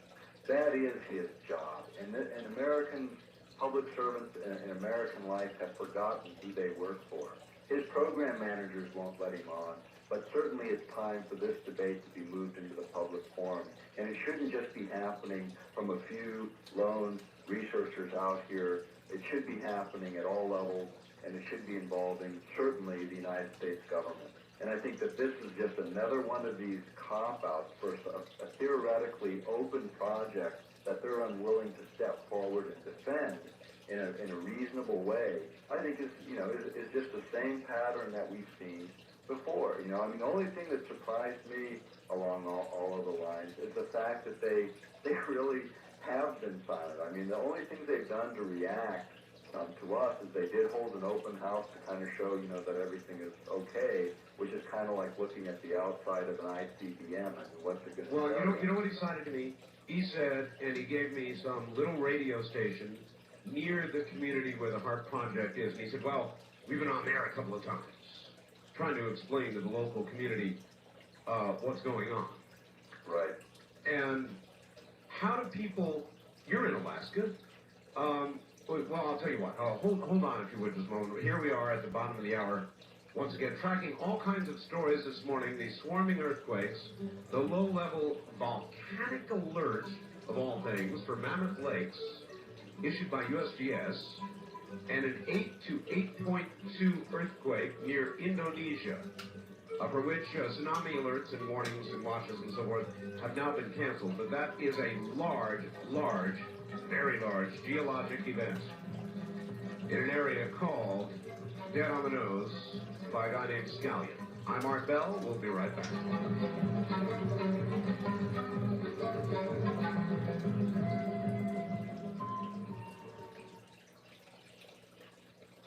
Doctor, you're back on the air again. All right, good to be back. But where do we leave off? Well, I'll tell you, instead of where did we leave off, I would like to ask exactly about what we're going to cover in depth in the newsletter, and that is go all the way back to before HARP, to Nikola Tesla. Where is that connection, Doctor? Okay, this is this was one of the mind triggerers for me when I first started researching this project and pulled the first patents, which were the Eastland patents. In there, in every patent there's a section that deals with the references, which is kind of where the inventor sort of draws their inspiration. And in this case, there were three notations, and two of those were New York Times articles, one from around 1915 and one, as memory serves me, around 1940 or 41. And the thing that struck me, first of all, reading the patent itself and looking at it, was this has got to be Tesla references. And then what I did is, of course, pull the microfilm on those articles, which were most revealing, because in fact that's exactly what those articles were about. And they were about a specific weapon system that Tesla had designed that was intended to at distance melt what he said was melt engines and provide 50 million volt potential, as described in the article. And it was described graphically as bolts of lightning from the mythical Thor. So, I mean, what it was essentially describing was sort of the great-grandfather of the HARP system. And this was the inspiration for Bernard Eastland to develop the HARP radio frequency transmitter. Now, the other thing that's part of this project that we haven't even covered tonight was the idea of power beaming, of transferring electrical energy from one part on the planet to another, which was a long-held dream of Nikola Tesla's. In fact, what you mentioned as being one of the photographs in this upcoming newsletter, that's going to have that transmitter, which was underwritten by J.P. Morgan as a financier. But the unfortunate part was when Morgan found out that people were going to be able to essentially plug in for free, it sort of took the capitalistic incentive out of the program, and that was the end of it. But it is the precursor. It is the beginning of this whole wave of thinking. What Bernard Eastland was hired to do was to find a use for the energy, the natural gas that is owned by Atlantic Ridgefield on the north slope of Alaska, which amounts to trillions of cubic feet. And Atlantic Ridgefield was the original owner of actually a package of 12 patents, which include 3 on power beaming, a number on ionospheric mirrors and over-the-horizon radar technologies, and then, of course, the ionospheric heater, the principle of focusing energy. What John Heckscher has said, and probably said to you also, Art, is that no, we're not using Bernard Eastland's patent. And they are using the principles behind Bernard Eastland's patent. Bernard pictured an antenna array much, much larger than what we have here in Alaska currently. However, it's the basic principle of focusing that they're using, and these other patents reference that original patent by Eastland because they require that focusing ability. So you have Eastland referencing Tesla, and these other inventors referencing Eastland, which by default is, of course, also referencing the basic foundational work of Nikola Tesla. All right, Doctor, did you happen to see by any chance on NBC the other evening exclusive footage of the first missile shot down with a laser? I didn't see that, no. Well, NBC ran it, and they actually showed the missile in flight, the laser tracking, firing, and blowing it to hand. Now, with that as a precursor, I want to read something to you. Rest your voice. HARP is capable of being used as an anti-ballistic missile defense. This is a fax from Wayne in Phoenix. I used to work for the NSA, the National Security Agency. I designed parts of the Star Wars defense system. The President, Reagan at that time, wanted in the 80s. Do you remember one of the missile basing plans they were discussing that was called Dense Pack? We would place almost all of our land-based ICBMs in 2 or 3 bases, then try to defend those 2 or 3 bases against incoming ICBMs. Well, guess what? HARP is the final phase of the system that I designed. our intel department had the actual circuit board design of the Russian missile guidance systems. I designed a shaped array microwave transmitter that, when programmed properly, we could inject a voltage signal on the missile's positioning sensors and make it miss the dense packed bases. The final design would require a massive system located close to Russia so that we could modify the trajectory while the ICBM was still in the ascent stage. Does this sound like solid information, Doctor? It does. It kind of deviates a little bit from our understanding of what all is possible with this particular technology. But given the size of the HARP transmitter, it makes sense. From an Eastman perspective, there's a little more involved. But from the current state of the HARP technology, in terms of size, that would make a great deal of sense. And the way it's phrased and worded sounds certainly credible. What we found in a number of the talk programs we've been on, and people who have worked on these kinds of programs have stepped forward and supported our assertions in our work. And we're not afraid to be challenged. I mean, we would welcome any challenge on the way we've constructed materials. And it's like anyone's work. If there's something there that someone can say is, hey, this is wrong, or this needs to be amplified, that would be great. But unfortunately, the only amplification we keep getting are from people sending us material saying, see, here's something else that you missed. All right, then my question then, Doctor, is why is the program manager, John Hesher, not willing? Frankly, I was hoping he would come on with you, but I didn't even get that far. I got to the first offering, which was to let him come on by himself and to let him say exactly what he wanted to say, and he gave me his, well, it'd be just preaching to the choir speech. Right. And then finally, well, my bosses won't let me speech. Now, why, if it's what he says it is, wouldn't he be anxious, more than anxious, to come on in a free-willing forum and challenge you with all of these assertions? Why in the world wouldn't he do that? Isn't that his job? Well, I would think it is, but I mean, again, from my perspective, we would welcome the opportunity. I would probably want to have one of my specialists on who's a little more familiar with the radio frequency side of it. But hey, we're willing to. We've challenged them in terms of, let's debate it. Let's get in front of a public body. Let's sit down. You bring your team, I'll bring my team. Let's see who can flush this thing out.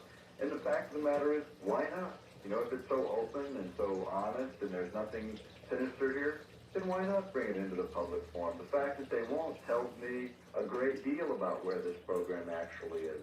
At some point, they probably are going to have to step forward, and what they're hoping, what they've been hoping all along, is that this thing would fizzle. But it's far from fizzling. I mean, it's gaining momentum. It's continued to gain momentum. This week we had a 1-hour program on this technology that was aired on BBC television in Great Britain. We've had a lot of media contacts in the last month or so that have been encouraging. We're not sitting there with $1 trillion defense budget. We're sitting there with a budget derived from the work that we do independently. We're not funded by grants or special programs. And yet we've been able to put together very compelling arguments, as you know, from reading our material. All right, let's get to that. Look, part of the way you're funded is by selling your book on this subject called Angels Don't Play This Harp. You haven't plugged it. I've plugged plenty of stuff. You plugged your book. How do they get your book, Doctor? Okay, there's two ways. You can get it by mail. The book is with freight, with air freight. It's an extra $3. With standard surface freight, it's $1.50. The book itself is $14.95, and you can get it by calling 907-249-9111 or by mail to Dr. Nick Begich, and that's spelled Begich, and that's at P.O. Box 201393, Anchorage, Alaska 99520. Give the number, if you would, one more time slowly. People, race for pencils and stuff. Sure. The ordering number, and that number also has the mailing address on it when you call in, and that's a 24-hour number. It's area code 907-249-9111. Okay, I remember the last time we were on. Somehow, there were so many thousands of people calling that number, as there are going to be right now, that people got, even though we gave the number correctly, they got the number transposed in some horrid little way that put phone calls massively into the 911 emergency system up there in Anchorage. Well, actually, it was in Ketchikan, the state trooper's phone number, and that was inadvertent. To give that number one more time. Oh, yeah, let me get it, because I want people to be damn sure they've got it right. Area code 907-249-9111. Now, I don't know that we can get it out any clearer than that. Please, everybody, be very, very careful how you call. What I would like to do now is enter the phase. I've almost kept you going here 3 hours without even opening the lines. Every one of them's ringing and has been since we began the program. So, would you mind taking some questions? Let's do it. Let's go as long as you want. I'm up for it as long as you are. All right. East of the Rockies, you're on the air with Dr. Nick Begich. Yes, I'm 200 miles east of the center of the Rockies there, Art. Yes, sir. Pocatello. Yes. Yes, I'd like to, I think, bought his book and went through that with some of my other reading in this subject, and I think we're missing something significant here. All right. And that is, if you plot a through-line course, okay, between the HARP site and the possible high-power transmitters which reflect, it goes right into the western United States. You take the steering capabilities of it, and it covers the continental U.S. And when he talked about behavior modification, this is beyond experimentation. And I'm sure he could quote many references on this. I mean, you've done everything from, he mentioned mood swings, raising stress levels, affecting chemical hormone balance in the brain, affecting drowsiness. Gee, we don't have any of that going on, huh? Well, he mentioned the 1994 earthquake up there in Alaska. What he didn't mention is there was experimentation just prior to that by the Department of Energy with deep nuclear blasts in Alaska, and that might have triggered that. Are you aware of that, Doctor? The 1964 earthquake. 64, you I was yes. unaware of the deep nuclear blast. I'd not really seen that correlation. What about what he said with regard to the West Coast and then the entire continental United States?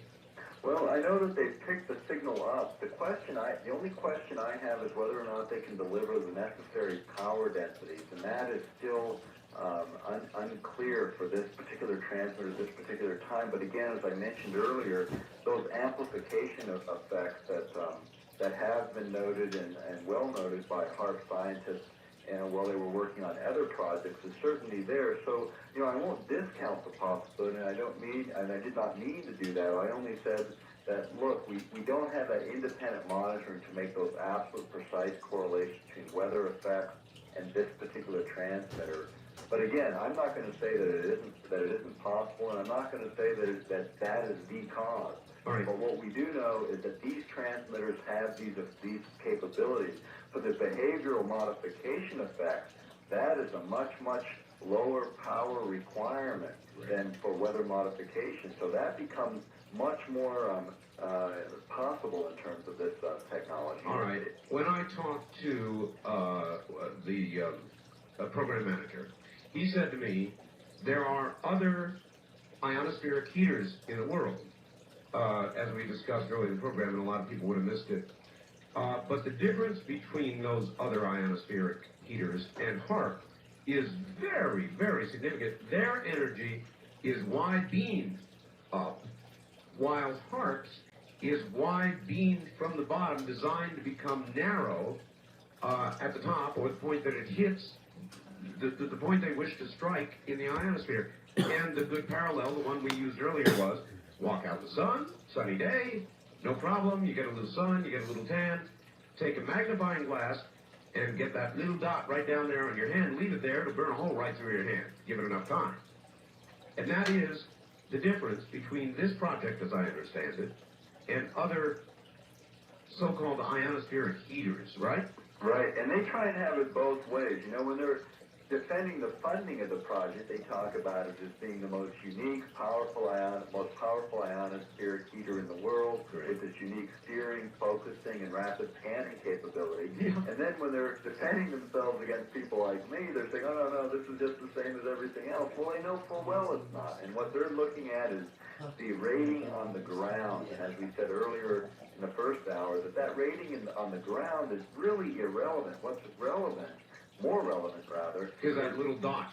Is what you get when you get to the top of that column of energy as it focuses in and delivers that very high density energy that then creates what the military calls a runaway effect that then is supposed to stable at some undefined in their documents or anywhere in the literature, some undefined level is how they state it. All right, I'm glad we've been able to do this, Doctor. Stand by. We're going to devote the next hour to telephone calls.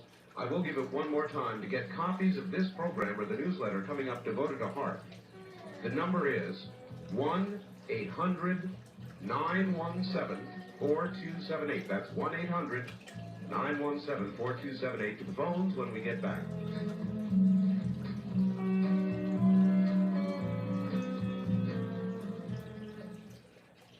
Big sale, well not sale, offer going on my book, The Art of Talk.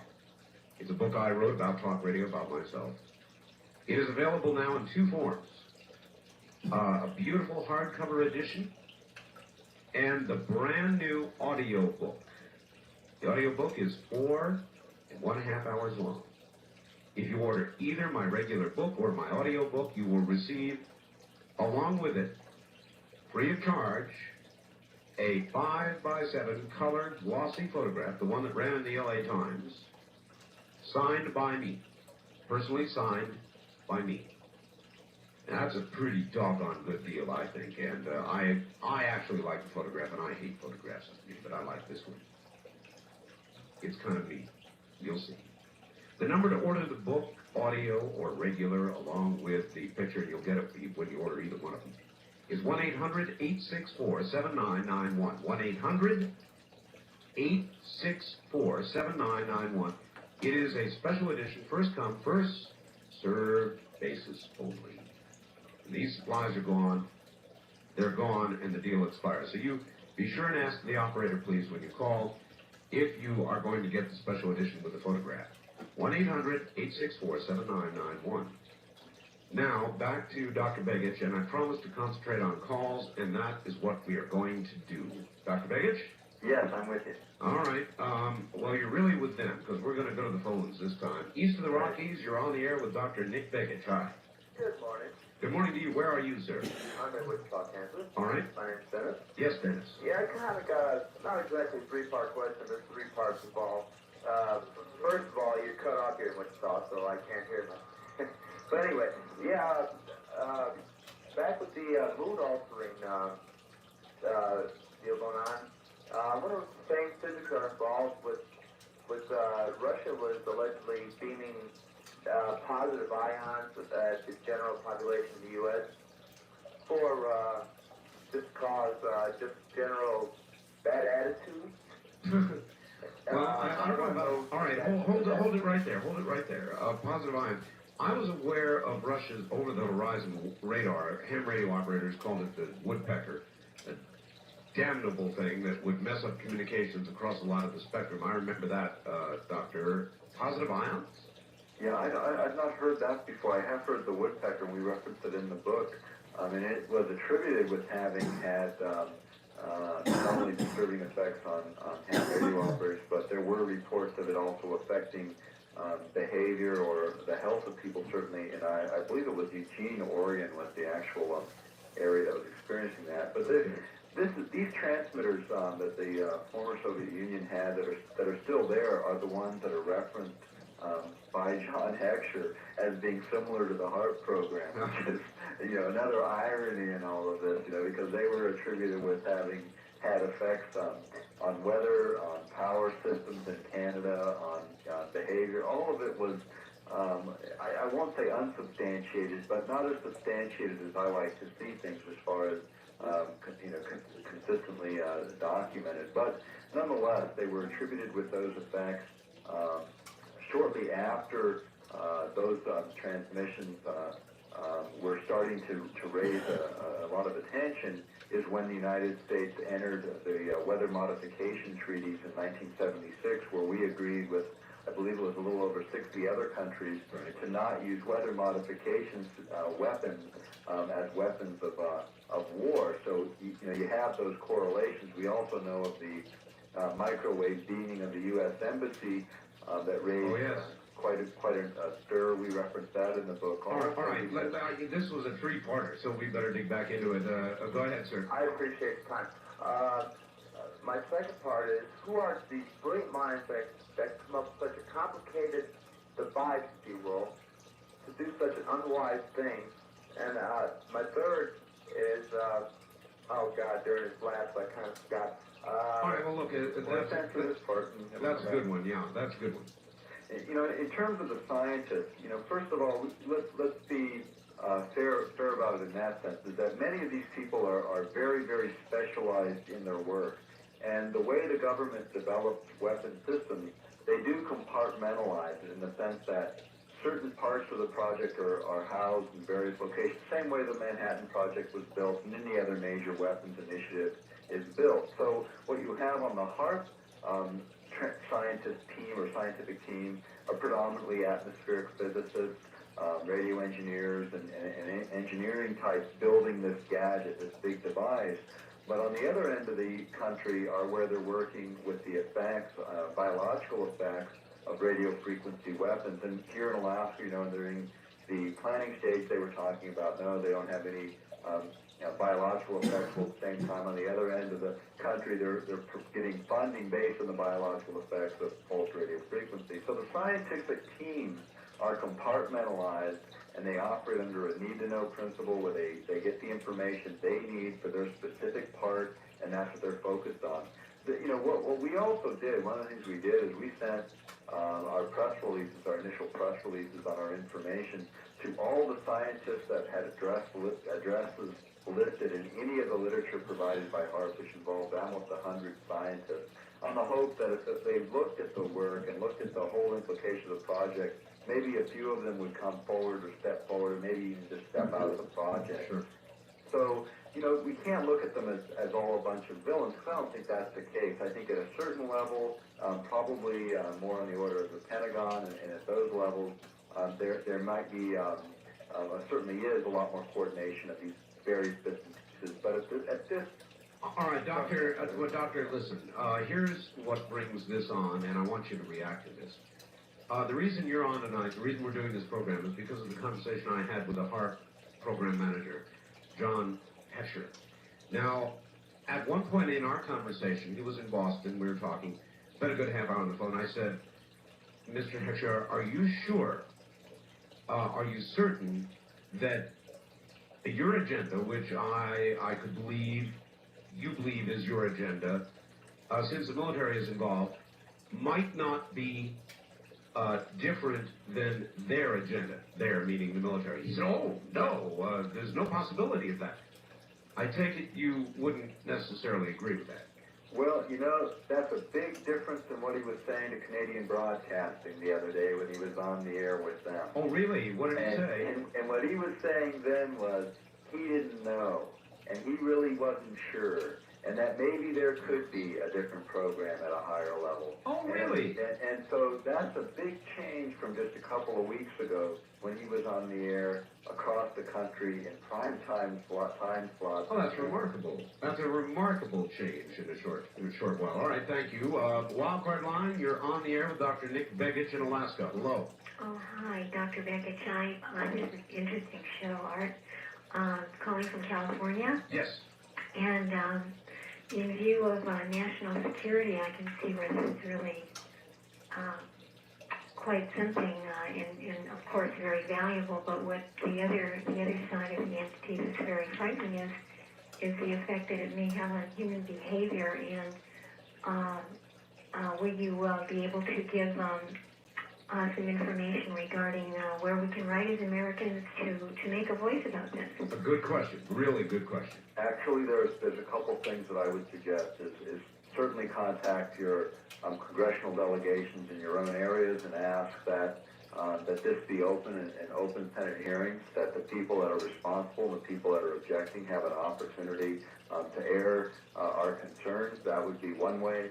Another thing that we've asked people to do as we've been on radio across the country is to contact our state of Alaska's governor, Tony Knowles in Juneau, Alaska, and let him know that you really would like to see the state independently monitored. Now, the standard response has been, we do know he's reading our book, because when it was handed to him and he did write us and tell us he's looking through it and going through it.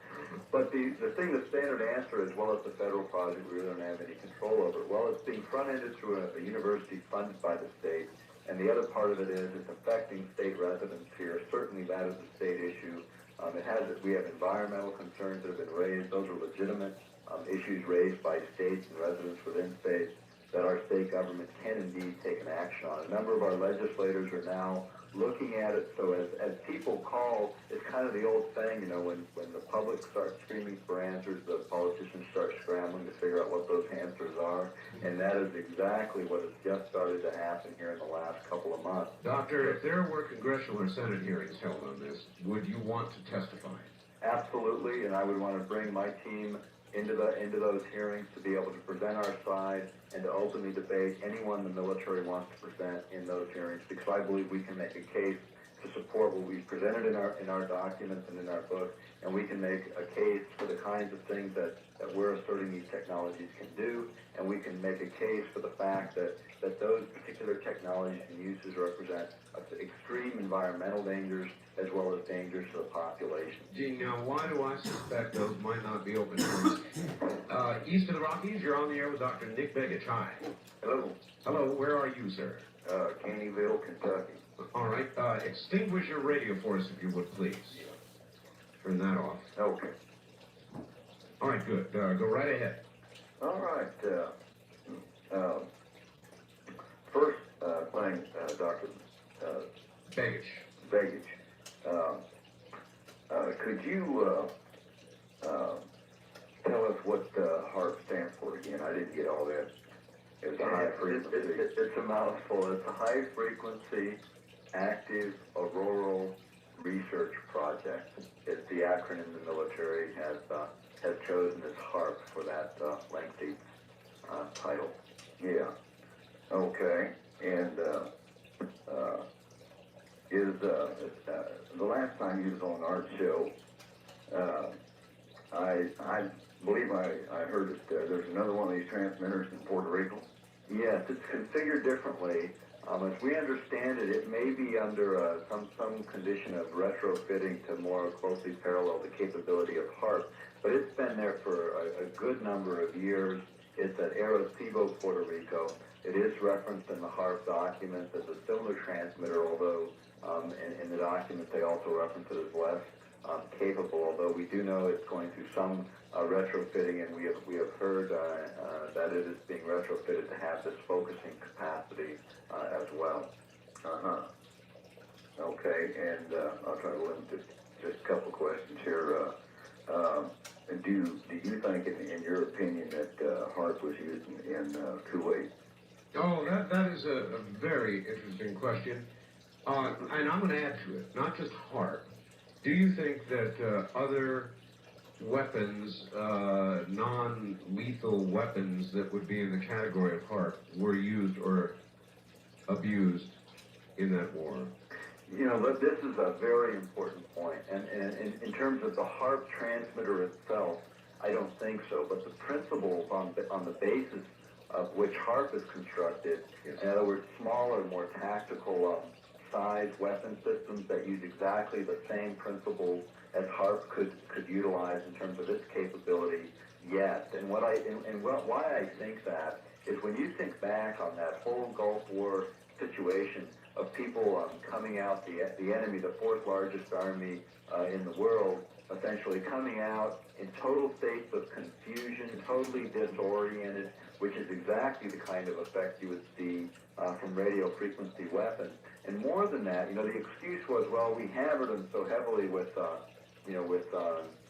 bombs and various types of ordnance. But, when you think back to Berlin and London, those cities took a beating in World War II that, people who lived through it, I'm sure, would remember it as a pretty strong hammering. And yet, they didn't walk out totally disoriented. They walked out fighting. I mean, that was not, an excuse to quit. Doctor, I'm recalling that during that war, we literally, with earth movers, buried alive a lot of the enemy soldiers. It's a fact known, but not widely known. Many of them were dispatched in that manner. And you could dispatch somebody in a confused state more easily, certainly in that manner. Yeah, and when you talk about this kind of technology, let me explain a principle on a biological effect for magnetron resonance, which is what HAARP produces. Doctor, just before you do, one other point before I forget it. And that is that 16 Minutes made the point that these sorts of weapons are very interesting, but unfortunately, they've not yet perhaps figured out how to stop the effect from being applied to those using the weapons. Okay, let's talk about the biological effect, and maybe this explains why some of our own servicemen have come back with these unexplainable disorders. That's where I was headed. Okay, because here's what happens, is when you, if you have in every human being in their body certain elements that in each of those elements resonate to a very specific frequency, and when you have, say in your body, which we all do, a certain amount of iodine, which in large doses is deadly, or certainly disabling, creates a number of negative effects, or any number of other elements, but in small amounts is not considered toxic. So you do the normal tests for these kinds of elements, and you would find that, oh, it's no problem, they're below the toxicity level, they're okay. But if you resonate a frequency at the right frequency that may more or less harmonizes with those elements, you create an amplified effect, which would be just like you took a massive dosage of the chemical or the element, causing a series of chemical reactions just like you had a massive dosage. And yet when they test you, everything looks normal, or everything's within normal limits, and yet you're having these symptoms that are now unexplained. OMG, could that be why we're at the bottom of the hour here? We've got this massive controversy about this illness called the Gulf War Syndrome that nobody can quite put their finger on, that science can't define, and yet clearly, in thousands of GIs returning, exists. We'll be back.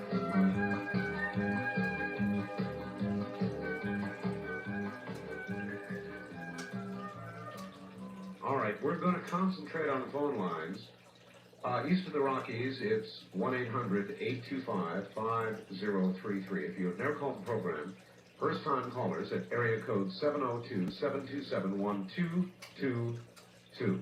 My guest is Dr. Nick Begich. He's up in Alaska, and he's back. And here we go, Doctor. East of the Rockies, you're on the air with Dr. Nick Begich.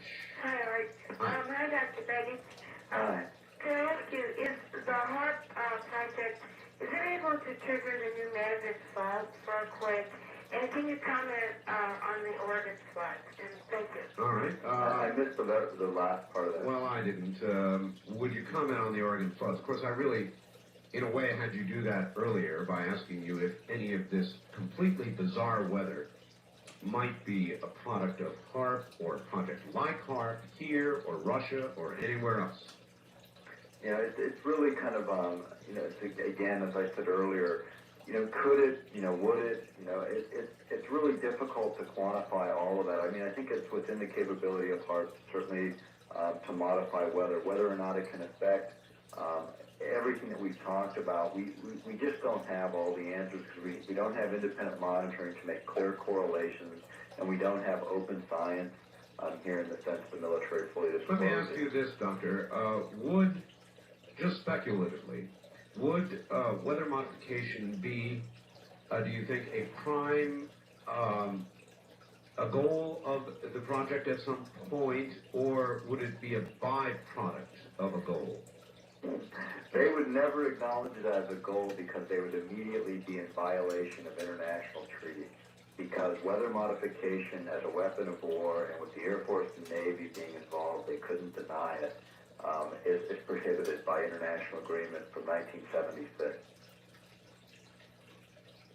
Now, there was an article from Defense News referencing a project called SpaceCast 2020, wherein weather modification was discussed, and the idea of perhaps revisiting the whole question of whether or not this ought to be a prohibited area was explored and announced in that Defense News article. We cited in the book itself. The point is, they're not going to ever admit that, because to admit it means that they've got to then really come under the scrutiny of 60 plus other nations that were signatories to that same agreement. As a byproduct, I think that that's legitimate, and also in one of the documents on HARP that raises this question by an individual to the Spectrum Planning Committee, which is a branch of the Department of Commerce that was dealing with this issue, this very same question. What they said that's kind of interesting is, as long as the power levels are such that weather modification or weather changes don't affect another sovereign country, it's apparently permissible under the Act or under the agreement, which is an interesting correlation, because that's the same thing that exists in our chemical weapons ban. What we cannot use in a conflict with another country, a declared enemy, we can in fact continue to develop and use chemical and biological weapons domestically. And have done it.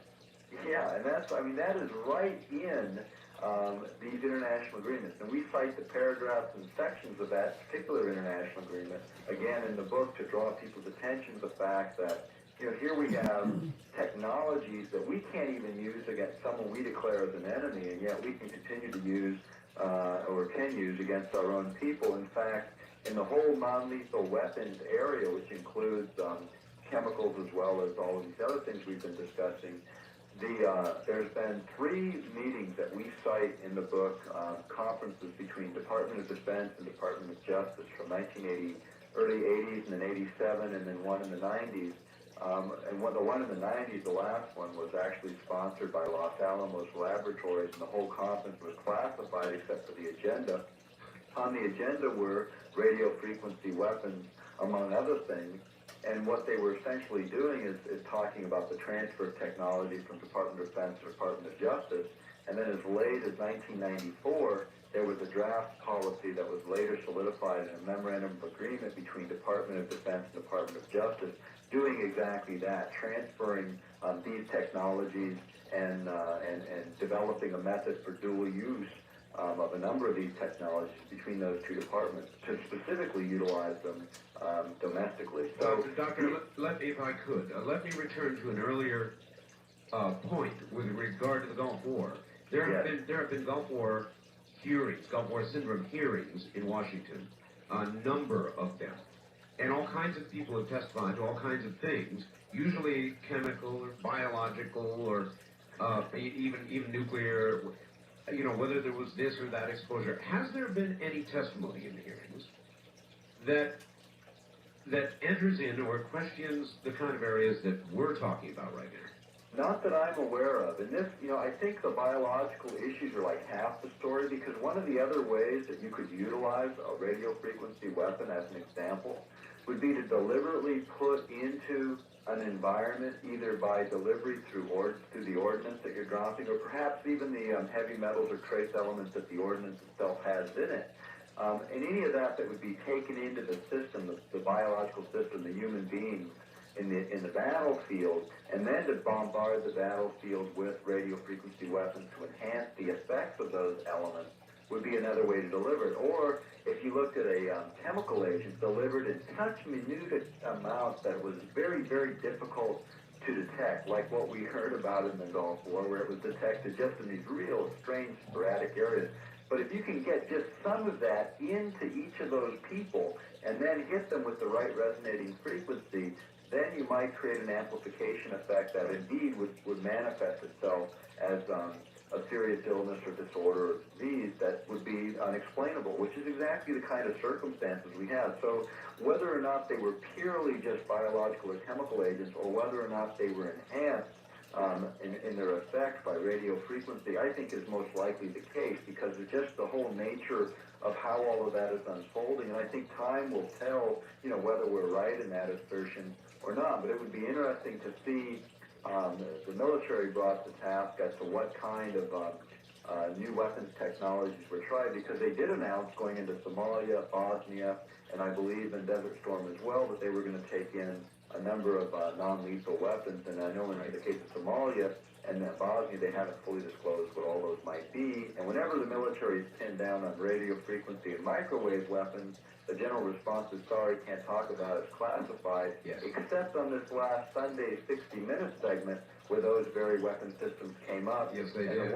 And there were two people talking, and the one person in the military said to the other one, you're going to get in trouble for saying that. You're going to get in trouble for saying that. Yep. Because they spilled their guts and started to tell more than they should have. And then there was also then the story, Doctor, of General Schwarzkopf. That's somebody I really admire.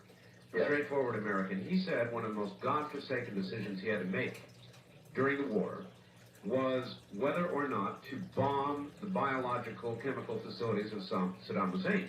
He said that the scientists who came to him said, use high heat, high light intensive bombs, and you will destroy these agents, or we think you will. So he said he had to make that decision without a full assurance that there would be total destruction of these horrible things. And I have to wonder, frankly, whether there was total destruction. Yeah, because in this case, as we're speaking, even if some of this were to escape into the environment, be picked up and absorbed by people, and then hit with this new class of weapons resonating at the right frequency, we've got big problems. And whether it's accidental, deliberate, the whole war is ugly, war is horrible. We all agree on that. But maybe these weapons go to the same classification as what we found in the trenches in World War I, that biological, or in that case chemical agents, were inhumane. And maybe that's really what we're talking about here, is the inhumanity of a weapon system that can create these kind of effects, and the need for them becomes somewhat questionable, particularly when you consider these technological transfers to the Department of Justice, when you consider the whole concept of the military, in this case, looking at the introduction of new technologies that they know full well run counter to American values, and they actually spell it out in their own documents. And all right, they're looking for ways to bring them. All right, Doctor, back to the phones. East of the Rockies, you're on the air with Dr. Nick Begich. Hello. Hi, I'm Mark in Madison. Madison, Wisconsin. Yes, WTDY. You bet. Let's just get to the bottom line. What you guys are talking about is that if this is really true, it's all hypothetical right now, but if it's really true that they're actually using this technology, it would be beyond any layperson's comprehension that they would even want to use these things. I'm sorry, it is not hypothetical, is it, Doctor? No, in fact, our book is extremely well footnoted. We have 350 footnotes covering each of the major points. Our own opinions are clearly stated as our opinions, and the facts are clearly stated as such. We extensively quote government documents. This book was not put together in the way many books on revealing startling subjects are. We were very, very careful to follow, some strict standard of at least journalistic presentation, so that people could look at it, read it, and understand it, because we do explain it very well so lay people can understand our work, and then be able to footnote it in a way so you can go right back to those source documents yourself, see them in their full context, and know quite clearly that what we said is exactly the state of the technology today. It's not hypothetical. It's not written in a way that can't be understood.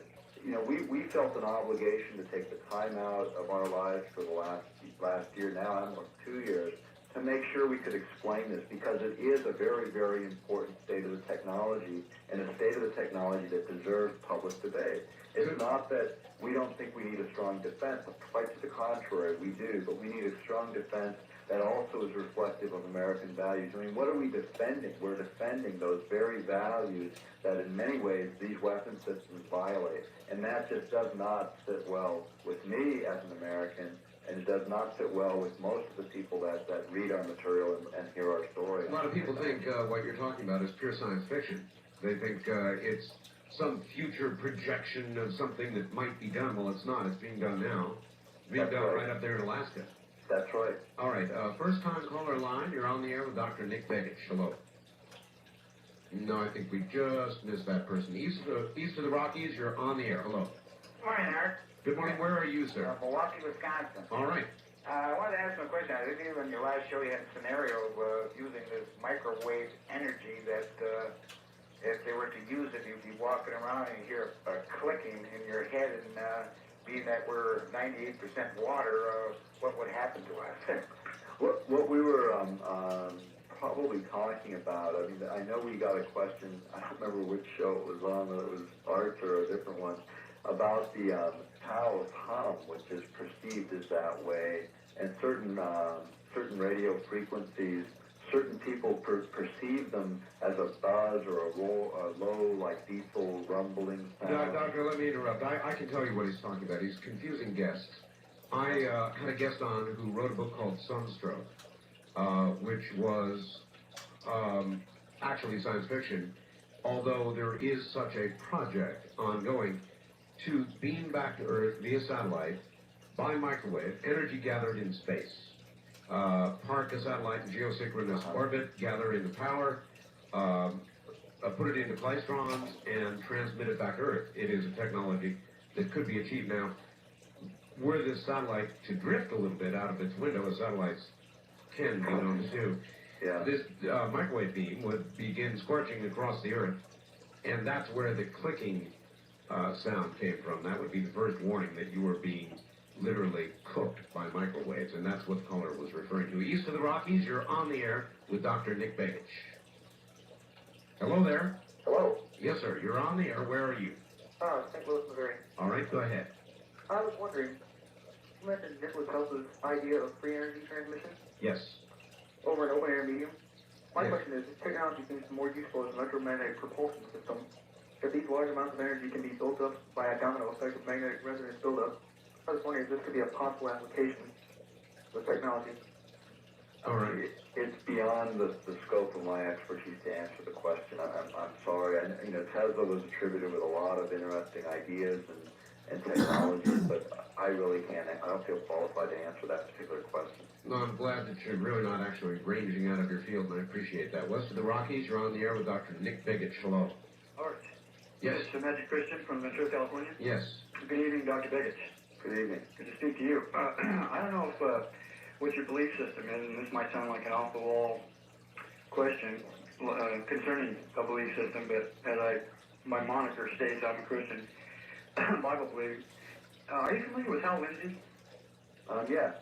Well, he writes on scientific matters as well as biblical prophecy and the applications thereof. He wrote in one of his books a follow-up to The Late Great Planet Earth called Satan is Alive and Well on Planet Earth. Yeah, I read the book. Are you familiar with him saying the prince of the power of the air, reference that Paul makes in the New Testament could very well be electricity or electromagnetism? I've heard it referenced, it was a while since I read that book, but I've heard it referenced in discussion of this subject before by folks with similar belief systems, for sure. Mm-hmm. Well, he's right. We're a little far afield here scientifically. East of the Rockies, you're on the air with Dr. Nick Begich. Hello. Yes, the name of the book. The name of the book is Angels Don't Play This Harp. H-A-A-R-P. Where are you calling from, please? KTRA. Houston. All right, any questions? Yes, I was a welder at one time, and I believe I heard Mr. Begich mention that he wasn't an expert on RF frequency, but I was just curious if he could maybe highlight anything about TIG-type welding and the radio frequency a bit. All right, I'd be interested in that myself. Welding, welders use an incredibly high amperage, which must generate an electromagnetic field as they do their welding. Would that be an accurate statement? Yeah, obviously, wherever you have electric current, you have magnetic field. that would correspond to it. How it might affect you, I don't know that much about welding, so I can't answer the question. But certainly, wherever you're working in an environment where you have magnetic fields, if they're in the right resonating frequencies, they can affect physiology. Now, whether or not that particular source would create a biological effect, I would need to know quite a bit more about it. But this is this whole area of energy is energy science as it applies to these weapon systems. Sort of the other side of the coin deals with there are some positive effects that can be created by these same basic the same basic knowledge. In fact, electromedicine, I think many people are going to hear more and more about as we get into the next decade. Doctor, you've talked about directed energy. We have concerns on Gold Planet Earth here now about undirected energy. My God, there's a controversy now about power lines that go over people's homes. There was a study of poor ham radio operators like me that showed that people who were exposed to RF energy in the medium wave frequencies had cancer rates that were astoundingly higher than that of the general population. And this is generally strong but undirected RF energy. Yeah, and there's more and more evidence. In fact, I believe the evidence is conclusive at this point that the right kind of exposures over a prolonged period of time, in some instances shorter periods of time in others, do in fact create biological risk. But likewise, my friends who research and actually apply electromedicine technologies to healing systems in Europe using a combination of low intensity laser and electricity through the acupuncture system have found profound positive health effects when it's well understood what they're in fact doing. And they've treated one particular individual, Reho Michaela, who I referenced in the book, treated over 12,000 patients, many of whom the mainstream medical profession wrote off as terminal. 600 of those terminal patients formed foundations to support his work over the years because they're still alive and kicking when they shouldn't have been. All right, boy, does that ever bring up a question? And we'll get to it right after the news. Relax, have another cup of coffee. I guess we'll take you the whole way. I'm going to ask the doctor about something Wayne Green said when he was on program when we come back.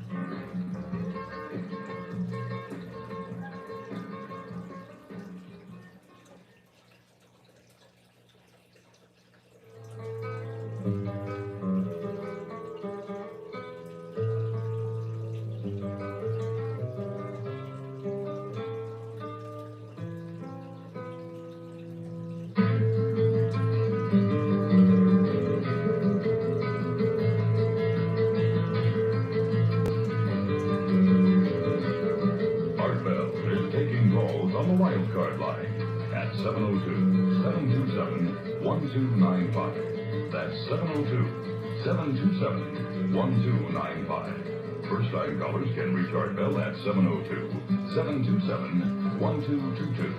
702-727-1222. Now, here again, Art Bell. Here again, I am. This will be a 5-hour program, obviously. Dr. Nick Begich is my guest. Very patient, well-informed man. If you would like a copy of this program or to order our newsletter, which is going to have nearly an entire issue devoted to the Heart Project, along with photographs and a whole ball of wax, the number is 1-800-917-4278. That's 1-800-917-4278. Now back to Dr. Begich. Doctor, are you still with us? You betcha. All right, I want to briefly ask you, and then we'll go back to the phones. I have Wayne Green, who's a never-say-die kind of guy, ham radio operator, runs 73 magazine. You may or may not have ever heard of him. Actually, I think I met him at a conference recently. I wouldn't surprise me. He lives in New England, is that correct? That is correct, yes. Yes, in fact, I know I met him. He has a device that he says passes current, and he recommends it be done through the ankles or at the ankles. Maybe you're familiar with this. In alternating polarities through the ankle and through the major arteries that pass through the ankle, and through the blood, which he claims can neutralize viruses, perhaps even the AIDS virus. And that would be one application of the kind of thing that you were talking about earlier when you were talking about positive effects, I would think. Could such a thing, Doctor, be possible?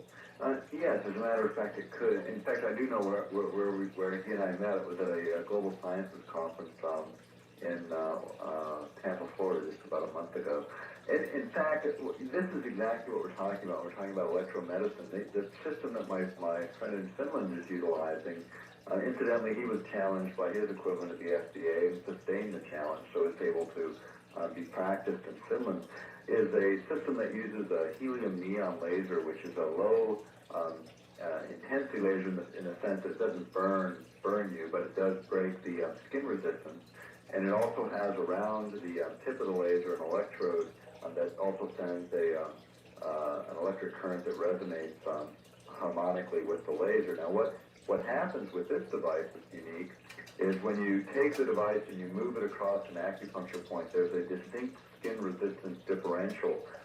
So at first it acts as a receiver, and you move it across, and the electrode acts as a receiver. And when you hit the acupuncture point, you get an audible sound. Beep, beep, beep, beep, beep, tells you you're right on the target. Then you flip the switch, reverse it, and then you're sending the laser pulse and the electric current into that acupuncture point, which then has a profound effect. I mean, a much stronger effect than needling, because you're actually pushing energy into the acupuncture grid and affecting and creating, in fact, chemical reactions and changes in rebalancing the body that actually lead to healing. Now, he's used it in cardiovascular disease, treating diabetes, MS, a number of disorders. 12,000 patients he has treated with this system with very, very good success. In fact, as I said before the break, 600 of his former patients formed foundation to support him in his work. He lectures all over the world. He's trained technicians. This is leading edge science. This is a whole new concept in science that we're going to hear more and more about as time goes on. It's the subject of some of my own research in terms of reporting on this science, talking about what new people on the scene are developing and bringing about in Europe and Asia is one of our main focuses for the next year or two once the heart issue is put behind us. Maybe you could call it acupuncture plus. Yeah, I mean, it's a most intriguing system because needling, first of all, the people in the States is we kind of steer away from the needles. I know I do. And at the same time, you don't have the risk of infectious disease transmission.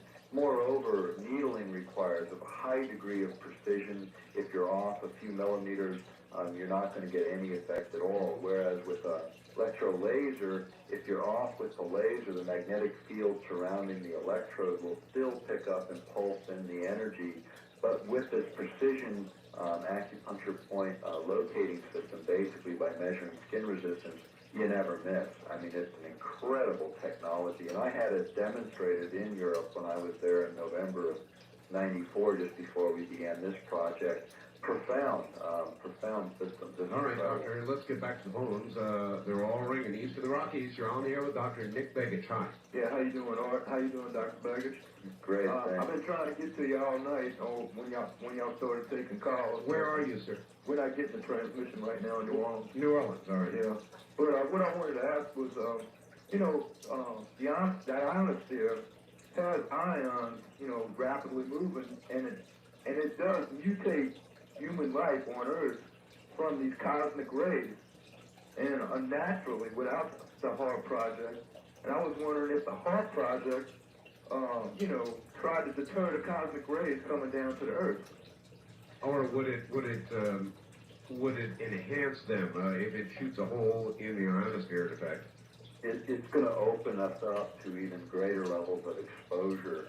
And these are the levels of exposure that can be very, very damaging. In fact, if you think about it as a whole, that's one concept. One of the other ways it's been described to us is to keep the ionospheric instrument operating for a number of hours.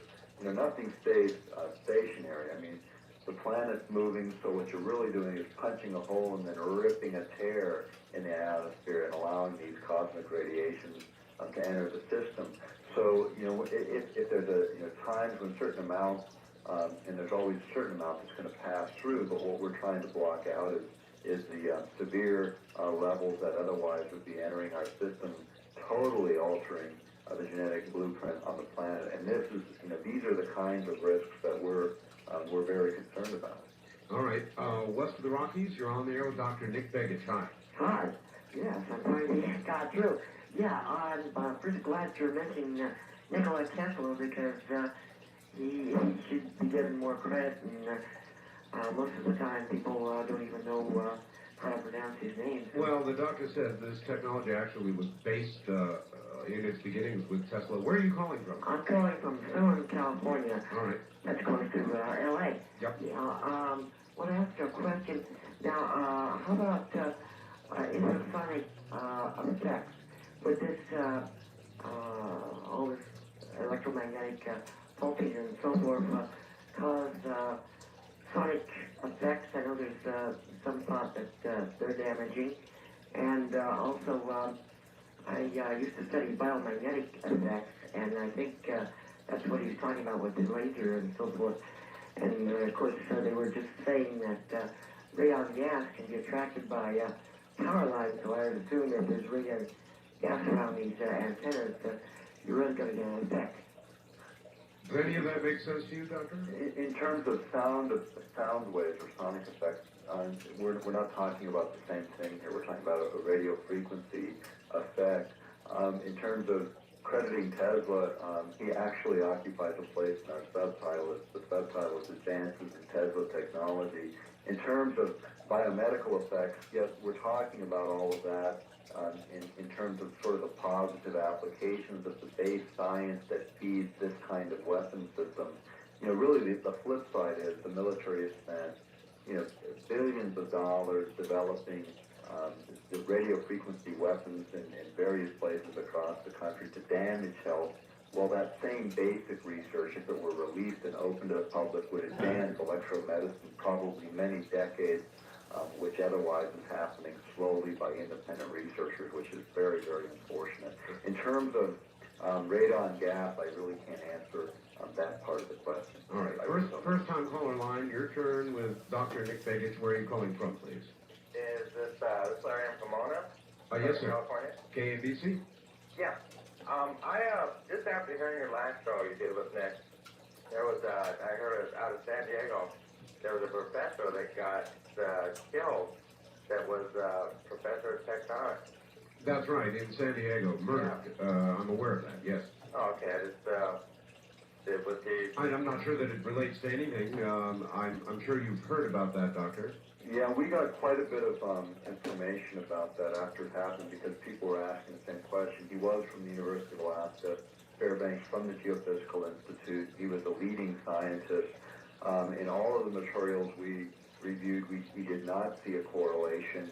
However, we never did find out what specifically he intended to present in papers in California, which would have been interesting to see. And was there a motive established or anybody caught for the murder? I have no update on it. No, not as far as we know. In all the press reports that we have, and we have some researchers that have kind of kept us abreast of that, one in Fairbanks and one in another location in Alaska, that keep kind of checking the reports on it and they're checked periodically through the university. And it appears to be a random act of violence once again, but who knows? I mean, anything beyond that would really be highly speculative. We just don't see it. He was a brilliant man. We're sorry to see his passing. He was one of the fathers of the whole idea of plate tectonics, which has changed the way we view our world, and he'll be missed, I'm sure. And it may be about to change our world. East of the Rockies, you're on the air with Dr. Nick Begich. Hi. Hello, Art. Hello, where are you, sir? I'm in Fort Wayne, Indiana, listening to WGL. Excellent. My name is Elijah. Okay. And Art, can I ask you a favor first? Sure. Your show is going off the air right now. They put like an infomercial on. Well, it's getting late, yeah. So for the answer to my question, could you hold me on the line so I could hear? Yes. Go ahead. Ask it. Nick? Yeah. I'm not very familiar with this, but I have heard of studies regarding birds thought to have an extended perception of the electromagnetic spectrum when compared to our own, and speculating that they use the Earth's magnetic field to allow navigation of their seasonal migrations. Right. I had noticed this fall that flocks of birds were remaining here well into the fall, near even to the winter, and I even thought I saw a group of geese moving in a northerly direction, or at least one other than south, but assumed myself to be mistaken. So when I heard this program, it caused me to wonder if HARP and other similar projects globally could contribute to the disruption of ecosystems comprised of many various animals thought to use the electromagnetic spectrum in forms we do not fully understand and survive. I'm glad you raised the point because it is raised in our book, and there's some debate, as you said, about whether animals migrate based on orientation along magnetic lines or whether they migrate based upon gravity and light and other different kinds of orientations. There's strong evidence that the case of orienting along magnetic lines is in fact the case. We raise this in our book. We raise, in fact, even on the back cover where we talk about the fact that this kind of interference with naturally occurring magnetic lines of force and just the electromagnetics of the planet could, in fact, cause animal species migration patterns to be greatly disrupted, which for rural Alaskans is a very significant thing. For fishing fleets in the North Pacific would be significant in terms of salmon harvest, both which are already in big controversy. I mean, there was a major controversy with British Columbia and the United States over salmon stocks because this last year's harvests were great in Alaska and horrible in BC. And so, you know, we don't know the answer, although they did detect in salmon brains magnetite, which is a magnetic mineral that as many believe is part of the switching system for salmon migration. So, in fact, University of Alaska is actually studying this very thing with salmon to determine whether or not they might orient through geomagnetics. And if that's the case, this kind of system could greatly disrupt those patterns, which then affect not only those specific species and mankind, but also the entire, potentially the entire food chain that might be associated with those species. All right, that's your answer, caller. Thank you. Thank you for the call and the question. West of the Rockies, you're on the air with Dr. Nick Begich. Hello. Yeah, hello from Nevada. Yes, sir. I just want to make a comment, sort of a question. If we've got this technology, isn't it unrealistic to think that the other world powers would not have it? And assuming that we got into a world war, would the electromagnetic fields be able to be reflected or somehow taken out of commission? In other words, is there a defense against this kind of weapon? That's a really good question. Okay, let's take the first part in terms of the other world powers. There's an article that appeared that we got after publication of our book. It was published in the summer of 1993, and it referenced a front-page article on April 2nd in a circular in the Soviet Union, or in actually Russia, and I'm not sure how to pronounce it. I'm going to just massacre this word. It's I'll spell it IZVESTIA. Yep, and that's an official, was formerly an official Soviet government newspaper. On April 2nd of 93, they made an overture to the United States to join with them in their scientific research on SDI, Strategic Defense Initiative, Star Wars weapons. And when I read this article, it was stunning because it's a ground-based Star Wars weapon system that talks about utilization of antenna arrays to generate 1 billion watts for the purpose of knocking out missiles by first being able to track them with the same system and then knock them out by creating a plasma in front of them that causes them to hit these enormous drag forces, causing them to break up and basically crash. It also mentions biological effects and all of the effects that we've associated with HARP in this article, referencing this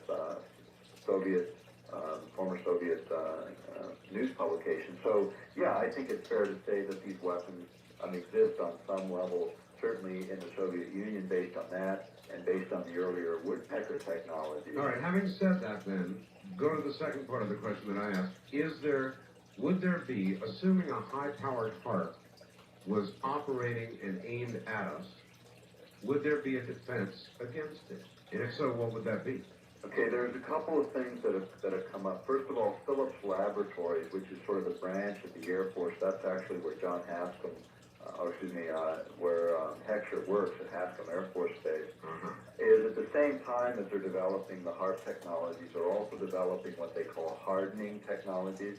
When you go to Phillips Laboratory on the World Wide Web, you'll see a listing of their major projects, and you'll see a number of projects associated with hardening technologies to guard against electromagnetic radiation of high yields. In other words, we want to be able to protect against these kinds of systems. So the same lab that's developing HARP is also, in part, developing those technologies.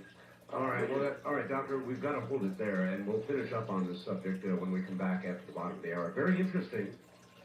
So we know, at least, the military would be protected.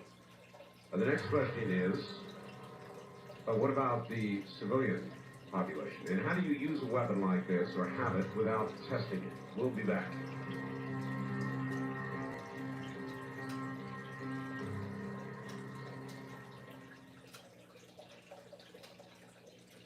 Doctor, what I want to ask you is the following. Let us play devil's advocate for a moment and just say this technology absolutely does exist and that it may be used as a weapon. Would there be any way that a nation, our nation, any nation, would possess a weapon of this sort without using it, without determining that it would have the desired effect, or as you put it, how did you put it, proving the concept? Proof of concept. Proof of concept, thank you. There would be no way, would there, that you would have such a weapon untested? I believe they've tested this type of technology. Normally, the ideal environment for testing this kind of weapon would be in a war scenario. We've certainly had a number of minor conflicts from Panama to Grenada to Somalia to Bosnia, and on, the Gulf War. I believe that we've tested these types of weapons in those environments as they've become available to the military. And it's not just me saying this. Let's take the words of Jimmy Carter's National Security Advisor, and I'm just going to read a very short quote. It says, "Unhindered by the restraints of traditional values, this elite would not hesitate to achieve its political ends by using the latest modern techniques for influencing public behavior and keeping society under close surveillance and control. Technical and scientific momentum would then feed on the situation it exploits." And what he was writing about was the introduction of new technologies for what he says are, quote, "a more controlled and directed society," unquote. And this is exactly what we've been saying. Is if they have it, will they use it? And I think the history shows clearly, and we lay out a number of those historical events in our book that show that the government, when they've had technologies or wanted to try technologies, they've tested them. They've even tested a number of their ideas on American people. And this is well recorded in the historical It is well recorded in recent record, Doctor, as Hazel O'Leary has come forward, talked about giving plutonium or radioactive materials to children, older people, pregnant women. Now, a government that would do that and admit it, decades later, I cannot imagine would hesitate in this modern day and age of looser ethics and morality to test whatever they need to test. Yeah, and this, we show in the book the CIA's testing of LSD on American service members without consent. Well documented. And there's, in fact, the document we drew from was a United States Senate report from June 1975, the report to the President by the Commission on CIA activities within the United States, the government document is cited in our book. Another example was the injection of radioactive iodine in Native Alaskan populations. Currently, there's a $470 million lawsuit by Native groups in Alaska against the federal government for those experiments that took place in the United States and Alaska. There's also, in terms of wild science, the University of Alaska at Fairbanks, the same university that's front-ending some of this project, entertained the idea of using 6 thermonuclear detonations on the surface of the ground at Point Hope, Alaska for excavating a bay. And this was scuttled. I mean, fortunately, it was scuttled by the 3 biological scientists associated with that project in the early 60s. And those scientists were blackballed from the academic community and only 2 years ago recognized by our state legislatures as the heroes that they indeed proved to be, because anyone contemplating that kind of a scheme today would be laughed right out of the room as being totally insane. Man, absolutely. You know, and the funny thing is, Doctor, there was a day in this country when if you had told me that our government was feeding nuclear this or that to children or pregnant women, they would have been fighting words for me.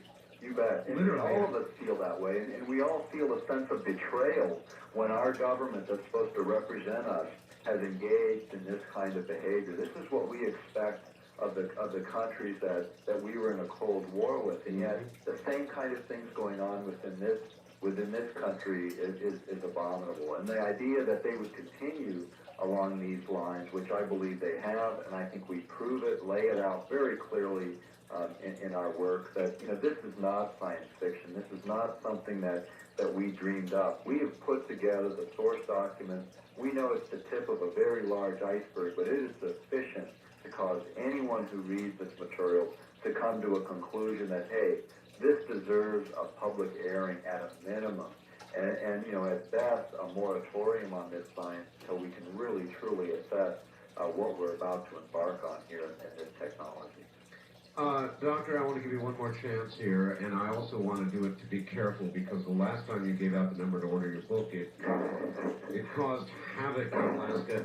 So let's give the number very, very carefully, please. Okay, the ordering number is area code 907-249-9111. And the book is with fourth class freight at $16.45 with air priority, which gets you the book in 3 or 4 days. It is $17.95. If you dial that number, if you want to order by mail, it'll also give you the mailing address so you can do that. That's how we operate. We operate on our own work, not on grants or anything like that. So anything that you do in that regard is very helpful to us, and I think you'll find the book quite compelling and quite interesting. All right. East of the Rockies, whoops, you would have been. West of the Rockies, you're on the air with Dr. Nick Beggett. Hello.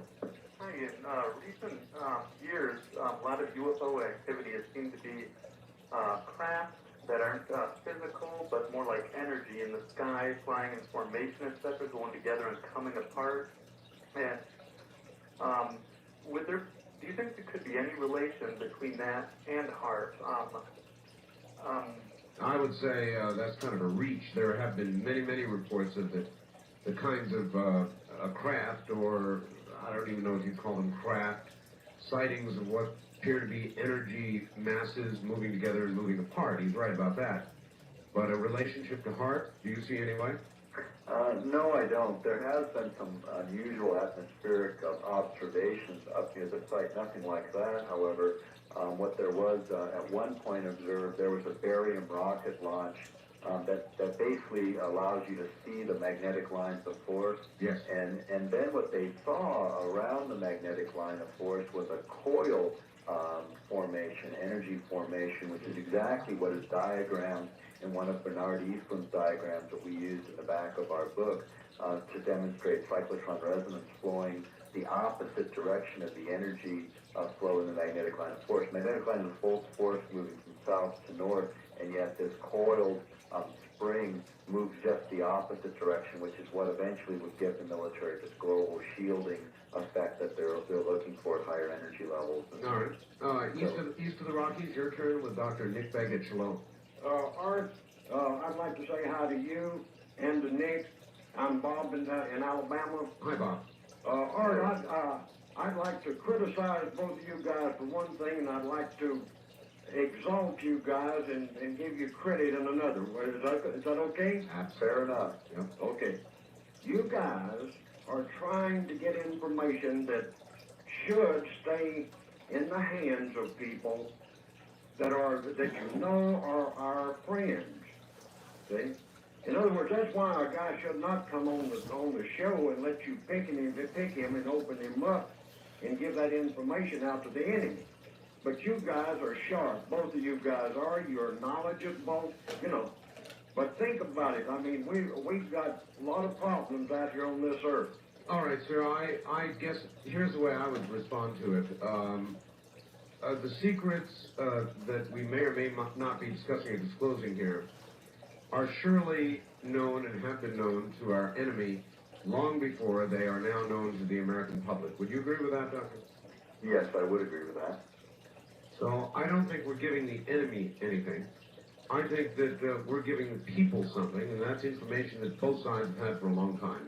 Wildcard line, you're on the air with Dr. Nick Begich. Yeah, how you doing, Art? This is Mr. Nomad calling from Denver. Yes, sir. And I've got a question for you. I was looking at my C. Crane catalog, and they offer an ELF VLF natural radio. That's right. And it picks up disturbances in the Earth's magnetosphere that you can listen to. You can actually listen to the sounds of the Earth, and I must tell you, I have one. And the sounds made by the Earth are somewhat disgusting. Really? Yeah. I could describe it as, it almost sounds like the Earth has gas. You think this might be caused by the Heart Project? I think it's caused by, well, I don't know what it's caused by. I'm just describing the sound to you. Right. It's a very odd sound. It's a receiver worth getting if you're interested, particularly with the kind of Earth movements that we've been getting lately. But any comment as to whether the Heart Project might affect any of these? Well, all right, it's a good question. In other words, Doctor, with a receiver of that sort, designed to listen to ELF frequencies, if HARP were turned on at a certain power level, or reflections from HARP were coming down in an area where you had a receiver like this, would it be swamped? I think that you might be able to distinguish a man-made signal from a natural, because a natural is not going to be coherent or rhythmic or create a beat that would be noticeable. Like the woodpecker, everyone remembers, that's why it got its name, because of that noise, that pecking kind of noise. So I think that if it was a man-made signal, you would see something more coherent.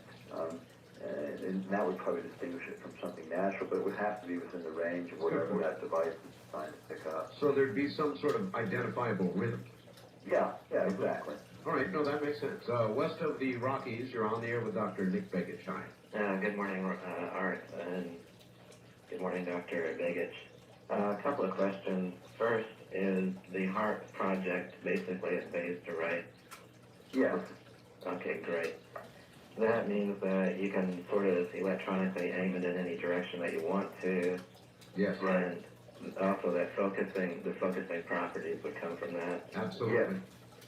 Okay, the second question is, last time you were on the program, Doctor, you mentioned the development of a white noise screen. Yes.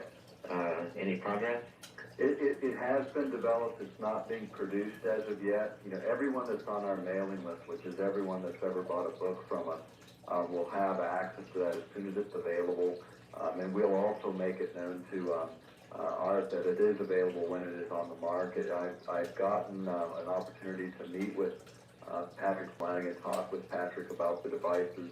The technology's there. He's got a prototype of a personal device for that purpose, and the home unit is just a basic principle applied on a little Well, okay, that brings me to a question, Doctor. Thank you, caller. Good question. What kind of levels of white noise generation per millimeter do you think you would need to... Let me describe it the way he described it to me, okay? Because we're moving out of my area, but let me describe it. First of all, for the kinds of things that we'd be protecting against would be ELF in terms of the kinds of ELF power densities that would be relatively low, the kind that would be affecting, say, behavior and health.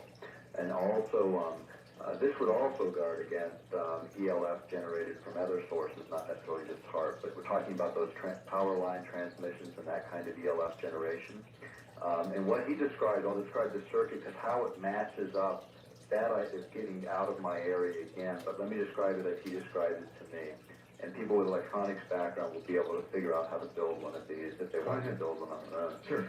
What he envisioned was, first of all, a white noise generator, which sounds like, of course, the noise between radio stations, when you're flipping through the dial, more or less. But taking the leads off of the device that go to the speaker, take those leads off and take those leads and attach them to the input side of a power amplifier. Right. On the output side of the power amplifier, connect a conductor and loop that conductor around the area that you want to protect. And you have to make sure everything matches so you get the circuit to work correctly. But what it will do is it will create a field of white noise. Yes, and what will happen there is it keeps the ELF from locking on to a biological system like a human being. Sure. So what happens is it's still going to be there, but it's not going to be able to lock on to you, so it's not going to be able to alter anything about your body chemistry. Now, the white noise generator isn't throwing a signal into you that's doing something to you. It's just dissipating it, basically, so it can't lock on. And that's what you want to happen. You don't want it to lock on to where you start basically kind of moving with that ELF, which is then what begins to create these varying effects. Sure. The critical question, though, would be how much of a white noise generator in terms of output would you need to neutralize whatever was coming in, and you'd need to know what was coming in and that signal strength before you could determine that. Right, exactly. And that's, the basic design that Patrick described would have, a reasonably high output to block, but exactly how that configures it, again, it's stretching out of my area of expertise. But that's how he described the circuit. People who have some knowledge of electronics would be able to build a device, but at very high power densities, obviously, you're not going to be able to block it. But the kind of power densities that are most likely to be applied to affect mood and behavior are going to be relatively low, because we know they don't need to be that high, they just have to be coherent. And I would assume the military would want as much reach or bang for the buck as they could get with the least amount of power expended, at least for that particular kind of application. All right, very good. We may have time for one more. Let's do it. On the first-time caller line, you're on the air with Dr. Nick Bacon. Hi, how are you? Fine. Where are you, sir? I'm in Marysville, California. All right. The reason I'm calling is several months ago I listened to your program and there was a big power outage across the western United States. I recall it well. Yes, and that's the first time I think someone referred to HARP that night. I'm not sure. You know what? You're right. Yeah. Is there any connection? It's again one of those questions that comes up. Now, during that particular period of time, there was a scheduled test of HARP, but whether or not it was firing at that specific moment where we started having those power outages, again, without that independent monitoring, we can't answer the question. We know that it was scheduled to be firing during that period, but it's intermittent. It's not always kept on continuously. And without that independent monitoring, we cannot make those statements that says, hey, this was it. Could it have been? Absolutely. With what we know, it could have been, but we just don't have enough independent. Very interesting theory, though, because I'm well aware of the fact that during intense magnetic storms, entire power grids are overloaded, breakers go, lots of things go down. A magnetic storm, disruption on the sun can cause voltage spikes in long lines that would absolutely blow your mind. Yep. And if HARP indeed is a small leverage for a big occurrence, then it's not beyond reason, is it? That's right. And this is the kind of thing that was attributed to the woodpecker signal happening at one point in Canada. Doctor, we could go on forever, but we can't. We're out of time. This show is officially diddy. Hey, thank you for having me on again, and I just want to thank all of those that have stayed with us this 5 hours. It's been a great show. Thank you, Doctor, and good night. Thank you for being so persistent and hanging in there with us. Those of you who would like a copy of this program, there was so much material, can get it by calling 1-800-917-4278. Don't forget the newsletter. It's going to have, the next issue coming up is going to be all about heart with photographs. That also you can order at 1-800-917-4278. From the high desert, I'm Art Bell. Good night, America.